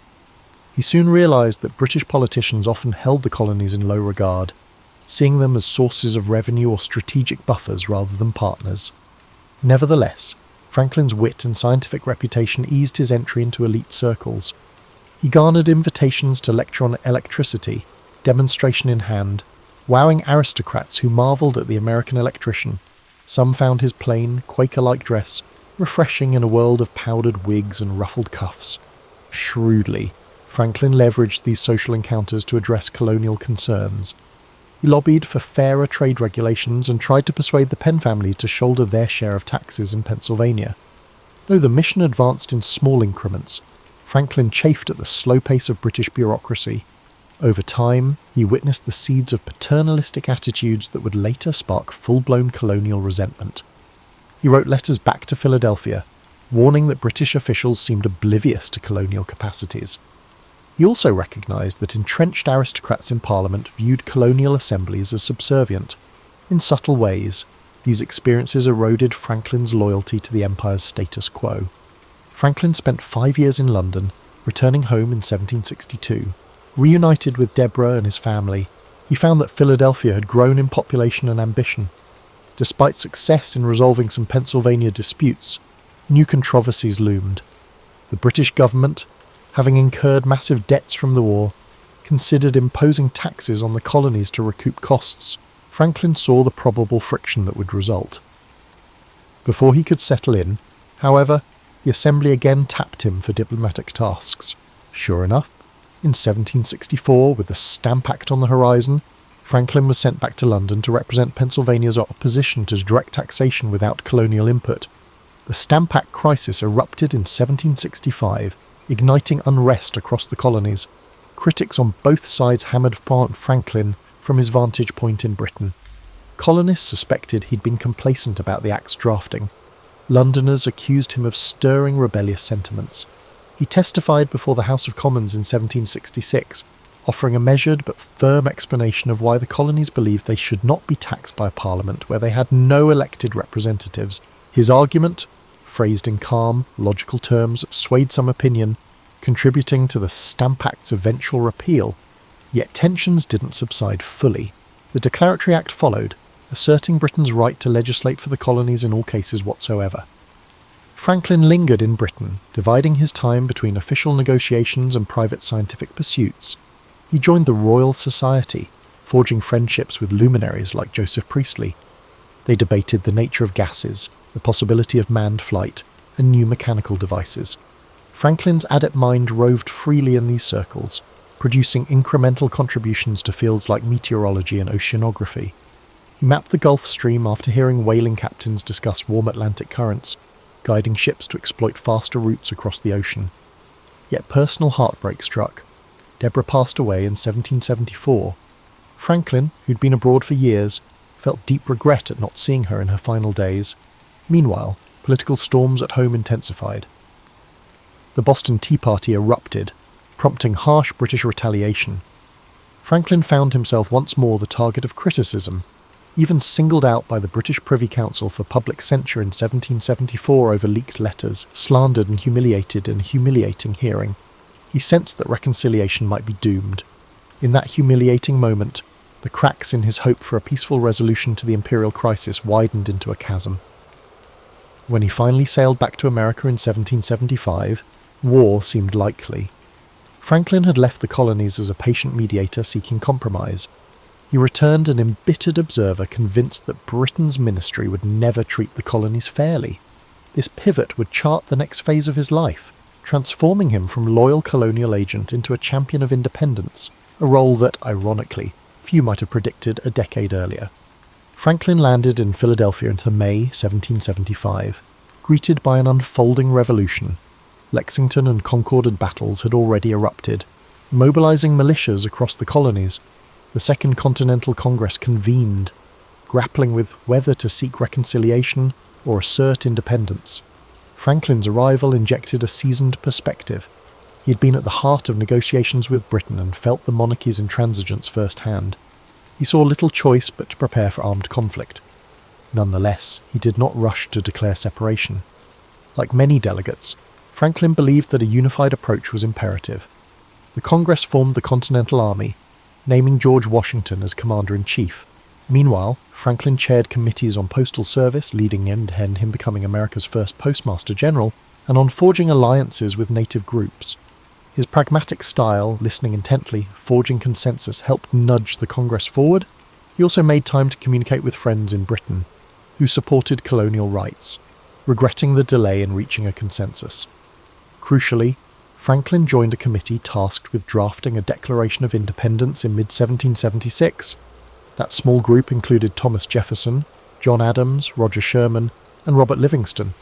Jefferson, known for his eloquent pen, took the primary writing role. Yet Franklin's edits shaped the final text. He proposed changes to some of Jefferson's more florid passages, seeking crisp directness. When the Declaration was ratified on July 4, 1776, Franklin's signature joined others at the bottom, marking him as one of the founding signers. He quipped afterward, "We must all hang together, or most assuredly we shall all hang separately," capturing the precarious unity of the moment. The next challenge was international support. Diplomatic ties, especially with France, were critical for the rebel cause. Having spent ample time in Europe and possessing a flair for interpersonal charm, Franklin was the natural envoy. In late 1776, he crossed the Atlantic again, braving winter seas to reach Paris. There he took up residence in Passy, near the city's outskirts, clad in a fur cap instead of a wig. Franklin cut an arresting figure at French salons. Aristocrats found him both amusing and wise, enthralled by the notion of a plain-spoken philosopher from the New World. Franklin's mission transcended mere socializing. He needed French backing, money, arms, possibly direct military intervention, yet the French court, while sympathetic to humiliating Britain, moved cautiously. Franklin leveraged his scientific renown, intellectual banter, and a subtle sense of theatre. He regaled guests with experiments on static electricity, offered witty aphorisms, and praised French art. Over dinners, he described the quest for liberty, painting it as a global struggle pitting autocracy against enlightenment. Over time, Franklin became a sensation in Parisian circles. Political alliances blossomed behind the scenes, culminating in the 1778 Franco-American Treaty of Alliance. This partnership, significant the triumph for the nascent United States, fundamentally altered the course of events. French naval and military support hammered British positions.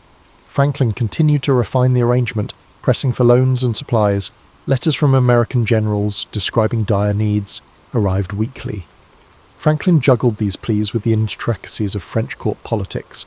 While some younger French officers, like Lafayette, romanticized the revolution, King Louis XVI weighed the risk of bankrupting his treasury. Franklin navigated these cross-currents with aplomb, offering gracious thanks for every concession while quietly pressing for more. Amid these negotiations, Franklin also displayed his renowned sense of humour. One anecdote recounts a dinner at which a French noble expressed doubt that a new republic could succeed. Franklin allegedly responded with a whimsical analogy about a rising balloon that might wobble but ultimately float, leaving doubters behind. He understood that small symbolic gestures, combined with rational argument, often wielded outsized influence in diplomatic circles.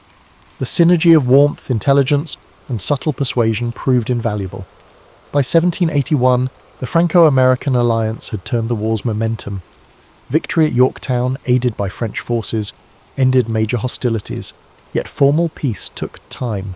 Franklin joined the American Peace Commission with John Adams and John Jay, forging the 1783 Treaty of Paris.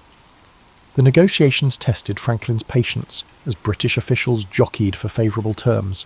In the end, the treaty recognised US independence and set boundaries that shaped the young nation's prospects. Franklin found satisfaction in receiving British diplomats at the same city where the monarchy had once scorned him.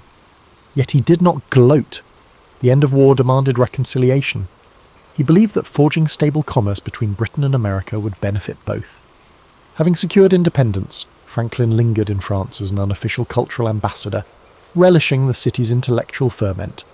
His final years in Europe were busy with banquets, scientific forums, and visits from luminaries. Yet Philadelphia beckoned. He would soon return home to a new set of challenges, shaping the Constitution and the future of a republic he had helped birth. In 1785, Franklin at last returned to the United States, docking in Philadelphia to warm receptions. Local citizens lionized him as the architect of a triumphant alliance, the wise elder statesman who'd charmed Paris into aiding the revolution. Yet Franklin, then in his late 70s, knew the war's end didn't settle how these united colonies would operate as a cohesive nation. A shaky confederation still governed, lacking the power to regulate commerce or unify states. Disputes roiled over boundaries, tariffs, and war debts. Despite his age, Franklin accepted election as president-governor of Pennsylvania, stepping into a largely ceremonial but symbolically important post. He wielded the role to champion policies for civic improvement, roads, firefighting expansions, and education. However, an even more pressing matter loomed, forging a stronger federal framework. In 1785-1787, delegates convened in Philadelphia for what became the Constitutional Convention. Franklin, physically frail, arrived each day in a sedan chair carried by prisoners from the local jail. They were assigned to him as a courtesy. Nevertheless, his presence galvanized participants. Although James Madison and others led the drafting, Franklin's influence often smoothed bitter disputes. During the sweltering debates, tempers flared. Small states feared dominance by large states, while others demanded checks on federal authority. Franklin rarely took the floor for extended speeches. His hearing was poor, and he tired easily, but when he did speak, he used wry anecdotes to diffuse tension. He urged compromise, cautioning that no perfect constitution could be formed by flawed humans. One famed instance saw him propose daily prayers, not out of strict religiosity, but to remind delegates of shared humility. His mediation, plus behind-the-scenes coaxing, helped shape the final product. A constitution granting enough central power to unify the states without trampling local prerogatives.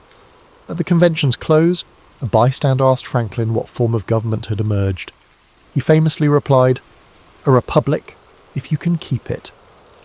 That quip summarized his outlook. The new structure demanded vigilance, moral leadership, and an informed citizenry. A lesser-known note from that day is that Franklin also commented on an emblem carved into George Washington's chair, a sun perched on the horizon. Franklin said he had long wondered whether that sun was rising or setting. Now, he concluded it was a rising sun, a symbol of renewed hope. Once the Constitution was ratified, Franklin's health deteriorated further. Gout plagued him, confining him to bed for stretches, yet he remained cognitively sharp, continuing to correspond with scientists abroad, exploring everything from ocean currents to refrigeration theories. He also engaged in philanthropic efforts, donating funds to local charities and urging the city to create better public sanitation. Slavery weighed on his conscience. Having once owned a couple of household slaves in earlier decades, a practice he eventually came to deplore, Franklin in his final years served as president of the Pennsylvania Society for Promoting the Abolition of Slavery. He petitioned the first Congress under the Constitution to halt the trade, a bold stance that provoked anger from Southern representatives. But Franklin was resolute, believing that moral consistency required confronting America's hypocrisy on liberty. In 1789, the Constitution took effect. Franklin witnessed the inauguration of George Washington as the first president under the new government, reaffirming that the experiment he helped launch would be led by a figure he respected. That same year, the elderly statesman penned a famous letter to a friend about life's certainties, concluding that, "In this world nothing can be said to be certain except death and taxes." The phrase, typically repeated in jest, captured Franklin's blend of realism and wit. By April 1790, Franklin's health had reached a terminal stage. On his deathbed, he asked visitors about the new Congress expressed hope that reason might eventually end slavery, and, in a final flourish of humour, reportedly teased that living longer might upset immortality's grand plan. He died on April 17, 1790, at age 84. Mourners flocked to his funeral, filling Philadelphia's streets. Eulogies came from Paris, where he was still adored, and from London, acknowledging the loss of a man who, though pivotal in severing British rule, had also sought peaceable relations. His will reflected a strategic mind even in death. Besides bequests to family and charities, Franklin left money in trust for Boston and Philadelphia, to be invested over centuries. The funds supported public works, such as scholarships and building improvements. That final philanthropic gesture mirrored his life's ethos. Sow seeds that future generations might harvest. He left behind a blueprint for how curiosity, practical invention, civic collaboration, and diplomacy could fuse into a single, expansive life. Benjamin Franklin's legacy has often been condensed into tidy vignettes. The bespectacled founder with a kite in a storm, the sly diplomat at Versailles, the venerable signatory of key documents. However, these brief portrayals run the risk of reducing the complexity of a man who embodied contradiction and experimentation in every aspect of his life. In the centuries since his passing, scholars and admirers have uncovered layers of nuance, a contradictory figure balancing skepticism with moral ambition, vanity with genuine altruism, and personal failings with public triumph. In some respects, Franklin was a champion of the Enlightenment's ideals, believing that human progress hinged on reason, science, and ethical collaboration. He organised scientific societies, teased out electric laws, and improved everyday items like stoves. Yet he could also indulge in self-promotion, spinning anecdotes to burnish his folksy persona. He was cunning in political manoeuvring, employing pseudonyms to nudge public debates. Critics sometimes paint him as a manipulator who rarely disclosed raw emotions. Despite that detachment, he rallied communities toward philanthropic causes, advanced civic infrastructure, and invented practical solutions that eased daily toil. The synergy of personal drive and social vision remains a hallmark of his story. Educational institutions across the United States and beyond lionize Franklin as a Renaissance figure, an inspiration for self-starters. The Franklin myth, however, glosses over the hardships he faced, familial estrangements, heartbreak at losing children, the compromise-laden reality of forging alliances. He also wrestled with ethical dilemmas, notably regarding slavery. Early in life, he accepted terms did it. Only in later years did he vocally oppose the institution. That evolution typifies Franklin's journey. He rarely arrived at moral stances instantly, but advanced through observation, dialogue, and reflection. Moreover, Franklin's personal brand of diplomacy, a blend of charm, data-driven argument, and comedic flair, laid down a blueprint for modern foreign relations. In France, he recognized that wooing allies transcended formal treaties. It demanded cultural rapport. He cultivated that rapport through witty conversation, heartfelt flattery, and honest respect for French intellect. Diplomatic historians often cite him as a pioneer who recognized that forging friendships in salons could be as potent as drafting paragraphs in official documents. The result was a transformative alliance that arguably secured American independence. Another rarely highlighted facet is Franklin's continuing influence on philanthropic models, his approach forming subscription libraries, volunteer fire brigades, and improvement societies prefigured modern non-profits. By tapping small, regular contributions from many participants, Franklin mobilized resources far beyond what a lone benefactor could supply.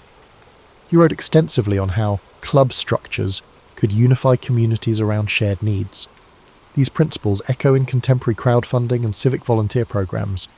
In science, Franklin's practice of thorough note-taking, peer correspondence, and willingness to correct earlier assumptions exemplify the iterative nature of research. He championed open sharing of findings, rather than hoarding them for profit. His letters bristle with calls for transatlantic knowledge exchange. Indeed, his postmaster appointment advanced the speed of mail, facilitating scientific networks.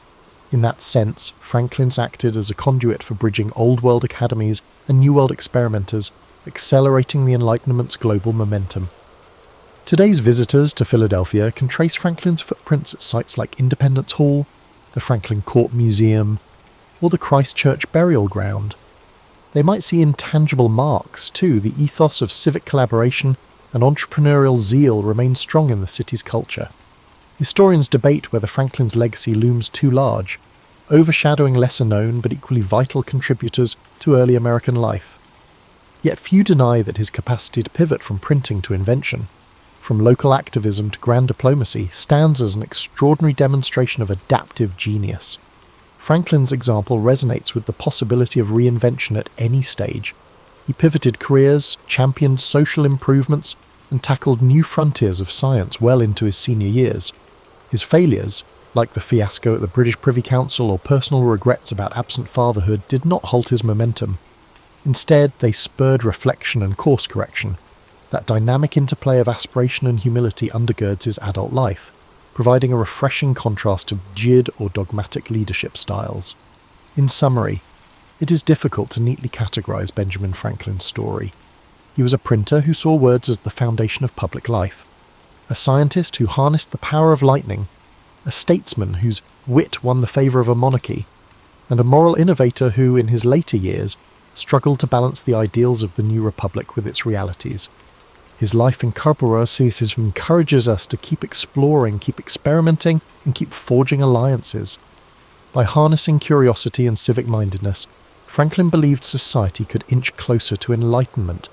That belief still pulses in the tale of a pragmatic dreamer whose footprints crossed oceans, courtyards, and the imagination of generations to come. The Battle of Gettysburg began on the morning of July 1st, 1863. It was a warm summer day, the kind where the golden light of dawn touched the fields and forests with a serene glow. But the tranquility of the Pennsylvania countryside would soon be shattered by the thunder of battle. This clash was not merely another skirmish in the long and bloody conflict of the Civil War. It was a turning point, a moment where the fate of the Union and the Confederacy hung precariously in the balance. General Robert E. Lee, commanding the Confederate Army of Northern Virginia, had set his sights on a bold invasion of the North. His army, emboldened by a string of victories, marched into Pennsylvania with the hope of striking a decisive blow that would force the Union to sue for peace. Lee's strategy was not just about military conquest. It was about shaking the Northern resolve, bringing the war to Union soil, and perhaps swaying foreign powers to recognize the Confederacy. On the Union side, General George G. Meade had recently taken command of the Army of the Potomac. His task was daunting: to stop Lee's advance and protect the Union's heartland. The soldiers under his command were weary from years of conflict, but their resolve to defend their homeland and preserve the Union burned brightly. The two armies converged near the small town of Gettysburg, a place of rolling hills, fertile farmland, and winding roads. It was an unlikely setting for one of the most significant battles in American history.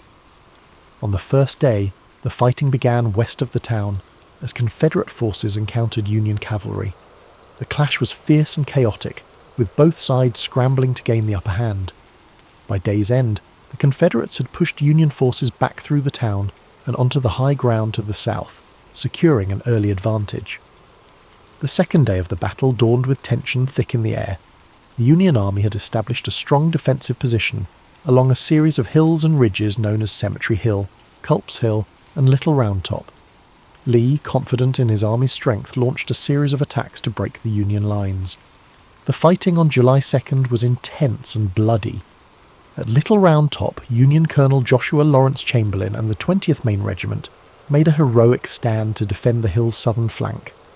Outnumbered and nearly out of ammunition, Chamberlain ordered a desperate bayonet charge that drove the Confederates back and secured the Union's position. It was a moment of extraordinary courage, one that would later be remembered as a turning point in the battle. Elsewhere, the fields of wheat and peach orchards became killing grounds, their beauty scarred by the carnage of war. The air was thick with smoke and the cries of the wounded. Soldiers on both sides fought with ferocious determination, knowing that the stakes were higher than ever. By the end of the day, the Union lines had held, but at a terrible cost. The third and final day of the battle, July 3rd, brought the infamous assault known as Pickett's Charge. Lee, believing that a concentrated attack on the Union center could break their lines, ordered 12,500 Confederate soldiers to march across open fields under heavy Union artillery fire. The sight of that charge was both awe-inspiring and harrowing. The Confederate soldiers advanced in tight ranks, their banners waving, their determination unyielding. But the Union defenders, entrenched on Cemetery Ridge, unleashed a devastating barrage of cannon and musket fire. The fields became a scene of chaos as men fell by the hundreds. Despite their bravery, the Confederate soldiers could not overcome the Union's defences. The charge was repelled, and the fields were littered with the fallen. As the sun set on July 3rd, the Battle of Gettysburg came to an end. Lee, realising that his army could not sustain another assault, began the long retreat back to Virginia. The Union army, though battered and exhausted, had won a decisive victory. It was a moment of relief and triumph for the North, a turning point that shifted the momentum of the war. The cost of the battle was staggering. Over 50,000 soldiers were killed, wounded, or missing. The fields of Gettysburg, once peaceful and lush, were now marked by the scars of war.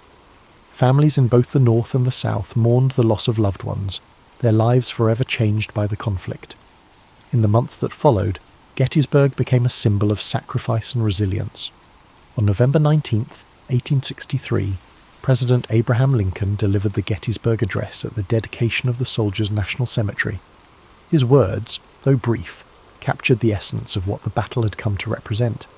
He spoke of a nation conceived in liberty and dedicated to the proposition that all men are created equal. He reminded the audience that the soldiers who had fought and died at Gettysburg had done so to ensure that freedom and democracy would endure. The Battle of Gettysburg remains one of the most studied and remembered events in American history. It was a moment of profound struggle and sacrifice, a reminder of the costs of war and the resilience of the human spirit. The bravery of the soldiers on both sides, their dedication to their causes, and the impact of their actions continue to echo through time. As you drift into sleep, let the story of Gettysburg fill your mind with a sense of reverence and reflection. Imagine the stillness of the fields after the battle, the quiet wind carrying the memory of those who fought and fell. Feel the weight of their sacrifice, but also the hope that their struggle helped to shape a better future. The aftermath of the Battle of Gettysburg left an indelible mark, not only on the landscape of Pennsylvania, but also on the hearts and minds of the American people. The quiet town that had seen a horrific convergence of armies now bore the weight of countless graves, hastily dug for the fallen soldiers. The once lush fields, orchards, and rolling hills were now etched with scars of war, trenches, shattered fences, and abandoned artillery. In the days immediately following the battle, the townspeople of Gettysburg rose to meet the grim reality of what had unfolded. Civilians who had sought shelter during the 3 days of fighting now ventured out to help the wounded and dying. Homes, barns, and churches were transformed into makeshift hospitals. Women, men, and even children worked tirelessly to bring comfort to soldiers, regardless of the uniforms they wore. The lines of battle blurred in the face of shared humanity. Doctors and nurses were overwhelmed by the sheer number of wounded. Medical supplies were scarce, and the knowledge of sanitation was rudimentary at best. Despite the primitive conditions, countless acts of compassion unfolded as townspeople did what they could to save lives or bring solace to those whose time was short. As the Confederate army retreated southward, General Lee bore the burden of his army's defeat. The invasion of the North had failed, and the high hopes of a quick victory and a potential peace agreement were dashed. For Lee, Gettysburg marked a turning point, a moment when the tide of the war began to turn decisively against the Confederacy. The loss of so many men and the inability to break Union resolve were blows from which his forces would never fully recover. For the Union, the victory at Gettysburg was a critical morale boost. General Meade, despite some criticism for not pursuing Lee's retreating army more aggressively, had achieved what many thought impossible. The Army of the Potomac had stood firm against Lee's forces, proving that the Union could hold its ground and turn the tide of the war. The significance of Gettysburg reached far beyond the battlefield. It became a symbol of the broader struggle, the fight to preserve the Union and the principles upon which it was founded. In the months following the battle, efforts began to ensure that the sacrifices made there would not be forgotten. One of the most poignant moments came on November 19, 1863, with the dedication of the Soldiers' National Cemetery at Gettysburg. President Abraham Lincoln was invited to deliver a few remarks, following a lengthy oration by Edward Everett, a renowned speaker of the time. Lincoln's address, though brief, would become one of the most enduring speeches in American history. Standing on the blood-soaked fields of Gettysburg, Lincoln spoke not only to honour the dead, but to remind the living of the greater cause for which they had fought. His words, beginning with the now iconic phrase, "7 years ago," framed the battle within the context of the nation's founding ideals. He reminded the audience that the soldiers had given their lives so that government of the people, by the people, for the people, shall not perish from the earth. Lincoln's Gettysburg Address was met with a mixed reception at the time, with some viewing it as too brief and simplistic. However, history would elevate his words to the status of a national treasure. The address encapsulated the purpose of the war and the vision of a nation united not by force, but by shared values and ideals. The legacy of the Battle of Gettysburg continued to shape the course of the Civil War. While the conflict raged on for nearly 2 more years, Gettysburg marked a critical turning point. It showed that the Union could resist the might of the Confederacy, and that the resolve of its people would not be broken. The war's conclusion in 1865 brought an end to the fighting, but left the nation grappling with the wounds it had inflicted upon itself. The fields of Gettysburg became a place of reflection and remembrance, a site where the cost of division was laid bare. Over the years, Gettysburg transformed from a battlefield to a place of education and pilgrimage. Monuments and markers were erected to honour the soldiers who had fought and died there, preserving their memory for future generations. Visitors from across the country and around the world came to walk the hallowed ground, to reflect on the sacrifices made, and to ponder the lessons of history.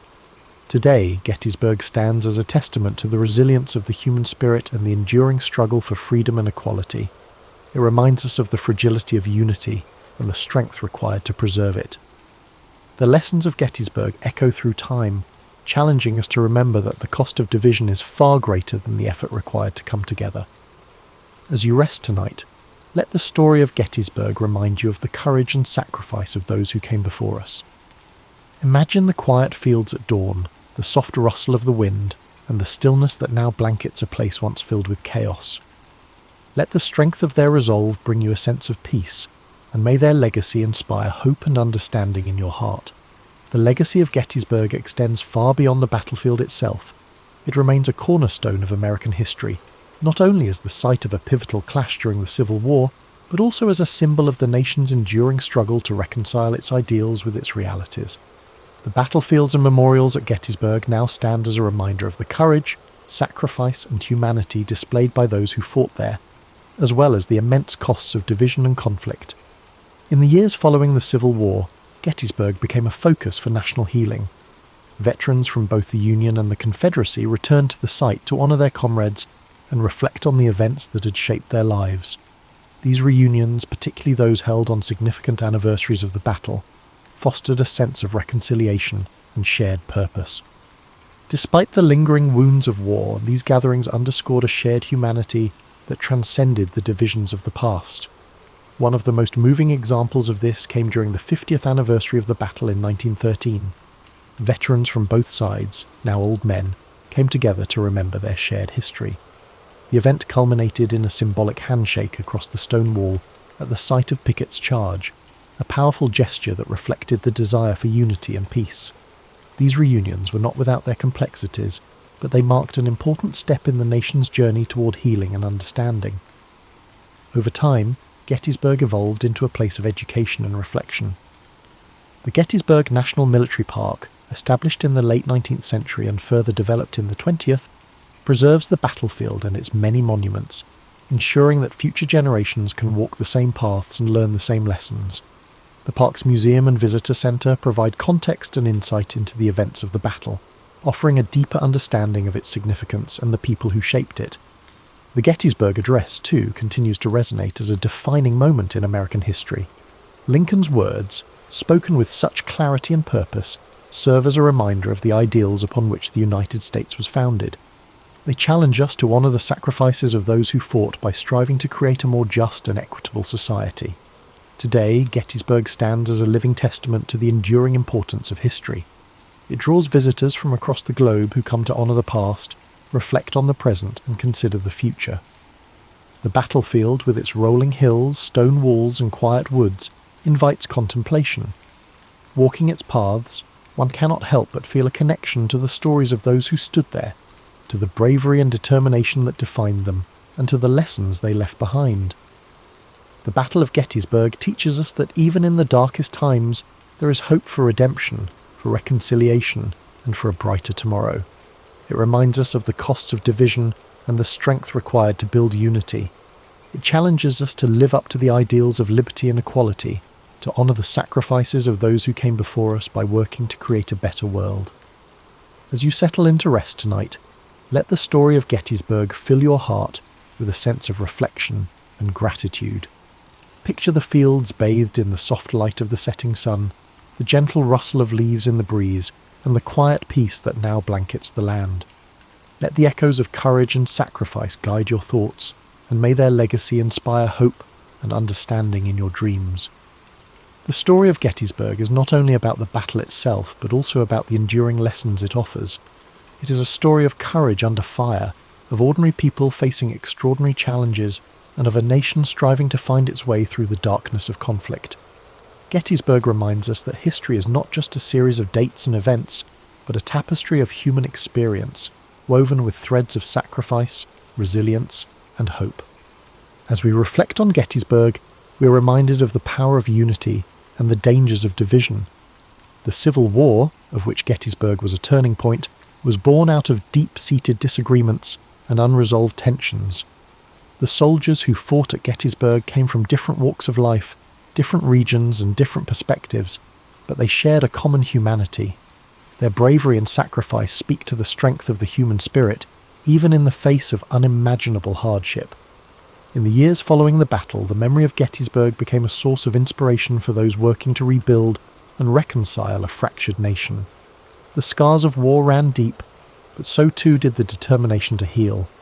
Gettysburg became a symbol of what could be achieved when people came together to confront their shared challenges and embrace their common humanity. The stories of the individuals who fought at Gettysburg add depth and texture to the history of the battle. From generals like Robert E. Lee and George Meade, whose decisions shaped the course of the conflict, to the rank-and-file soldiers who carried out those orders with bravery and resolve, each story adds a layer of understanding to the larger narrative. These men, from both the Union and Confederate armies, faced unimaginable adversity with courage and dignity. One of the most enduring legacies of Gettysburg is its role in shaping the collective memory of the Civil War. The battlefield, now a serene and solemn place, serves as a reminder of the costs of war and the value of peace. Monuments and markers dot the landscape, each telling a story of the men who fought and the sacrifices they made. Visitors to Gettysburg are often struck by the quiet beauty of the place, a stark contrast to the violence that once engulfed it. The Gettysburg Address, delivered by President Lincoln just months after the battle, continues to resonate as a call to action and a statement of purpose. Lincoln's words remind us of the importance of dedication, of recommitting ourselves to the principles of freedom and equality. His speech, though brief, captures the essence of what Gettysburg represents, not just a battle, but a turning point in the ongoing struggle to create a more perfect union. Today, Gettysburg remains a place of pilgrimage for those seeking to understand the complexities of the past and draw inspiration for the future. The stories of those who fought there, the lessons of unity and perseverance, and the enduring call to honour their sacrifices continue to guide us. Gettysburg is not just a place on a map, it is a symbol of resilience, a reminder of what we can achieve when we come together to face our challenges. As you drift off to sleep tonight, let the story of Gettysburg wrap around you like a warm blanket of reflection and peace. Imagine the stillness of the battlefield at dawn, the quiet hum of nature reclaiming a place once filled with chaos. Let the courage and sacrifice of those who stood there inspire you, reminding you that even in the darkest times there is light to be found. Thank you for spending this time with us on History and Sleep. May the story of Gettysburg bring you a sense of calm, perspective, and hope. Sleep well, and may your dreams be filled with peace, understanding, and the enduring strength of the human spirit. Sweet dreams. The Battle of Stalingrad began in the summer of 1942. During the height of World War II, the German army, under Adolf Hitler's command, launched a massive offensive aimed at capturing the industrial city of Stalingrad on the Volga River. Stalingrad was more than just a strategic target. It bore the name of the Soviet leader, Joseph Stalin, and its capture would deal a psychological blow to the Soviet Union. For Hitler, taking Stalingrad was as much about prestige as it was about military strategy. Stalingrad was a vital industrial hub, producing weapons, ammunition, and supplies. Crucial to the Soviet war effort, its location, on the Volga River, made it a key transportation route linking the northern and southern regions of the Soviet Union. For Stalin, the city's defense was non-negotiable. Losing it would be both a symbolic and logistical disaster. In August 1942, the German Sixth Army, led by General Friedrich Paulus, began its advance on Stalingrad. The city, a sprawling industrial expanse with factories, railways, and residential areas, became the site of one of the most grueling battles in history. The Germans were initially confident of a swift victory, but the Soviet defenders, under the command of General Vasily Chuikov, were determined to resist at all costs. The fighting in Stalingrad was unlike anything the world had seen before. Urban warfare turned every street, building, and factory into a battleground. The Germans and Soviets engaged in brutal close-quarters combat, often fighting, room by room, floor by floor.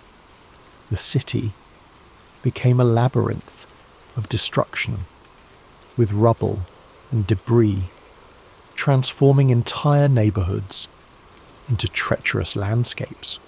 The Soviets adopted a strategy of hugging the German forces, staying as close as possible to avoid being targeted by German airstrikes and artillery. This forced the Germans into relentless hand-to-hand combat, draining their resources and morale. Soviet snipers, hidden in the ruins, became a deadly force, picking off German soldiers with precision.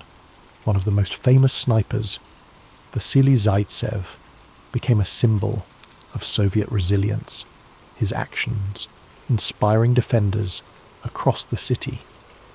As the weeks turned into months, the harsh Russian winter set in, adding another layer of misery to the already dire conditions. Temperatures plummeted, and both sides struggled to survive in the freezing cold. Supplies dwindled, and hunger and disease took their toll. Yet, despite the suffering, the Soviets held firm. Reinforcements and supplies continued to trickle into the city across the frozen Volga River, ensuring that the defenders could maintain their resistance. The turning point in the Battle of Stalingrad came in November 1942 with the launch of Operation Uranus. The Soviet High Command, led by General Georgy Zhukov, devised a bold counteroffensive to encircle the German Sixth Army. While the Germans just were focused on their assault within the city, the Soviets launched massive attacks on the weaker flanks of the German forces held by Romanian and Italian troops. The plan was a success. Within days, the Soviet pincers closed around Stalingrad, trapping the German Sixth Army inside the city. What followed was a desperate struggle for survival.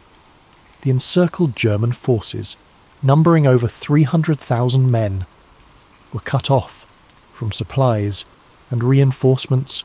Hitler, refusing to allow a retreat, ordered Paulus to hold the city at all costs. The Luftwaffe attempted to airlift supplies to the encircled troops, but the efforts were insufficient. The soldiers inside the pocket faced starvation, freezing temperatures, and relentless Soviet attacks. The Soviets tightened their grip on the city, systematically destroying the remaining German positions. The defenders' situation became increasingly hopeless, and morale plummeted. In January 1943, the Soviets launched their final assault to crush the pocket. By this time, Paulus and his men were exhausted, demoralized, and out of options. On February 2nd, 1943, Paulus surrendered, marking the end of the Battle of Stalingrad. The Soviet victory was a turning point in the war, shattering the myth of German invincibility and shifting the momentum in favour of the Allies. It was a devastating blow to Hitler's ambitions, and the loss of the Sixth Army was a humiliation from which Germany would never fully recover. The cost of the battle, however, was staggering. Over 2 million soldiers and civilians were killed, wounded, or captured. During the 5 months of fighting, Stalingrad itself was left in ruins, its streets and buildings reduced to rubble. The human suffering on both sides was immense, with countless families forever altered by the loss of loved ones. Despite the devastation, the Soviet victory at Stalingrad became a symbol of resilience and determination. It demonstrated the power of unity and the will to endure even the most harrowing of circumstances. The people of Stalingrad, who had endured unimaginable hardship, became heroes in the eyes of their nation.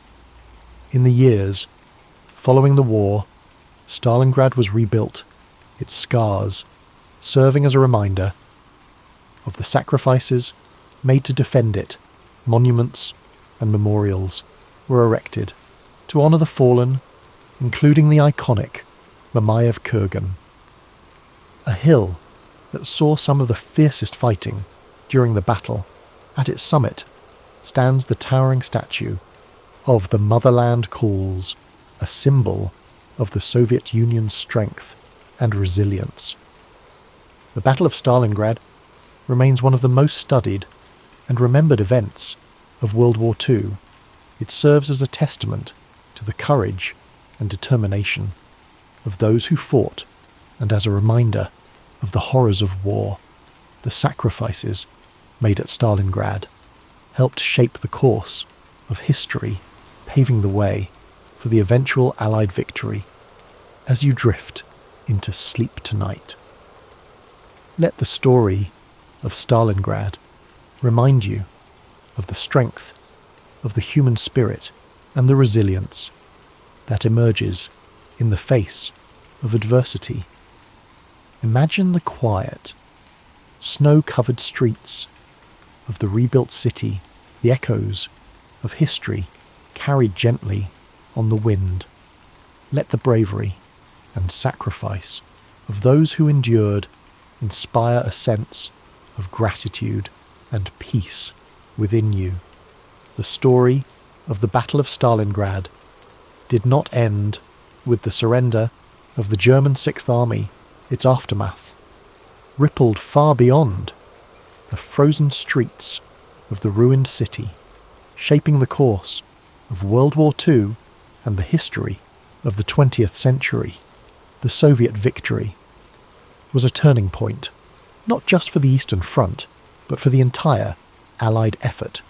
It demonstrated the determination and resilience of the Soviet people and marked the beginning of a relentless push to drive the Axis forces out of the Soviet Union and eventually defeat them in Europe.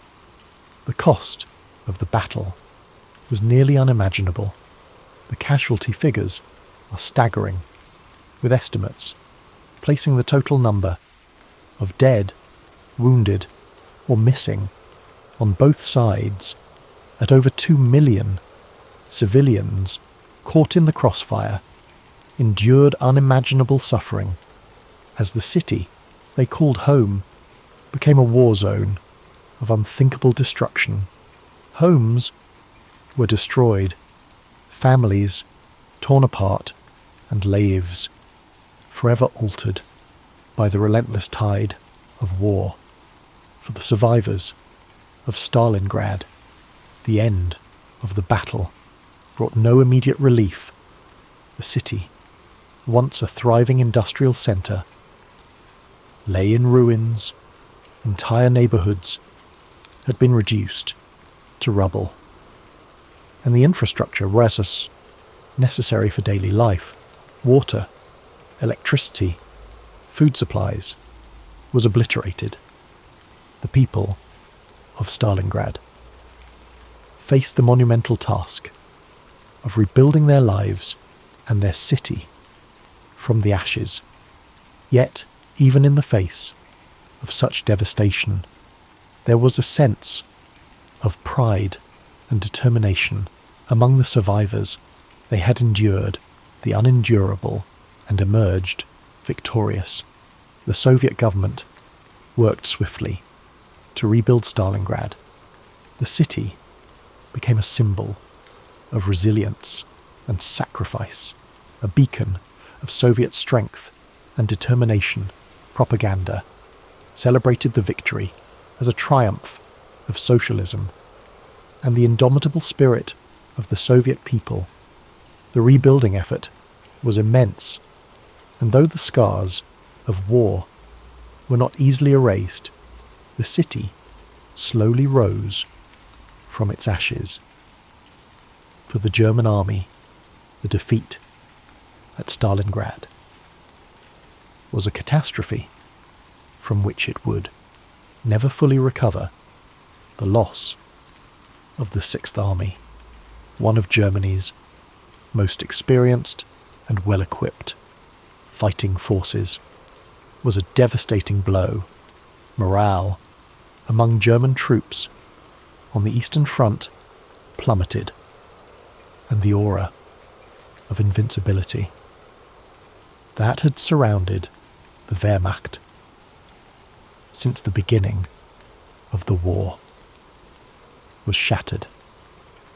Hitler's refusal to allow a retreat, his insistence on holding Stalingrad at all costs, and the ultimate surrender of Paulus and his forces exposed the flaws in Germany's military strategy and leadership. The Soviets capitalized on their victory at Stalingrad, launching a series of offensives that pushed the Germans further and further west. The Red Army's momentum, gained at such great cost in Stalingrad, carried them all the way to Berlin by the spring of 1945. The victory at Stalingrad was the foundation upon which the eventual Soviet triumph in World War II was built. Beyond its military significance, the Battle of Stalingrad left a profound legacy in the collective memory of the world. It became a symbol of resilience, sacrifice, and the unyielding human spirit. The stories of the soldiers and civilians who endured the battle, stories of heroism, endurance, and survival, continue to resonate. Their experiences remind us of the horrors of war, the cost of conflict, and the strength of the human will to persevere. For the people of Stalingrad, their city's name became synonymous with courage and defiance.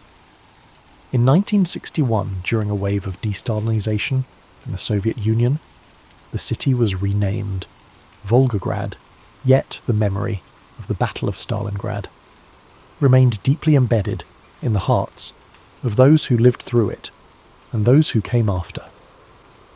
The name Stalingrad continues to evoke the profound sacrifices made during those grueling months of battle. The battlefields of Stalingrad have since been preserved as places of remembrance and reflection. The Murmiev-Kurgan Memorial Complex, with its towering statue of the Motherland Calls, stands as a testament to the courage and sacrifice of those who fought and died there. Visitors from around the world come to walk the hallowed ground, to honor the memory of the fallen and to reflect on the lessons of history. As we look back on the Battle of Stalingrad, it serves as a reminder of the resilience of the human spirit in the face of unimaginable adversity. It is a story of sacrifice and survival, of hope and determination, and of the enduring belief in the possibility of a better future. As you rest tonight, let the story of Stalingrad remind you of the strength that lies within us all. Imagine the quiet streets of the rebuilt city, the soft whispers of the Volga River, and the stillness that now blankets a place once filled with chaos. Let the courage and sacrifice of those who endured inspire peace and gratitude in your heart. The legacy of the Battle of Stalingrad extends beyond its historical and military significance. It has become a symbol of human endurance, the cost of war, and the hope for reconciliation. The rebuilding of Stalingrad, later renamed Volgograd, was not merely a physical endeavour, but an emotional and cultural journey. Every stone laid, every home rebuilt, was a testament to the resilience of the people who survived the horrors of war. In the aftermath of the battle, the city became a focal point for the Soviet Union's narrative of victory and sacrifice. Monuments were erected to commemorate the bravery of those who fought, such as the eternal flame that burns in memory of the fallen. The massive statue of the Motherland Calls, one of the tallest statues in the world, towers over the landscape as a powerful reminder of the battle's significance. It is not just a symbol of victory, but a tribute to the unbreakable will of the defenders and the civilians who endured unimaginable suffering. For decades, the memory of Stalingrad shaped the Soviet Union's identity and its portrayal on the global stage. The battle was celebrated in films, literature, and art, each retelling emphasizing the unity and determination of the Soviet people. The city became a pilgrimage site for veterans, their families, and historians seeking to understand the profound impact of this defining moment in history on a more personal level. The stories of those who fought and survived the battle have been passed down through generations. Veterans shared their experiences with their children and grandchildren, ensuring that the sacrifices made at Stalingrad would never be forgotten.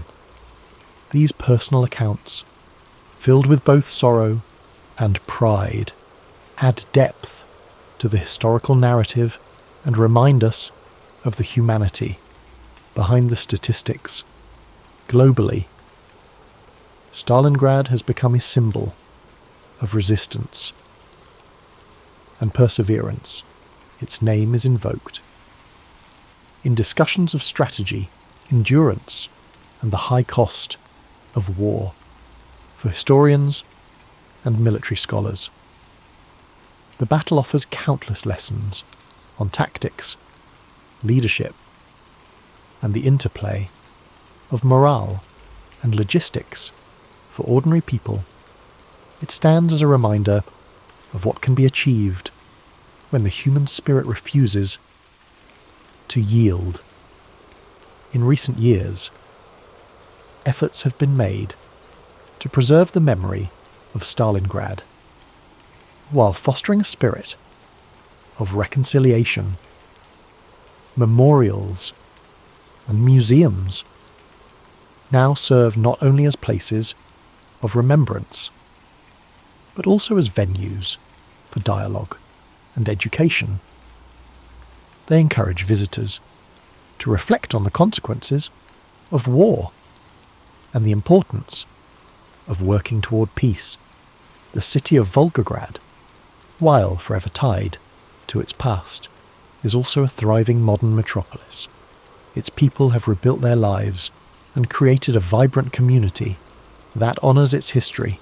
While looking to the future, the scars of the battle remain in some places, but they serve as reminders of resilience rather than destruction. The lessons of Stalingrad resonate today, reminding us of the importance of unity in the face of adversity, the necessity of standing firm for what is right, and the value of seeking peace, even in the darkest times.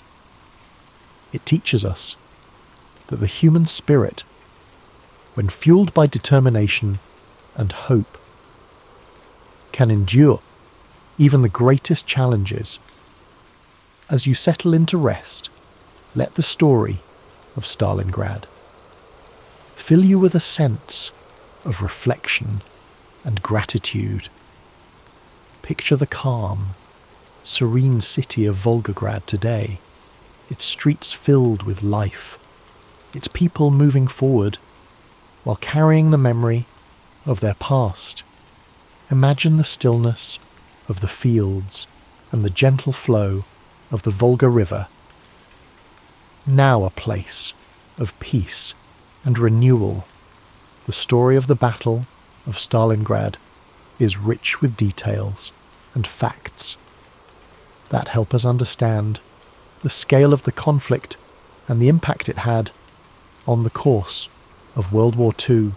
As we reflect further on this pivotal event, let's explore some key facts that bring its history into sharper focus.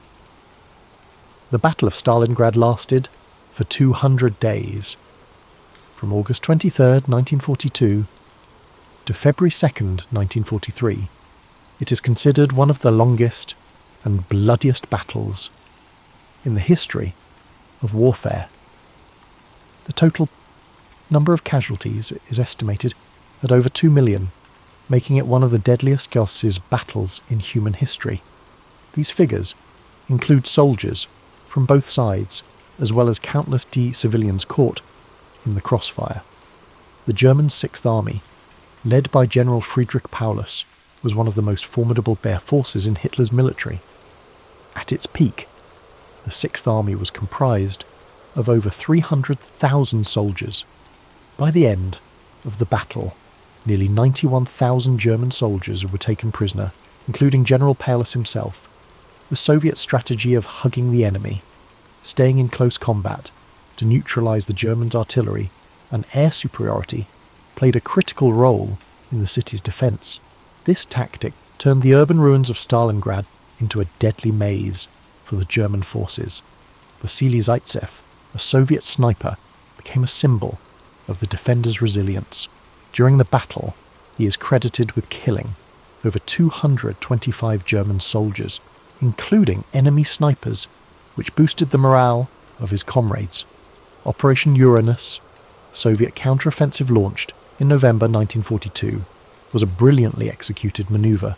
By attacking the weaker flanks of the German forces held by Romanian and Italian troops, the Soviets were able to encircle and trap the German Sixth Army within the city.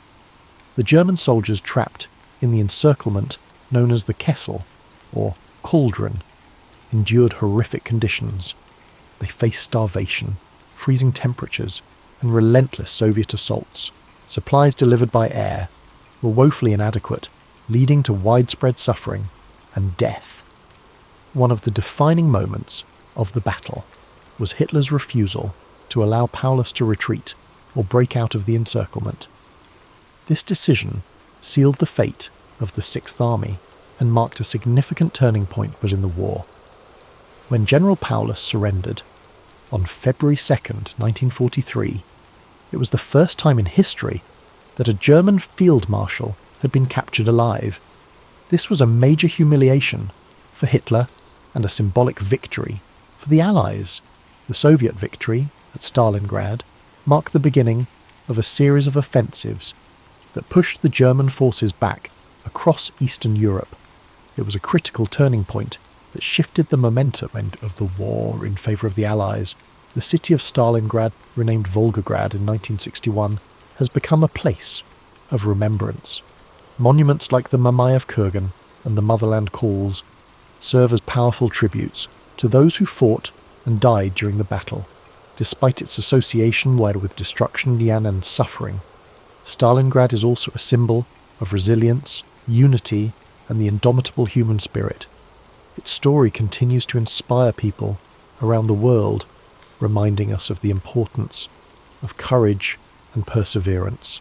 As you reflect on these facts, let the weights of history settle gently. In your mind, each detail